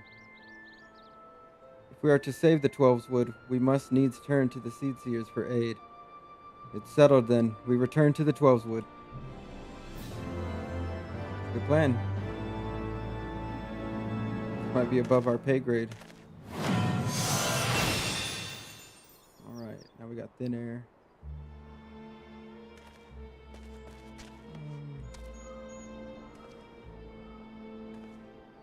Please hold on to the hunk of flesh. It is safer in your keeping. Now then, let us return to Camp Tranquil and explain the situation to the Seed Seers. Sounds good.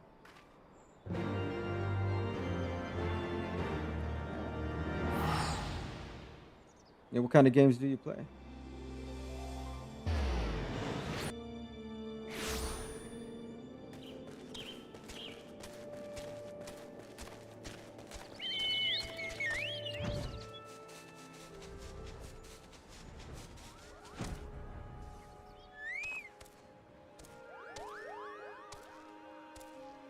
Ah, you are returned.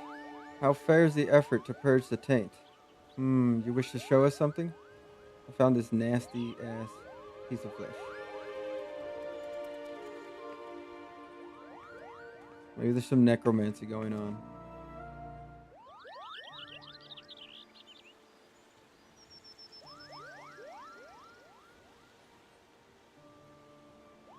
What does it tell us, brother?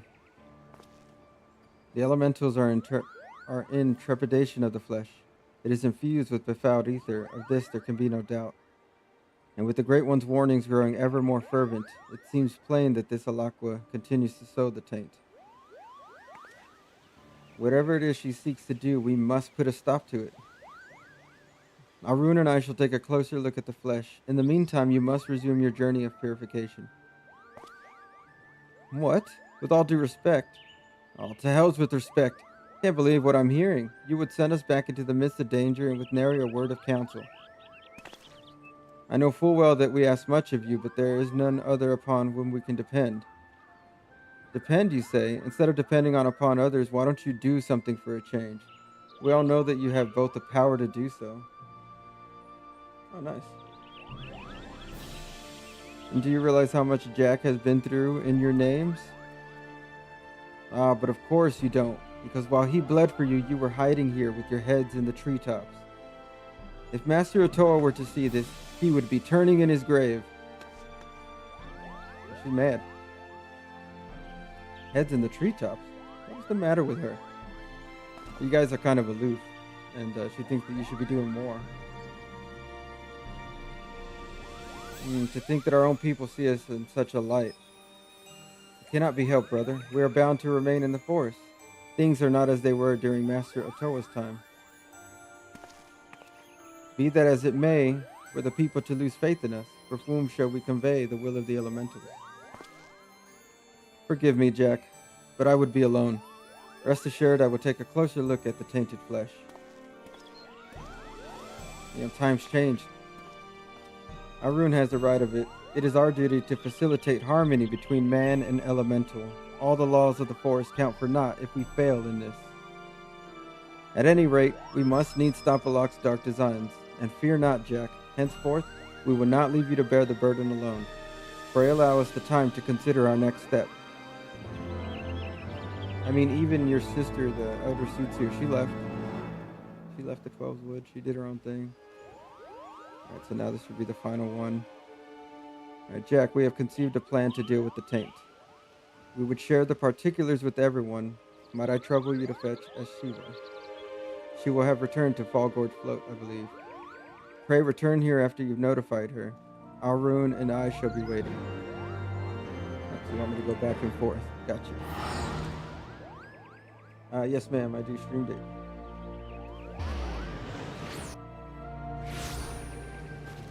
The only days I tend to try to take off are like Sundays, since I try to do all my chores and, you know, have like that one day to, you know, I do most of the stuff with my family and things like that. And then I try to stream mostly during the day, and I'm probably going to start streaming at night. Just probably content with this, but more of like the raids and things, maybe like harder stuff, different things. But while I do the story, I figured I'd do it during the day. And then other games too, since MMORPGs are kind of what I'm going to be playing, along with game launches, you know. So I know that Blood of the Dawn Walker's coming out. Okay. I think you should do it whenever you can. I think even if you do it once a week. The thing I like about it, it just adds more to my gaming. And then I get to talk to people like you every now and again, which is nice. I found if you just do it whenever you can, the right people will show up. Like, you just got to be yourself. I think a lot of people are moving away from the manufactured streamers. Like, that sucks. I'm sorry to hear that.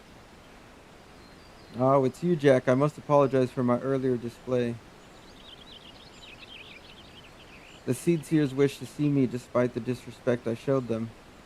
Though their ways baffle me, it cannot be denied that they care for the forest. Perhaps they deserve more credit than I can give. I will go, of course. Let us strike out at once. Alright. Try to keep that temper in check, you know. We gotta get this done. We go back.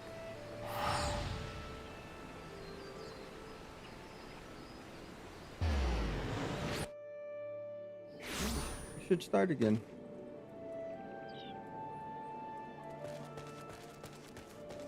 Kind of why I created this whole channel, actually. To always be pushing is just kind of what I've lived by my whole life. Through all life's trials and tribulations, I try to keep going. Worst thing that can happen is you die in life. So I just figure a little pain or a little discomfort's worth getting what you want.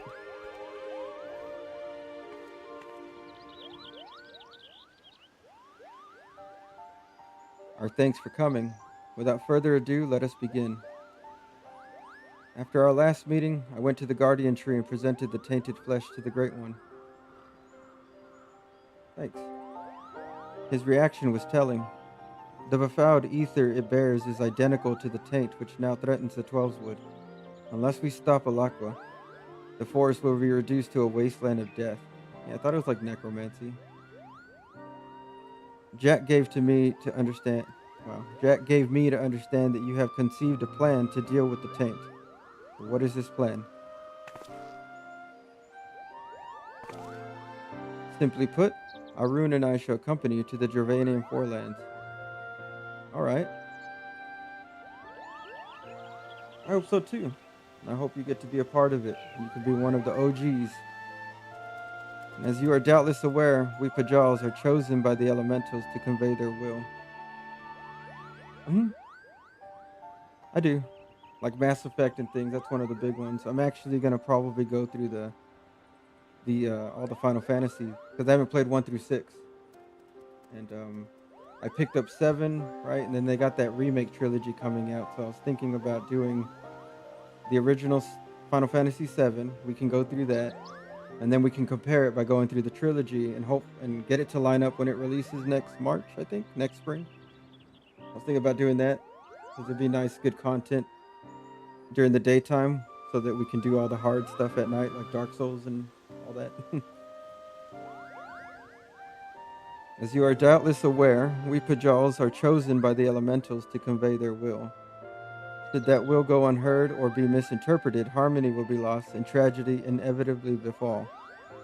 In order to prevent this, we strive to hone our sensitivity to the elementals far beyond the limits of ordinary men, and this sensitivity allows us to perceive even the slightest fluctuations in the ether. With our faculty for sensing ether, Arun and I shall ascertain the site of Alakwa's experiment, and once we find it, we will join our powers to Jack's and purge this taint once and for all. You would leave the forest? But what of the will of the elementals? Rest assured, we have obtained the Elder Seedseer's permission. Our sister shall see to it that the elementals do not go unheard during our absence. There you go, see? Work together. But above all, your words struck home. We will not leave the two of you to bear the burden alone. We shall do all we can to aid you, as Pajals and White Mages both. You truly mean to leave the forest and help us? Head nod. In the heat of the moment, I forgot myself and spoke out of turn. I pray you can forgive me. And I do that too. We all do sometimes, girl. Oh, that's nice. That's good that you make stuff. That's good. Animations. That's something I've been looking into. It'd be nice for probably like Monster Hunter to have a Palico or something. So when I play that, you can maybe have like a Palico doing some funny stuff. There's not to forgive. On the contrary, we are grateful to you for opening our eyes. Now I trust we can rely upon you to guide the way. Listen, Jack. This will be our first time outside the forest, and we will most certainly make fools of ourselves. I would thank you not to enjoy yourself overmuch. I shall escort the Seedseers to Tailfeather. Pray meet us there. Alright. 451. Yeah, we can keep going a bit. And this is the last one, and then that's it. Not bad.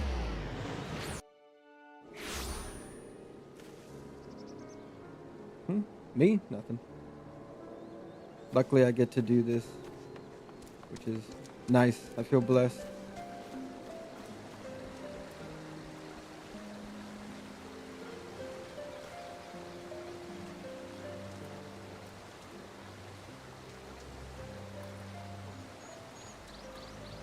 So here we are at Tailfeather.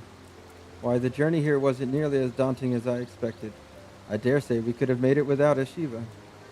Bold words coming from someone who fairly hugged our guide during the entire journey.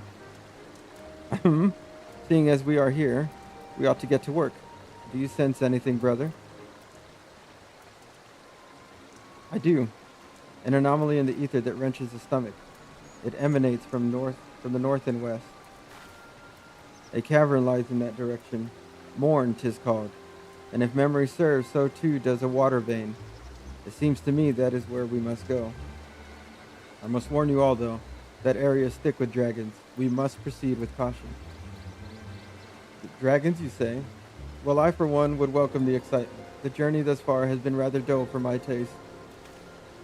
Dull suits us just fine, sister.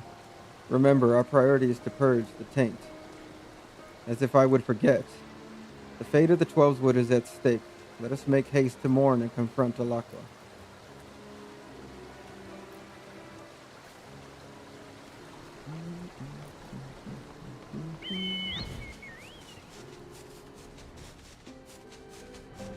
So glad we have this now.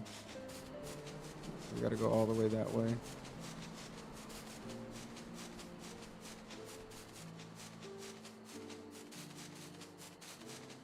Okay, I guess it's in the mountain.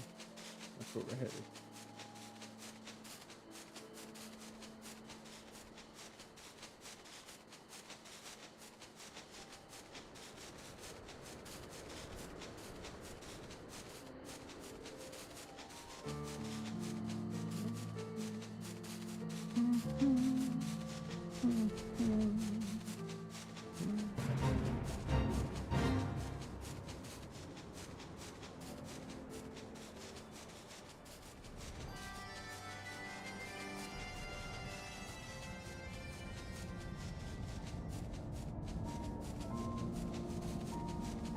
taking me quest.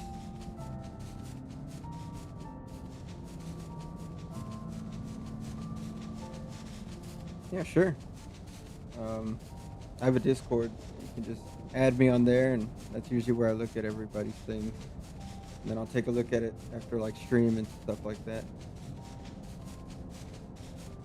Collecting a lot of you, so whenever I need something, I could probably get it done pretty easy, which is nice. It's the same name, Always Be Pushing. It should have the same like thumbnail and everything. That way everybody can find me. Alright, let's do this. Yeah, no worries. And I'll be able to take a look at it soon because I'll probably be done streaming for now here in a bit. 'Cause I gotta do dinner and all that. Let me just add you and I'll take a look at your stuff. I know a lot of people get all whatever, but I welcome all kinds of people. You never know. Like I got the editing and stuff down, but I just started learning how to draw for fun. I don't think I'm gonna be super serial with it. So you're still alive.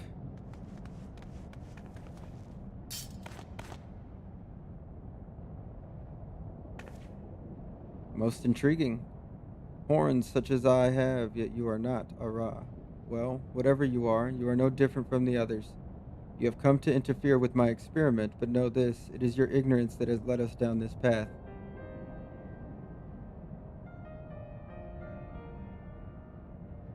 We Ixalia are nomads who roam and live off the land. My tribe was no different. Yet though we did no harm to those whose lands we traversed, they treated us as vermin. In their ignorance they feared us, and that fear manifested as spite and violence. My loved ones and I were cursed at, spat upon, beaten, and worse. It was out of the desire to protect them that I began my research. Such pain we have suffered. I swore that I would visit upon the ignorant masses 100-fold. As soon as I shall fulfill my goal for my experiment has finally borne fruit. Sorry. To be sure, there's still work to be done. Such robust flesh cannot be sustained by ordinary ether. Nay, it must needs be fed something far more potent than the taint. Or the taint. My pet can go only where the taint exists, and so I shall fill the whole world with it. Interesting. Sister, I sense not but befouled ether from that dragon. Hey, me and him have the same staff. Huh. This without a doubt the source of the taint. We must needs purify it a whole. You would get in the way of my vengeance? Then you shall be the first to feel my wrath.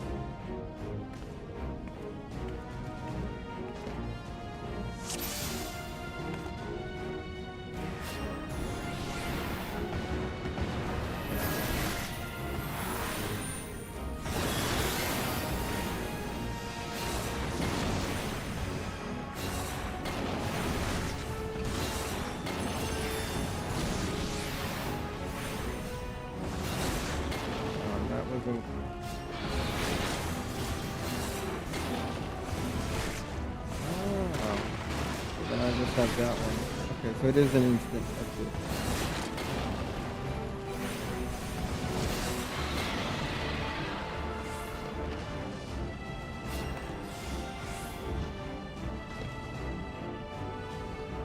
What is dead can never die. Yeah, so it's like necromancy, yeah.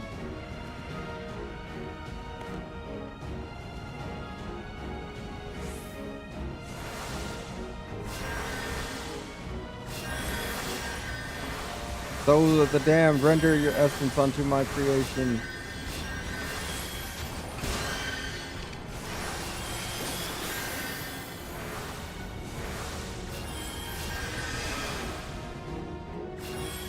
Yeah, you got them. You got them, Shiva. What did this one?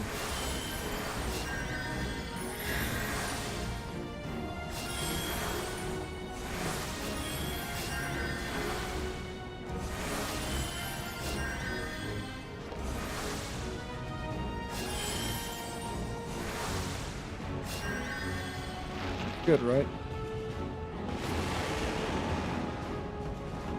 Yeah, I'm learning how to do that, yeah. I gotta start putting some videos out.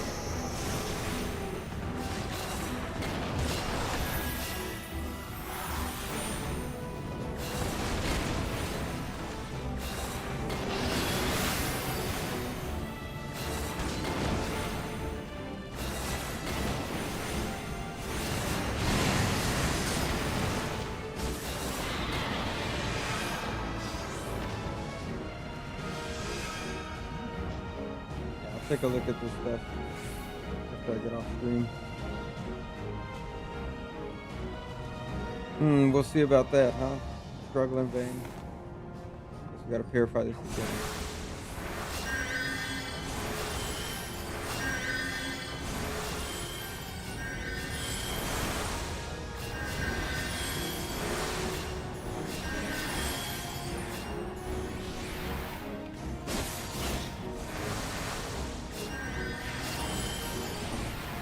So we're fighting a necromancer. That's pretty cool. I want that class. At least the witch class.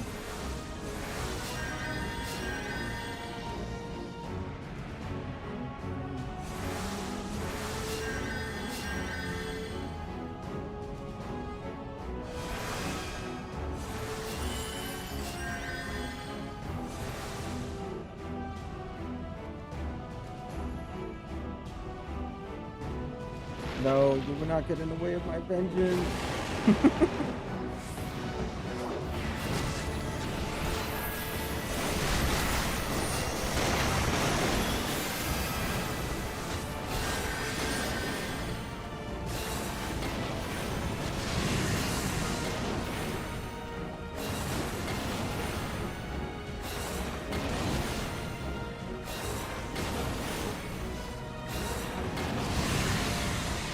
There we go.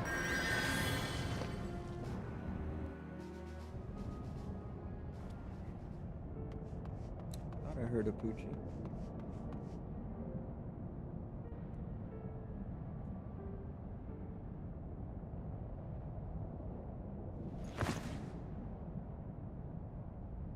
My dreams, all gone to dust.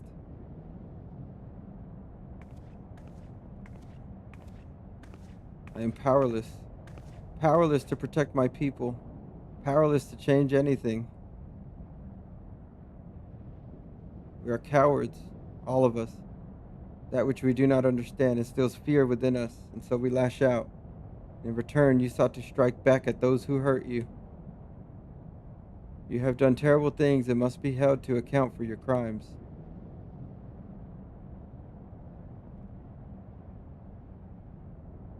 But know that it is not too late to make amends. You still have a chance to atone. Your knowledge may yet be used for good. You need but find a new purpose, and I shall be glad to help you look for it.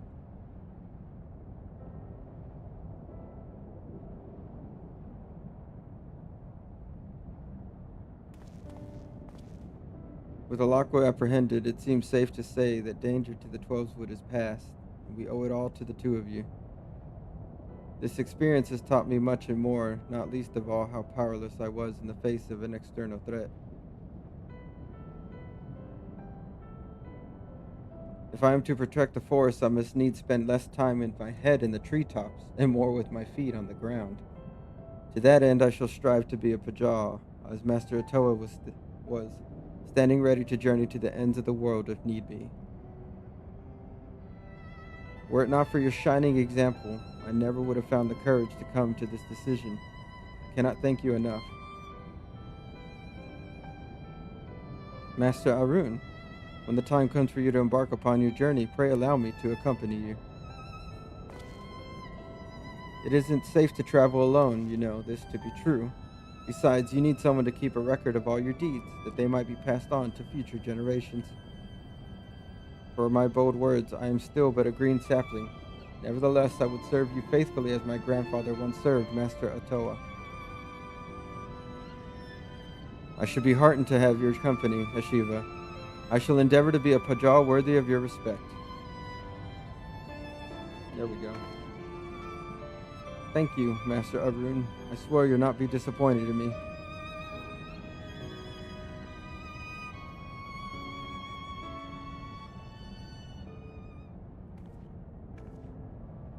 Arun and I shall escort Alakwa and place her in the Wood Whaler's care.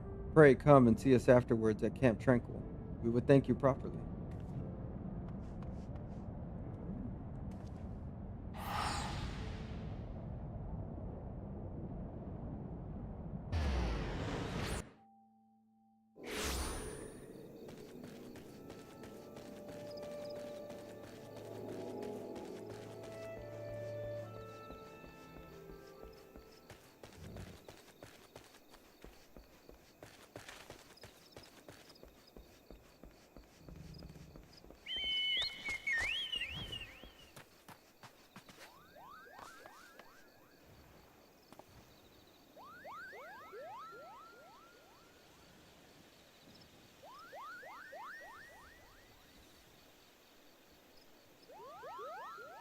During the entire way back, Alakwa did not so much as favor us with a glance, but neither did she attempt to flee. I believe there is hope for her yet. Till such time as she finds a new purpose, I shall visit her cell as often as my duties allow. And with the source of the taint vanished, the Great One's warnings have ceased. We may rest easy for a time. Disaster has been averted thanks to you, and Ashiva, we are eternally in your debt. You are kind for saying so, my lady, but I have done scarcely anything. All your gratitude should be reserved for Jack. Allow me to thank you as well, Jack. Had you not sought me out that day, I may have never found my true calling. Beginning today, I shall accompany Master Arun as he works to maintain peace and harmony within the Twelveswood. I know not where our journeys will take us, but when next we meet, I shall stand before you a stronger woman. We had best be on our way. Fare you well on your journeys, Jack. I look forward to seeing you again within the Twelveswood and without. Well, they pretty much exhausted everything I had intended to say, so I shall say this. I mean to do my part as well. Together with my siblings, I shall work to preserve the harmony of the forest, protecting it from threats both within and without. And as for you, Jack of the White, with your newfound powers, pray continue employing our art for the betterment of the realm. May the light of succor and solace shine whosoever you may go. Well, thank you.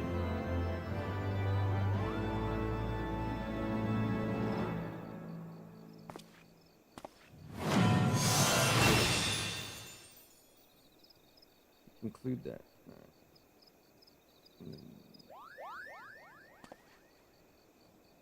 So what is this thing again? It's just a free cure, huh? A free cure every now and again.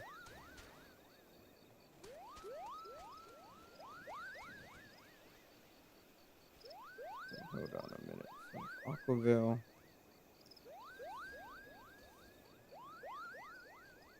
Just a debuff, huh?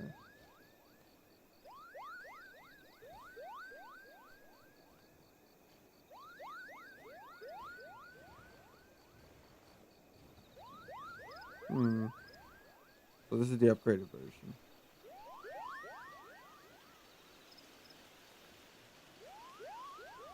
Okay. Yeah, it's fine.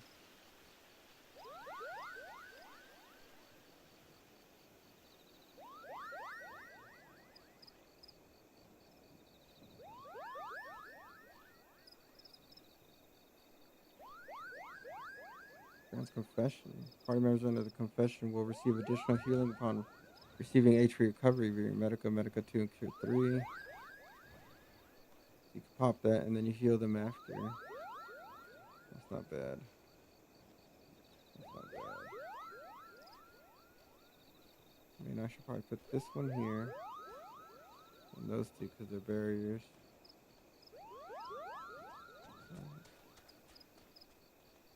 60 seconds, 30 seconds. I mean, that works.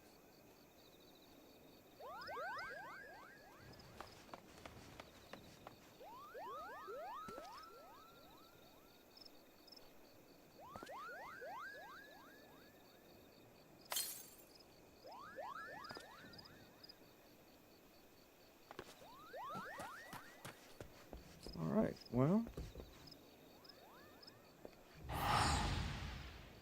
On that, I think that'll be it for now.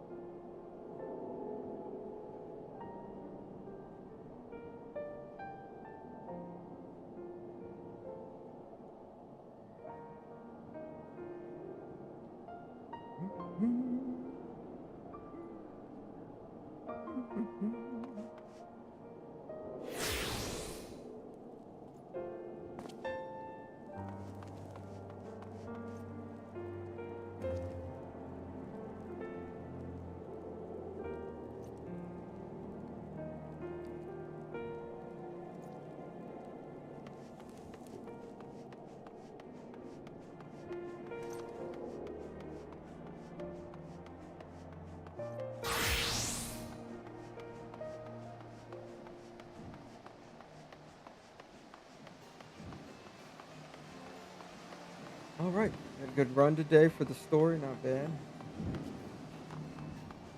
I think we got to take a break from that story, and I got to get dinner and then get ready for tonight. We're gonna go back to raiding Bahamut. I don't know if you guys are interested in doing. We're just doing normals, but I'm doing a minimum eye level, no echo. So we're trying to get that done. Then I'm gonna move into the Savage. Just want to complete everything in ARR, then move on to Heavensward stuff, and then so on and so forth. So if that interests you, let me know. Like, share, and subscribe, and join the conversation. But I wouldn't mind streaming that. But the people I'm streaming with, I'd have to run it by them, whether they want their voices or not. And more than likely, would it be just my voice or not at all or something? And, you know, we can have some music and just have some fun. But yeah, just let me know if that's something you guys be interested in doing. Otherwise, I was just going to put them into a video. I figured once condense it all. But thanks for watching. If you're watching now or later, thank you. As always, keep it pushing. Always be pushing. Never let anybody tell you can't do something, whether it's in a video game or real life. I say this every time to just drive it into people's heads, and I will continue saying it. This is something that's always helped me. And as I always like to say, don't be your biggest enemy. You know, don't let doubt creep in. Enough people in life are going to do that for you. And don't underestimate anyone. That's the best advice I think I ever got from my dad. Is never underestimate anyone.